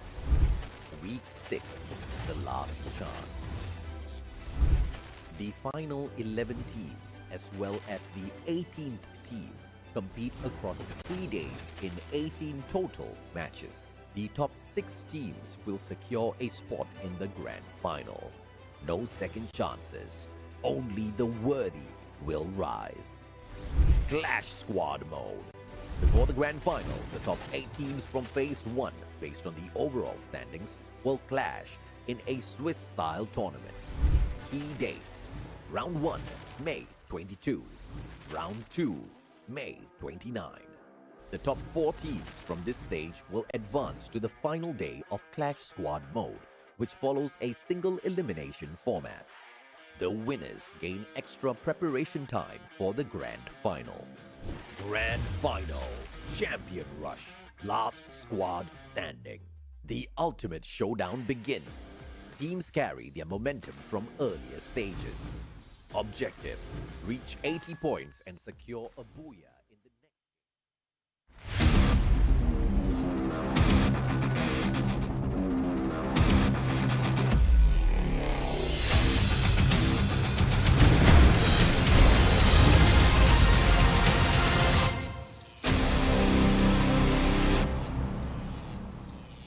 Welcome back, survivors. We are on for the final series of the day here at Clash Squad Swiss Rounds. This is the Free Fire World Series Southeast Asia 2025 Spring Season, powered by Samsung Galaxy S25 Ultra. It comes with the next-gen Snapdragon 8 Elite Galaxy processor featuring an enhanced Vulkan engine, improved ray tracing technology, which delivers outstanding performance, lifelike graphics, and a smooth gaming experience. And on top of that, with powerful AI capabilities and top-tier performance, the Galaxy S25 Ultra becomes the ultimate weapon for professional gamers. Yeah, definitely, and it is showing right now from all the teams that they are rocking it with top-tier performance as well, especially the last match that we've seen, and the potential of WAG to grab that championship. But they still have a long way to go because there's still a few more matches, and it's not yet over for that team. But before we head there, I know I'm getting a little bit too forward at this point, but we want to see who is going to go next on this fight, because so far, I mean, despite of the sniper battle that WAG has brought us, we have another sniper battle that might be bringing in, and as you mentioned, it's a civil war right now, Evo's Divine, that would be going against RRQ Kazu. Look, the one positive thing about this next series is, regardless of what happens, we get to see Conchita Caroline. And I think we all win, right? Yeah. Lucky will win. Whether it's, yeah, exactly. I mean, you know, good people always win. And we are all good people, right? So Conchita Caroline, we get to see her by the end of the series, regardless of who takes the victory. And quite honestly, I really don't care. I wanted to see a representative from Vietnam make it through for the playoffs. We got that one granted for us. And of course, now we wanted to see one Indonesian squad. Either way, it's going to be granted for us as well. So you'll have Vietnam, you'll have Indonesia, you'll have Thailand in the playoffs. And I think that's a victory for everyone. Yeah, definitely. I mean, it's more quite balanced. Just so happened that we have two Thailand in there. And it's well, in terms of numbers, especially on the top 8 from qualifying into Clash Squad, they have more advantage at this point. But I would love to see more gameplays, more adjustment coming from this team. The Mastermind RRQ Kazu going against the Wonder team with Wonder Kid as Evo's Divine. Like, let's see if Maal will be challenged overall, because you know how it is when Rasia is in there into play. It didn't just show up from their game in the early parts of Clash Squad, but I think this would be much even in terms of fight between the two teams. If Maal gets owned by the Wonder Kid Rasia, I have a feeling that RRQ is going to buy Rasia for the next season, no doubt whatsoever. Of course, the question remains on whether or not the guy is still in contract by the end of the season. Yeah, I mean, it looks like it, because a lot of people will be wanting to have their hands on Rasia, but I don't know, because it's difficult. Evo's Divine is more dependent on Rasia, not only in Clash Squad, but also in Battle Royale. So I don't think they will be letting them go that easy, but we'll have to see though, based on the performance that we see in these matches. But we already have our bans all set up. A124 banned by RRQ Kazu, and Cassie being banned by Evo's Divine. Now, based on what we've seen, the Steffi meta is probably a game changer overall, especially when you're going against RRQ Kazu with Dutz as a bomber, and he brings those grenades as a real game changer. And it's a good thing that Evo's Divine has thought of that and might be able to counter. But let's see what counter RRQ Kazu has in terms of their pick, because 18 Deer, I know he will be that rusher overall, so probably a Tatsuya and a double rush. A Bay with a Tatsuya and 18 Deer with that Oscar, knowing that RRQ Kazu will have this build. I think they will want a quick battle and they want to end it, isolate the rest of the teams against Russia, and they can take the points. And the very smart pull here on the Steffi. And on top of that, to get the information play and the damage through those glue walls by the Koda and Iris makes EVOS Divine very dangerous in this upcoming matchup. But I do agree with you. RRQ is probably looking to get very aggressive with their Oscar and Tatsuya. But with the Steffi on the side of EVOS Divine, they get to block off the grenades. RRQ with their very aggressive approach together with that Raiden, my goodness, now we are about to play. I think Raiden has been very effective in Clash Squad in the recent times. I don't know whether this guy got a buff or whatever, but those spiders are so much more irritating now. Yeah, I mean, and you get 2 of them in the early parts. So it's really tough, and you receive that damage. If you pull in like a lot of damage already, you're hiding out, pulls like your opponents are hiding out, trying to heal up, then you pull that the spider trap, and you might be able to get a knock. And it makes sure, they're trying to make sure as well that there's no glue wall to hide out. If in case that happened, they pull in a Skylar as well as an Oscar for the play. So it's starting to look like RRQ Kazu wants to play Battle Royale right now, because EVOS Divine, in terms of Clash Squad, this is pretty much what is in meta, but RRQ Kazu just wants to end it quick. Yeah, and of course you see the Homer here by Kochil. Effective? How effective? I'm not so sure. Obviously with the A124 taken out of the equation, this Homer is the next best bet. But I am a little afraid for EVOS Divine. Looking at the lineup here of RRQ Kazu, you've got the double rushes, you've got the Raiden, which makes that a potential triple rushes setup. And then you've got your Skylar in the background for the snipe setup by Ma'al. If I was the side of EVOS, I would stay far, far away from RRQ. Yeah, I mean, they do have Russia as a sniper, so all I have to do is make sure that Russia has enough backup, and then keep distance from the rest. Time those usage of that Tatsuya, but it's difficult though, because the moment that you see Oscar and Tatsuya being triggered, there's still a risk of being meeting up with those spider traps, because you can put it in one corner, you can have it hiding, and the moment they rush, you are stopped on your heels, and then here comes the rest of the rushers going in for the head. I totally agree with your assessment there. I mean, once those spiders go out, then Raiden manages to capture one player right where he stands. The Tatsuya as well as the Oscar is going to be able to finish off the job very, very quickly, right? And hence why, if you are EVOS Divine, you want to be staying away from all of your opponents on the side of RRQ as far as possible. Allow Russia to do the initial bit of damage, but also maybe focus on the lethals as well, because these grenades could do the players on the side of RRQ in very, very quickly, because they've got a very aggressive setup, which means they need to come close, right? And also looking at their setup here, they need to stick together, because it's the combo of that Raiden as well as that Tatsuya Oscar that's really gonna be the heavy hitting part. Unless, of course, the Raiden is planning to go solo, right? Just capture one on the flank, just finish him off, and then let the rest of the players do whatever they want to do out there. But either way, I think the advantage for EVOS here is going to be those grenades. They need to use it. If they miss it, there's unfortunate. Yeah, I mean, they need an equal to Zoots and the grenade. that's just one thing, because they have the information. They can use that Aurora vision to spot out anything.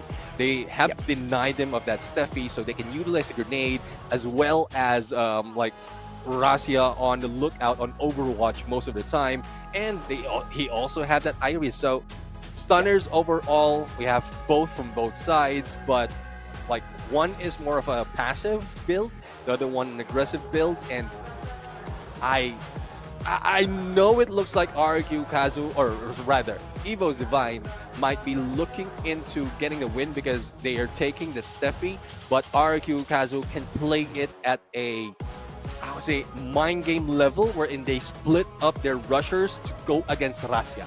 That is the main objective for the team. Yeah, for sure. And I think you assessed it well when you said that Russia needs to have a little bit of backup. And I think this is going to be very important as well, right? Question is, who's going to be that backup? Potentially Holmer out of Kochil. I do see Steffi and Koda kind of sticking together, AimGod and Ray. Maybe Kochil can be the one that just kind of hangs back together with Russia, because if he gets knocked down from afar, this is going to turn into a little bit of a messy fight altogether, right? But once again, that Painted Refuge is going to be pretty instrumental to protect Koda. Koda is going to be instrumental to kind of pay a little bit of homage to that Steffi with that Aurora Vision. AimGod and Ray should be able to conquer the mid part of the map. And worst case scenario, with the use of Koda, they should be able to either run away when they see the forces of RRQ literally rushing towards them, or alternatively, with that use of Koda, they can literally lob those grenades perfectly at the heads of RRQ Kazu to get the advantage. But of course, as we start things off, it's game number 1 here and in the series. It's going to just be the pistol rounds first. Just some left taps back and forth between the two teams. Yeah, and as you can see, I mean, a little bit somewhat aggressive approach from Evo's Divine right now. 3 players already rushing in for the flank, and they might be able to hit Doots right now. So there's no grenade from Doots, and he has that M500. So with that gunshot, with the audio cues, they know what weapon he is using. But they go back inside the warehouse, trying to go in for the flank against a Bay or probably a distraction, just to make sure that Rasya can reposition. Yeah, and Shield, AimGod, flanking around. Ray has got a great angle here, but just being pressured from the opposite side. Ma'al goes down. Dudes has got the side, and he saves the day. What a play from the side of EVOS from the get-go. Yeah, I mean, I was worried about them getting into the middle of the warehouse because there's still a lot of openings out there. But again, the reposition of Rasya is crucial at this point, and it gives them that advantage as well. It's a good thing that only one managed to rush in and pull that spider trap away from the rest of the teams. And even so, he still managed to get a knock. Well, it's the setup time once again. Yeah. And EVOS has the resources. EVOS has got the money. You see the Kingfisher, the Mini Uzi coming out, and what a grenade! Will tag up 18 Deer. The grenade follow up onto Dudes as well, and that beautiful spray gets them a double. 18 Deer, the next one on the menu, and EVOS Divine with the Divine play up against RRQ in round 2. All right, so what I'm seeing right now, EVO's Divine, though the build is not meant for rushing, they are countering what build RRQ has. The flank that has been done against Ma'al to distract him and not give an opening for the rest of the teams, the angle that they're taking, knowing that Ma'al went for that left-hand side, and the push that they did after they dealt damage with those grenade, that was just timed perfectly by EVO's Divine. Oh, yeah. I mean, no doubt at all, man. I mean, perfect timing for sure. And now Cyber airdrop down in the middle, baiting out both teams, especially RRQ, who have lost 2 rounds in a row. That Spider going to go out on the hunt, and it's going to absolutely miss the players on our side of RRQ. Abe, the first one to reach the airdrop. It's going to activate it first. Ray up against Abe, but a good glue wall standing between them. Dudes going down first, and this is not going to be good for the side of RRQ, but a fantastic recovery here as they manage to shut down Cold Shield. But 18D with one misstep will put the team of RRQ in a little bit of trouble, leaving Wonder Kid Rasya all alone with the little Kingfisher in his hand. Yeah, let's see. Rasya right now managed to get that MP5 up close and personal after a knockdown and clears out the glue wall. Rasya with a sliver of health. The same goes for the Bay, but there goes Ma'al up close and personal. Wants to steal that level 3 MP5 away. And a good advantage that can be taken in the next round for RQ. I mean, Cyber airdrop, level 3, MP5, you know you're going to fish that out. Level 3 Scar on top of that as well. A high potential, you know, but the biggest deal breaker there was Rasya did not have the backup that he required, but still holding on 2-1. We expect this game to go the distance into a game number 3. But if this is the pacing, I'm going to love every single one of these rounds. Yeah, I mean, no stall. They are just rushing in the moment one goes down. And this might be a good play to start with and to build up that momentum, or to study the momentum of their opponent. And this is what they are doing right now. RQ a little bit too close. They managed to get into that high ground, and they are denying it from Russia right now. Not so much of opening for the snipers to work with. Thus, Evo's Divine need to play it smart against 18 Deer, who has that level 3 MP5. This is a sticky situation. 18 Deer with the capability to mow down, not the lawn, but the players on the side of EVOS with an MP5. And good response from EVOS is basically keep that distance, right? Just make sure Russia finds a couple of heads from up top. But RRQ understanding that the high ground advantage is going to be there for Russia. And you see Abe and 18 Deer coming up close, and EVOS going out for the rush, and that very quickly overwhelms the rushes of RRQ, who were just not in the right position. The backup players not there for the save. Dudes is going to get sprayed down. His mini Uzi can't reach anyone from a distance like that, and the final player Maal with the BSK in hand will not be able to take the fight up against the remaining players of EVOS, as EVOS now claims the third victory here up against RRQ. That's the one thing. Aim God is becoming that sacrificial lamb for that spider trap, and he is the one who's reeling them in just to make sure there's an opening for the rest of Evo's Divine. Economy-wise, Evo's Divine has a lot of resources, a chance to get a lot of resources in each round, but for RRQ, they're left with not so much. So the middle will be quite open, especially with what we've seen in the weapon that they have. So it's more of a long-range battle unless a Bay gets one from that airdrop. But it's tough though, because a lot of players from Evo's Divine is guarding it. Oh, but look at this, man. EVOS right at the airdrop. The cyber airdrop just baiting out both sides of the squad. And Coachil making one big mistake, as Dudes will be able to slay from afar. EVOS now, 3 players lost. Wonder Kid Russia, the only one left in here. And Maal has got his eyes on the right spot. Russia literally just sidestepping this. Not getting tagged at all. Dudes will get eliminated. But in a 1v3, and Maal denies the Wonder Kid's play by pulling in the second round victory for RRQ. Yeah, I mean, Maal might have been slow in there, but he knows that the opening that Russia will be taking is more of to get an angle for him. And with the blue closing in, there's not so much that he can do at that point. Just time it to perfection that he will be going back to that corner. And, well, Maal just play it to the T. 2-for-3 right now, and it's a equalizer for RRQ because they won the previous round. Hey, this one's getting a little bit heated up, and now a 3v3 down on the right-hand side of this map. A beautiful nade will be tossed on out. No Steffi pops just yet, and it's just the ice grenade teasers from RRQ. They're keeping those frag grenades for a little bit of the later play, and Ape now looking to toss that in. It's all about the timing. He will actually retract that. Coachil tagged up with a sliver of health left on him. The M590 not able to do the damage that he was expecting. Now, frag grenade tossed on out as well as RRQ comes rushing on in. Ray right now will be on the flank, and the backstab coming from 18 Deer, and slowly they are trying to get back up, but Ray will not be picked up. Russia right now, not so much of an opening for him, but Coachil for the backstab against Dudes, but that spider trap will be trouble for him. It's a good thing Russia managed to go for a quick pick up quickly, and Maal will be the one and final guy that they need to deal with. I mean, Maal tried to run away, but, you know, the previous round, Maal snuffed out little Russia.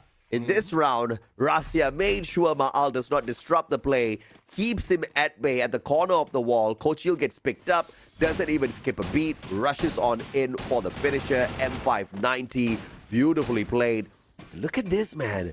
EVOS with the lead over RRQ. How impressive that is. Definitely. What's impressive is the number of times that level 3 MP5 has turned hands, change hands overall. Earlier it was RRQ, and then Evo's Divine, and vice versa, like back and forth, and it's just deadly. And it's so much of a challenge really to go against who has that MP5. So Ray, a little bit too close though, who might be in trouble later on, especially when Maal goes for the flank. And I think this one's a little bit of an advantage here for the side of RRQ, as they're a little bit closer to the airdrop. 18 Deer, backdoor access with the Tatsuya will be able to find himself a little bit of a extra advantage, but Abe with the pickup as he comes back in here for the mighty play. Kochil left all alone on the side of EVOS. This comeback is obviously going to be impossible as Dudes brings that round to an end. RRQ clawing their way back in here. Yeah, 3-4 in the score, and RRQ is catching up. Let's see if it will turn the tides once again in the next round. But so far, I mean, weaponry, there's not so much that they will be using in resources for RRQ. And I guess Evo Divine has saved up enough as well from the previous win that they have. They still have the lead though, and quite an open area that can give advantage to Russia for the snipe. Now let's see the setup this time around. Ma'al with the frag grenade in hand. AWM M82B on the switch as well. RRQ going to be pretty deadly on the sniper. You see the balanced layout here by EVOS on the other hand. Not overextending their players just yet. Kind of baiting out those grenades first before taking a step towards RRQ. Yeah, Ray getting too close. And I guess Abe will be waiting. The damage will be dealt. And this is one thing. Once the grenade has been thrown, at some point they slowly get close. So this might be what RRQ is planning to do, just to make sure that they can reel them in. But on the other side, it might be Russia who they are targeting, and that glue wall Riptide Rhythm has been pulled out, taking out glue wall of Russia. Now the rest of the teams of Evo's Divine is already closed, and Evo's Divine going down. RRQ quick respond. I mean, we are all equal just like that. 4-4. And EVOS made us all believe that they were about to run away with this. And RRQ just said, no boy, not just yet. We are the big brothers over here. And on to Hager we go at Bermuda. This might just go the distance in game number 1 in itself. But I wonder if or not RRQ can finish this off early now. Now 18 Deer with the advantage. Level 3 Scar. You've got the Groza in the hands of Abe as well. Ma'al obviously with an AWM and an M82B on combo. RRQ is going to be very deadly. But now the tag. Early tags onto Ma'al. Has to back away. Firewall tags up Ray. Kochil very brave. Abe looking for the airdrop. But it hasn't fully loaded on just yet. But the good glue wall will keep him safe for the time being. Aim God and team on the back. And they will have access to the airdrop fest. Yeah, first blood has been dealt with by Kochil. Here comes Abe, one takedown. A follow-up is about to happen, but Ma'al beats him to it. That is a part of the plan. Reel them out and put them into or out of their misery as well. Duts right now going down despite of that spider trap. And Ma'al going solo against 2, and Russia ends it. Well, little brother got the comeback right there, Ma'al. I mean, I'm sure, bro, the chili tastes just as spicy in his mouth as it did for Russia earlier on. Unfortunate for Ma'al, he just didn't have the backup. 5 eliminations, and Russia outdoing him with 6 on his side now. It's still the battle of snipers, let us not forget. And Russia is actually winning that out right now. Yeah, I mean, 6-5 in terms of elimination, but assist. Like, Russia has done so much in helping out. He's not just Overwatch, he's also damage dealer for this team. Now, let's see, though, on what angle they will take. Ma'al already on the back foot. It's a good thing Duts is giving him a little bit back up. Now, Abe right now received a lot of damage, puts up 2 glue wall and 80 deer just to set up, just in case Evo's Divine goes for the rush. What can they derive from this play now? I wonder. Russia, AWM in hand. Level 3 MP5, courtesy of Ray as well. Smokes are out. Now RRQ cannot see them coming. Ray, on the other hand, has got the Koda on the pop, but just misplay will lead to his drop. But Kochil with the backup out of nowhere. 3 players down and bleeding out on the side of RRQ. Ma'al going in for the finisher, but as the sniper of RRQ misses the mark. And Ma'al with the clutch out of nowhere. And that's a little bit of payback to little kid Russia. And that Riptide Rhythm is the game changer at this point. A lot of glue walls has been set up just to make sure that they can go in for that pick up. But Riptide Rhythm clears it out. Maal with plenty of health going and dealing with Coachil. That was the game changer of that match. And we're tied.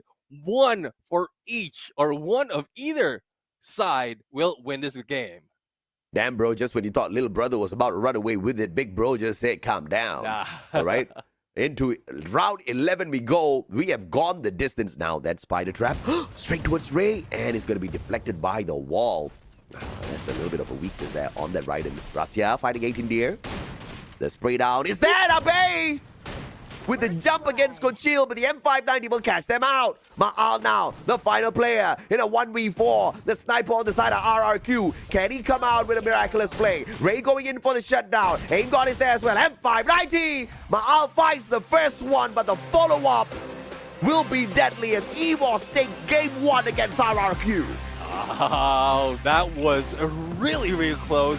And it just so happens that the misstep coming from Evo's Divine cost them that round. There's not so much of a quick movement in terms of reposition for Maal to help out with the rest of the teams.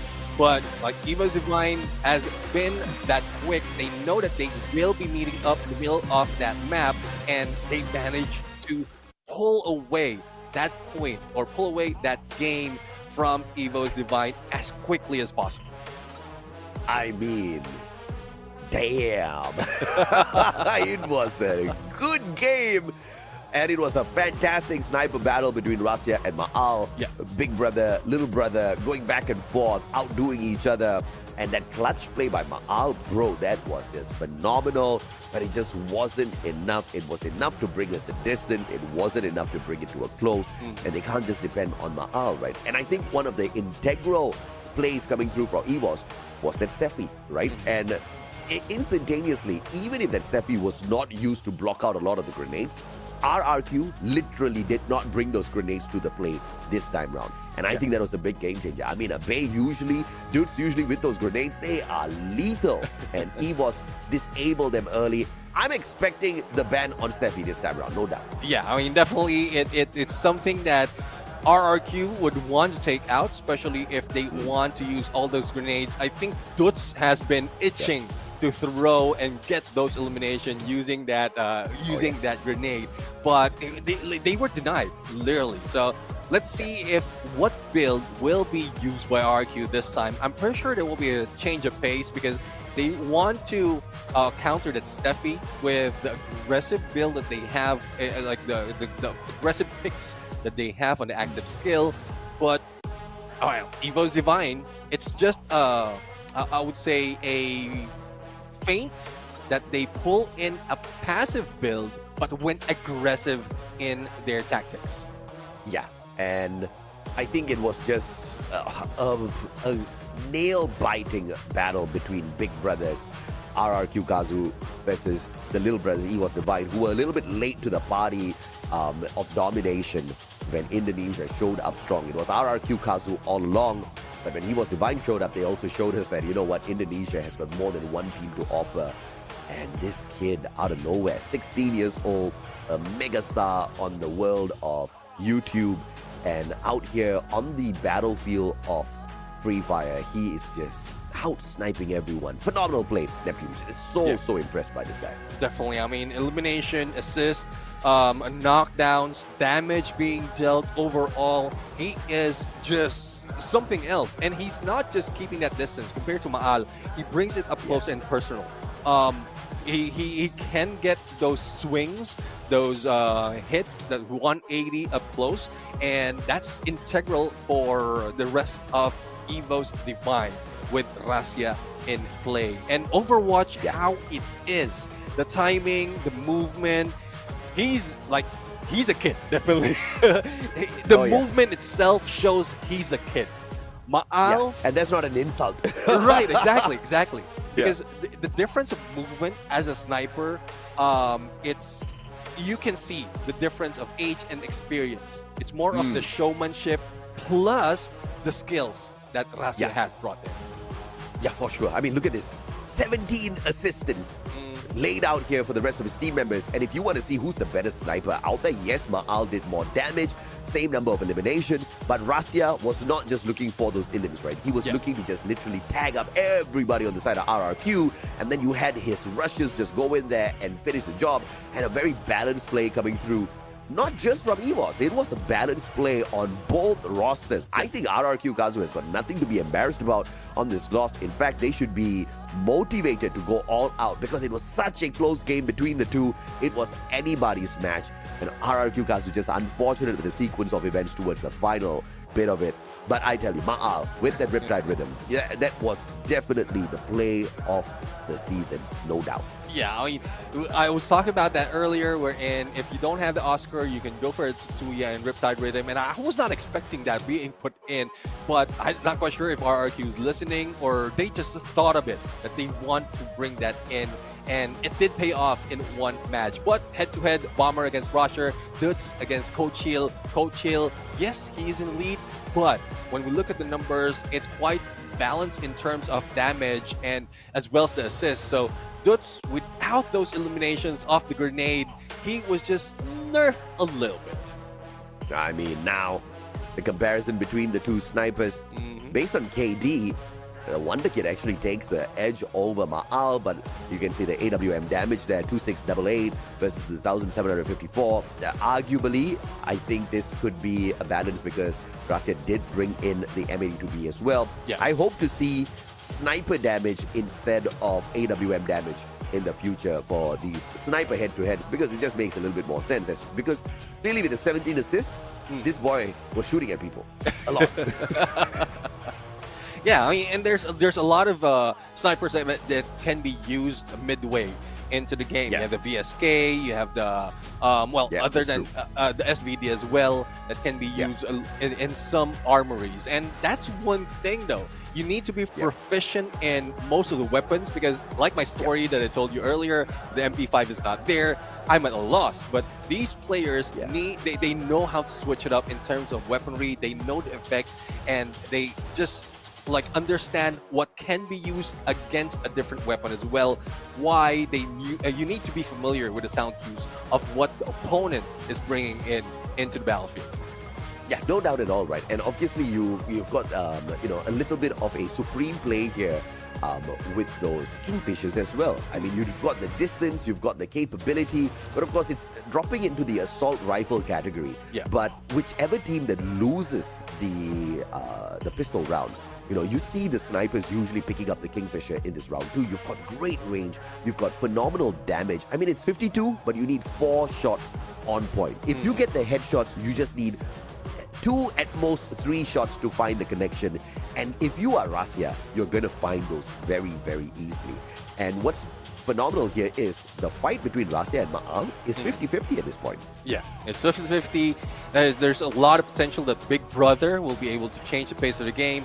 But again, the picks would be, I guess, favoring RRQ in this game. So the stretch, unless EVOS Divine already planned this out. Yes, we pulled out the Steffi. It will be taken away from us. What would be the counter? That's the often mindset that we have, especially when we talk about drafts, when we talk about bans and picks. And I guess EVOS Divine knows that and probably bring in a counter against that Dutz as well as his Steffi.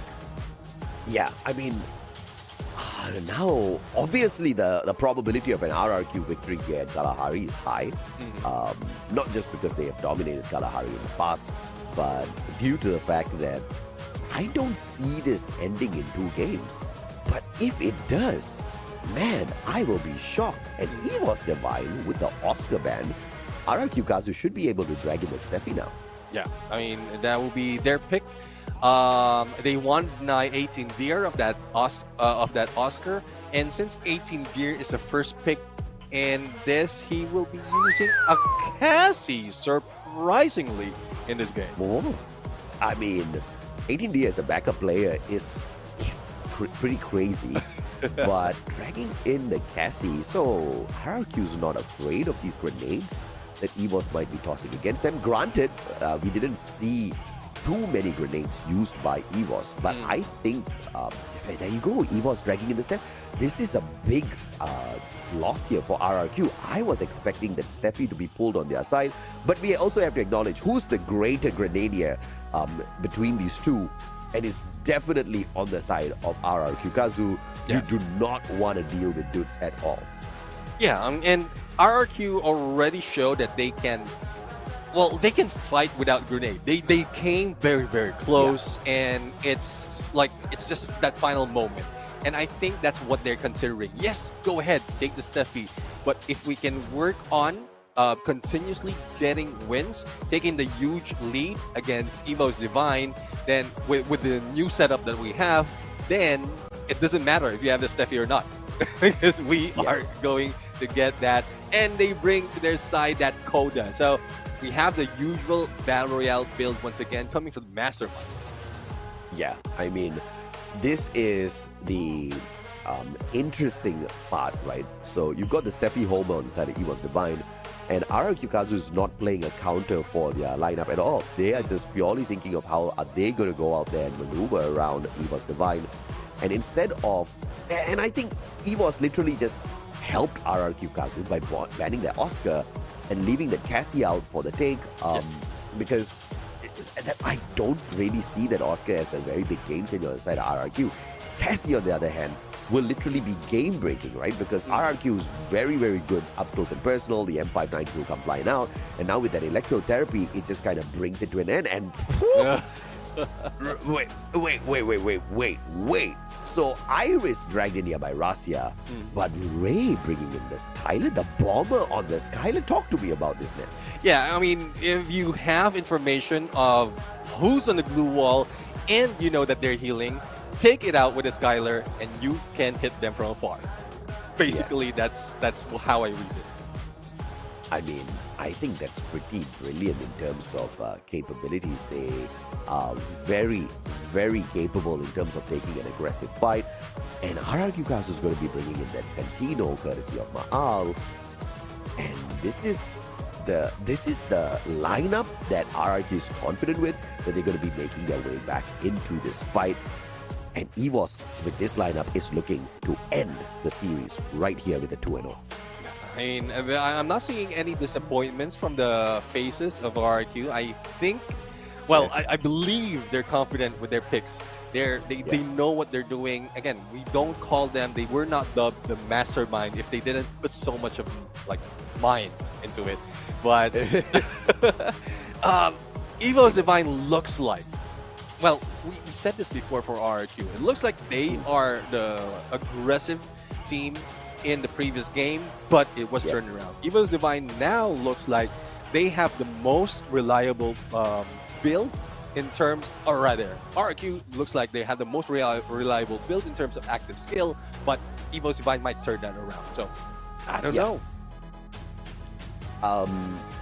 Because I'm just looking at how the active skills are picked based on what elements, right? And I think I'm preferring the EVO's Divine pick because they have picked it understanding how good RRQ is with their gameplay and understanding what sort of active skills they need on their side to perhaps disable them. We saw the maze of glue walls that RRQ set up earlier. Yes, Maal brought in the Skylar, but now EVOS drags into their side, and I think, like you pointed out, it's going to be a game changer, right? They are assessing what these boys on the side of RRQ is doing to play the defense, and they're just ripping them apart. And we saw the Steffi, so they get to defend up against all of those grenades dudes can potentially toss at them. And with the Skylar, they're just going to be breaking down the defenses and just spraying them. If the Skylar is not available, you've got the Iris in the hands of Rasia, of all people, the deadly sniper of EVOS, to really, play a number on them. And then you think, okay, maybe information-wise, they don't really have much. They still have the Homer. So, and Ray is very deadly with the Homer, especially when you're playing the M590. This is still a game that's pretty much on the side of EVOS. Unless, of course, RRQ just pulls off a phenomenal play out of nowhere.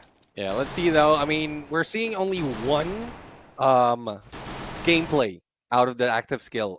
Well, for me, I'm seeing only one set of gameplay from the active skill from Evo's Divine. And for RQ Kazu, there's a lot that we've seen so far in the past. But, well, first round of the game, pistol round. But I think they have been disabled already. Aim God for the flank and Rasia on the Overwatch. But Aim God not going down, and he goes down in there from the hands of Maal, and Ray right now goes on for the flank. I mean, Abe on fire. RRQ gave EVOS no room for recovery at all. Straight up with the rush. I think it was a little bit of an overextension from AimGod, but you got to respect Abe. The fact of the matter is, he's able to be so aggressive because he's literally got the electrotherapy pumping him up, and he's just rushing in at these boys on the side of EVOS, not worried at all with the potential takedown. And I think in a situation like this, the team of EVOS really needs to focus on 18 Deer. Once you take out that electrotherapy from the equation, Abe is wide open. Yeah, I mean, but how? You've seen how 18 Deer moves. Yes, he doesn't yeah. have the rusher build, but he can like weave out from any situation, any glue walls, any opponents. And that's a reason as well why they entrust that support role to 18 Deer. Now, Rasia, a little bit too high in here and probably going in for that initial slay against Maal just to make sure that they have a little bit of advantage in terms of Overwatch. But Dude's already on the flank listening in, and it's a smart move for Evo's Divine as well to go in proning. But here comes the battle of the snipers up top. Rasia almost got the shutdown onto Maal. The distraction by the Sentino just forced him to focus elsewhere. Maal missing that opportunity to take him out of the equation as well. And as anticipated, after losing the first round, the Kingfisher in the hands of Rasia, already with so much of damage laid out. AimGod with the mini Uzi alongside Kochil, but Kochil misses the opportunity, gets headshotted by Duts, who will be able to put him down on the ground, but Maal taken out of the equation, courtesy of Rasia. Now this is a big play from the Wonderkid. Yeah, one thing though, I mean, Coach Hill has been taken down because he didn't move after that Aurora Vision has been activated. Now let's see, Abe backs away and couldn't really get his way in that fight, but here comes Dudes for the back up. But Rasia managed to go up close and personal with the Kingfisher. Abe pulls away in perfect timing, and Ray will be taken down. RRQ gets the point. Ray was on the eco, he had the deagle in hand, could not find the headshot. And obviously it's going to be a tad bit slower. Perhaps not the best map to bring the deagle in. You need a little bit of distance. And of course, it's not the easiest gun to aim with. I mean, I've tried it. I don't know how these players use it as a hand cannon. In my hands, it's a useless weapon. That's why you hate the pistol round. Yeah, man. Hate it, well, bro. I hate the pistol round as well. I just try as much as possible. And the big word is try. But for Evo's Divine right now, because of the Steffi that they have, they go in 3-man strong against RRQ. Homer triggered, Riptide Rhythm as well to clear out the glue wall. No takedown just yet. AimGod goes down first. What a messy play here from the side of EVOS. They rushed on in, they had the Steppy, they had those grenades being tossed on, but they were just not looking at the right side and just absolutely outplayed by RRQ. Looks like Big Brothers are on a roll, and this is 3 rounds in a row now they pick up. Yeah, I mean, no respawn yet from Evo's Divine. It seems like the usual build, the standard build, other than together with the Santino, is working for them. And even Maal we haven't seen Santino used offensively. It's more of a distraction. It's more of a reposition. So let's see if Maal and the rest of the teams can do it once again. 2-player push in the mid, and stunned with that Homer, but there's no follow-up to that, so I guess that would be a waste skill. Waste of skill indeed. I don't know for the whole game or just in that round, because I haven't really seen the Homer play a lot of advantage just yet. But Abe, really low.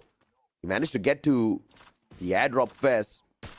A little bit of an advantage here. It's not the cyber airdrop though, so a lot of unnecessary risk here by Abe.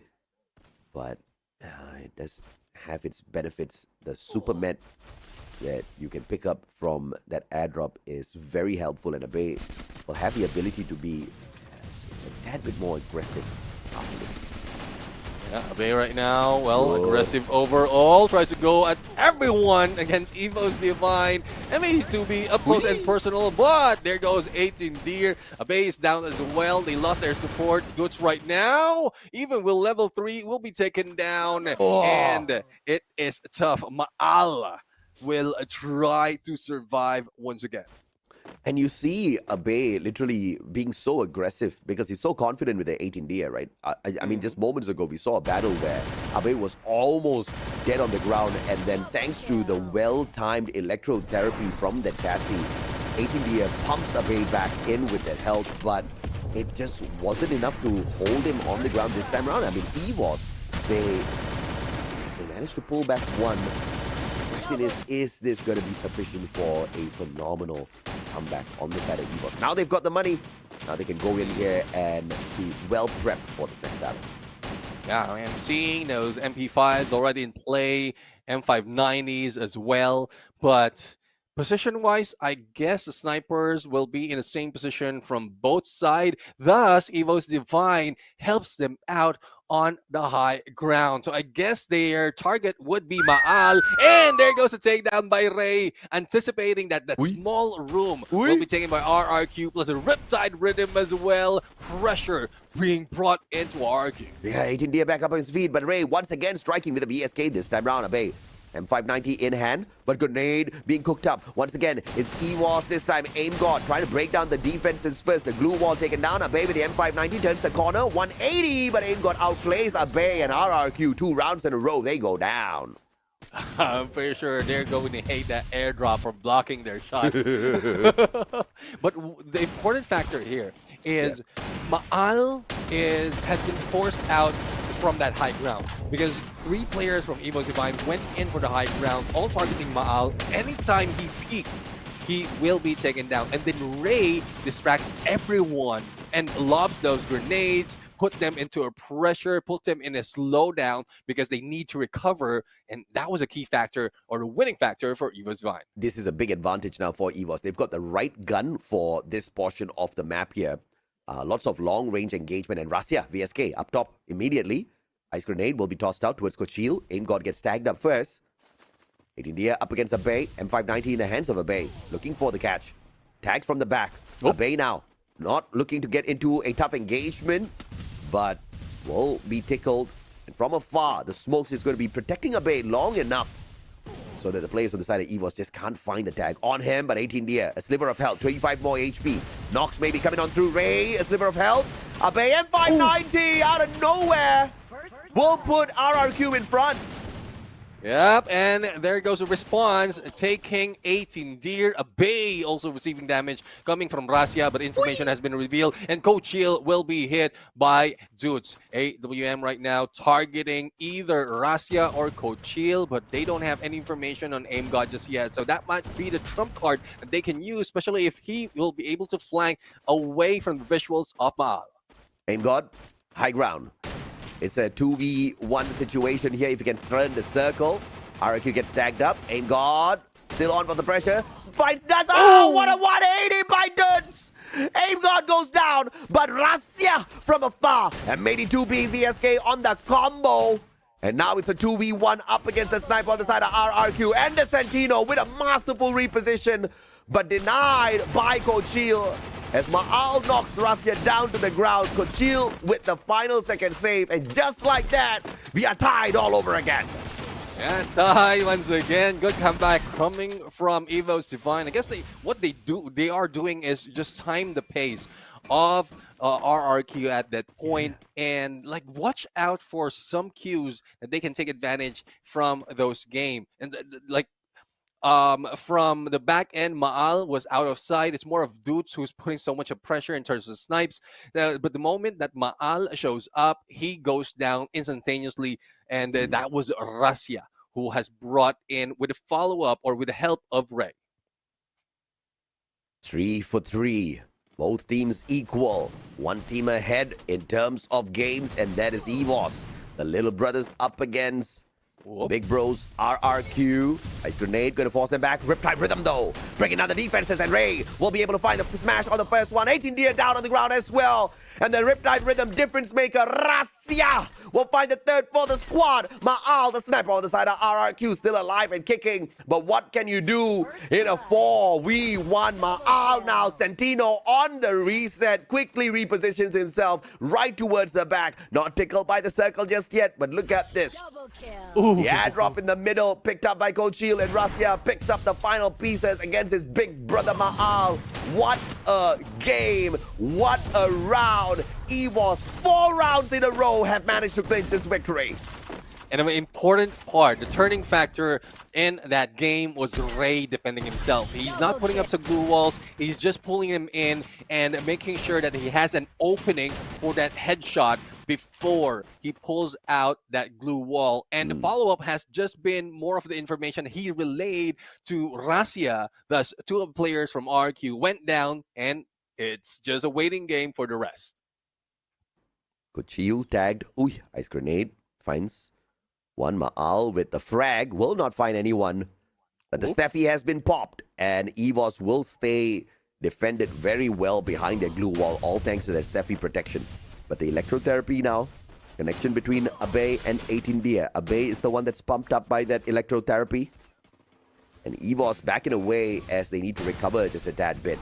Ignis Firewall forcing Abe, and the Tatsuya's Rebel Rush is going to get him to a safer side of those silos for the time being. And very good maneuvers coming through from both sides thus far. Yeah, I mean, rotation, full rotation being done by EVOS Divine, and then good timing on the back away. But 18 Deer in trouble, and 590 in play, and Rebel Rush doesn't save it. Baal, it is just Aim God being Aim God himself with that ace. What an ace by Aim God, truly the god of aim. Boom! Boom! Looking for the man behind the glue wall, distracted by that Rebel Rush, turns the corner, finds the hit, sees Dutch behind his defense and goes in for the finisher. My God, Aim God. What a phenomenal round that was, and 5 rounds in a row now. EVOS Divine on series point to knock Big Brothers RRQ out of Clash Squad. EVOS Divine saying 5, let's make it 6. Let's see if they can pull it off right now. Aim God, the aggression, the ace player in this game. Damage at that fight, but Ignis, Flam, a wall, and let's see if they can fight back right here, because all pressure from all those throwables being brought in by EVOS Divine, because they don't have any defenses, but Abe will be picked up quickly, but 18 Deer goes down as well. I mean, Rasia back-to-back now. He's managed to get those knocks. Dudes down on the ground. Phenomenal play. Aim God. And this looks like it's all won out by EVOS already, even at this point, Nep. Yeah, let's see. Go chill for the finisher. Maal putting in or being pressured at this point. Ray right now might be taken down because he's low on health, but the backstab and the win, as well as a ticket to the playoffs, goes to EVOS Divine. 6 rounds in a row, showing up strong against RRQ, outdoing, outplaying, out-selecting those active skills. My God, what a play from EVOS Divine. Phenomenal from start to end, and I cannot get enough of this wonder kid Rasia, but it wasn't just about him. The whole squad of EVOS Divine, they were locked in and they gunned down RRQ. Yeah, literally gunned them down. And no surprise hit from RRQ can hit them from behind. Anything that RRQ tries to pull off against EVOS Divine because of the Overwatch, and it's not just Rasia overall. Ray has helped out in the snipe as well, and that was integral into that fight. Plus that clutch from Aim God, that was a great motivation for the team, because even in the final match, he was rushing it. Damage, not phased at all, because he knows the rest of the team has his back. I live for this. This is what we live for, nephew. Holy no, what a game that was, and what growth we have seen out of this team called EVOS Divine, and what an addition Russia has been. I mean, oh my, that was through and through the Russia show reel, no doubt. Yeah, I mean, he can add it to the books. He can add it to all his clips, the record, and it is just like activation of Russia at that. But I believe it's more of not only what Russia can do, it's more of the rest of the teams being activated, and it can be used towards Battle Royale if they find that groove. Yeah, absolutely, man. I mean, oh my. And it looked like Maal was about to save the day, but the biggest play here, above everything else, is the fact that Abe, Dudes, could not go in aggressive, right? Dudes especially could not be the grenadier of the squad. None of his lethals worked 2 rounds in a row that Steffi was brought in. And I don't know what kind of an arrogant, egoistic ban, EVOS was thinking of. But bro, they should have stolen away that Steffi. They should have banned out that Steffi so that they could rain those nades down on their heads. But that wasn't the case. And I think that was a huge miss for RRQ in this match. Yeah, I mean, if you cannot take the Steffi, at least ban it. And that's one thing that they could have done at that point, because they know this trend.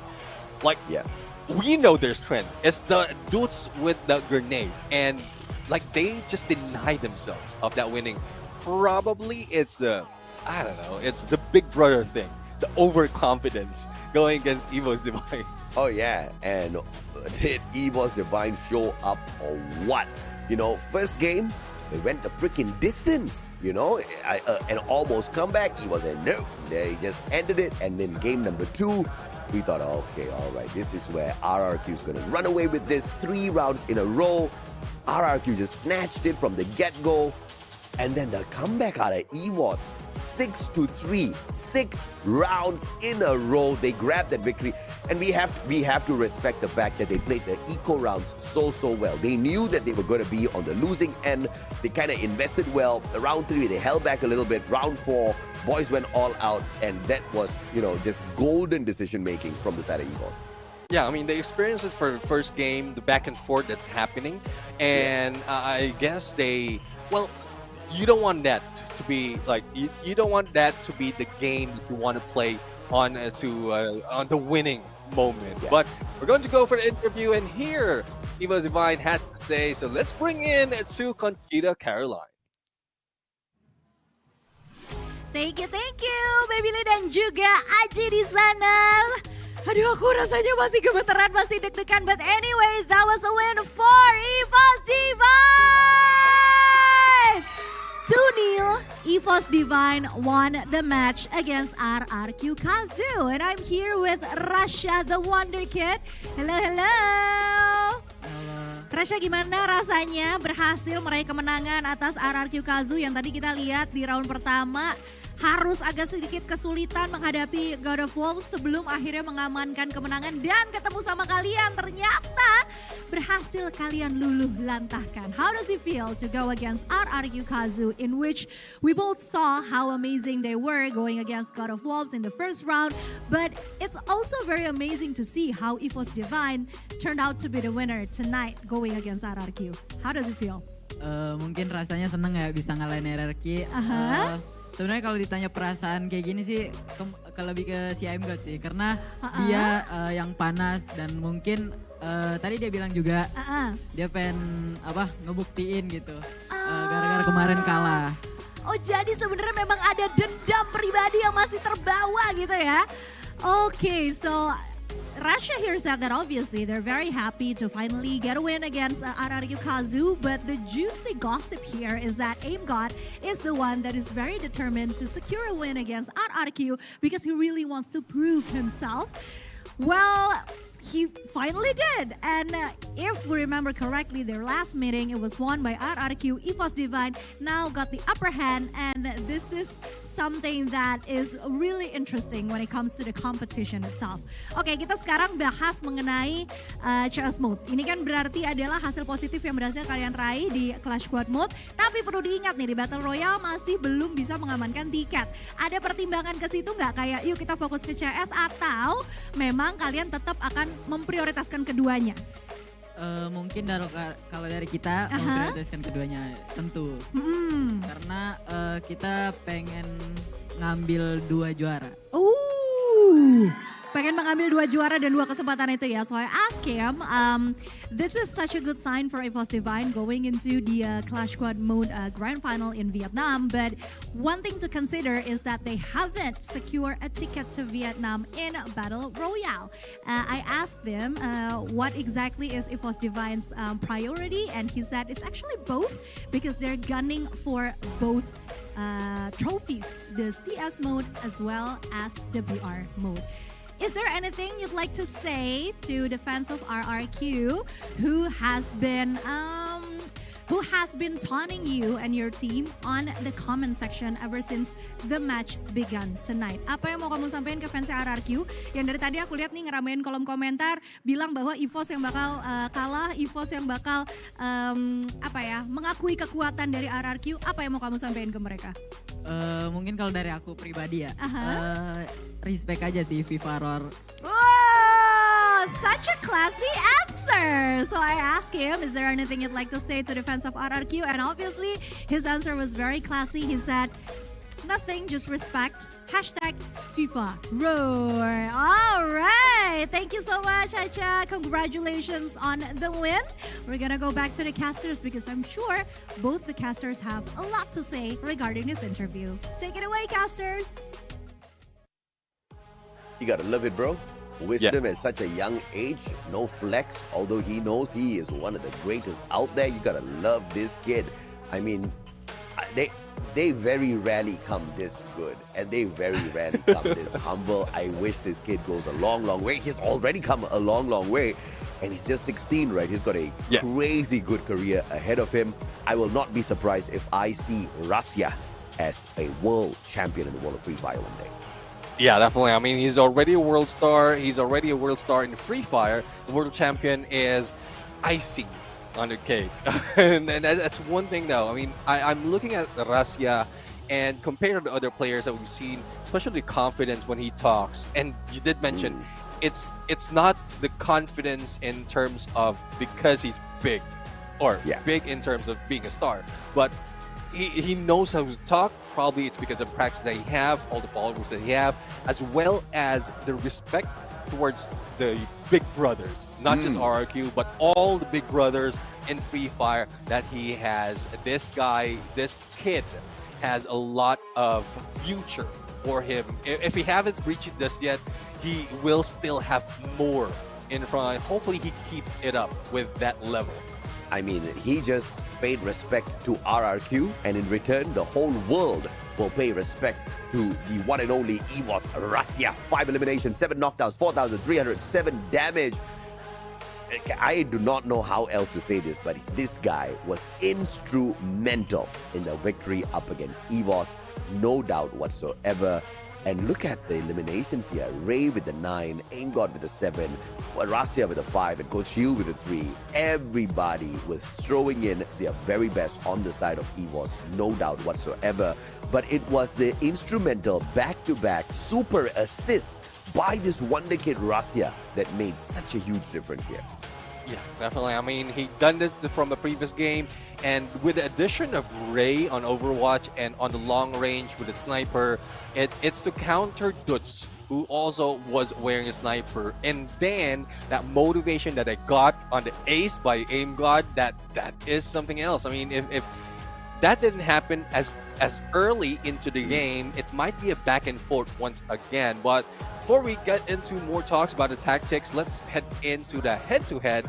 EVOS Divine, Ray against Abe from RRQ. In terms of elimination, damage, KD, even assist, it is just gearing towards the ray of sunlight from EVOS Divine. I mean, it was just too good. And for Ray to just deny those grenades and instead shower RRQ with those nades. That was his next level. But then the battle between the snipers, between the big bro and the little bro. 5 eliminations versus 4. Rasya takes the win. Damage, Rasya takes the win. KDA, Rasya takes the win. AWM damage. Ma'al shows up. But I don't think it makes much of a difference. RRQ has been officially kicked out of the Clash Squad run, and EVOS makes it to the playoffs. Yeah, I mean, the playoffs, they go, and we have our 4 teams already heading into the playoffs. Which order, who are going against who, that is still the question mark overall. But you know how it is. Big hitters and teams that we want really to step in there and face the Giants. And Giants, we're talking about Borneo United, we have Team Falcons. They have taken all the championship already, AJ. Yeah, absolutely. Well, ladies and gentlemen, boys and girls, survivors of all ages, that's it for Neptune and I and Broadcast. We're going to be signing off now tomorrow, 1 hour delayed, the same place. You guys, we'll see you there.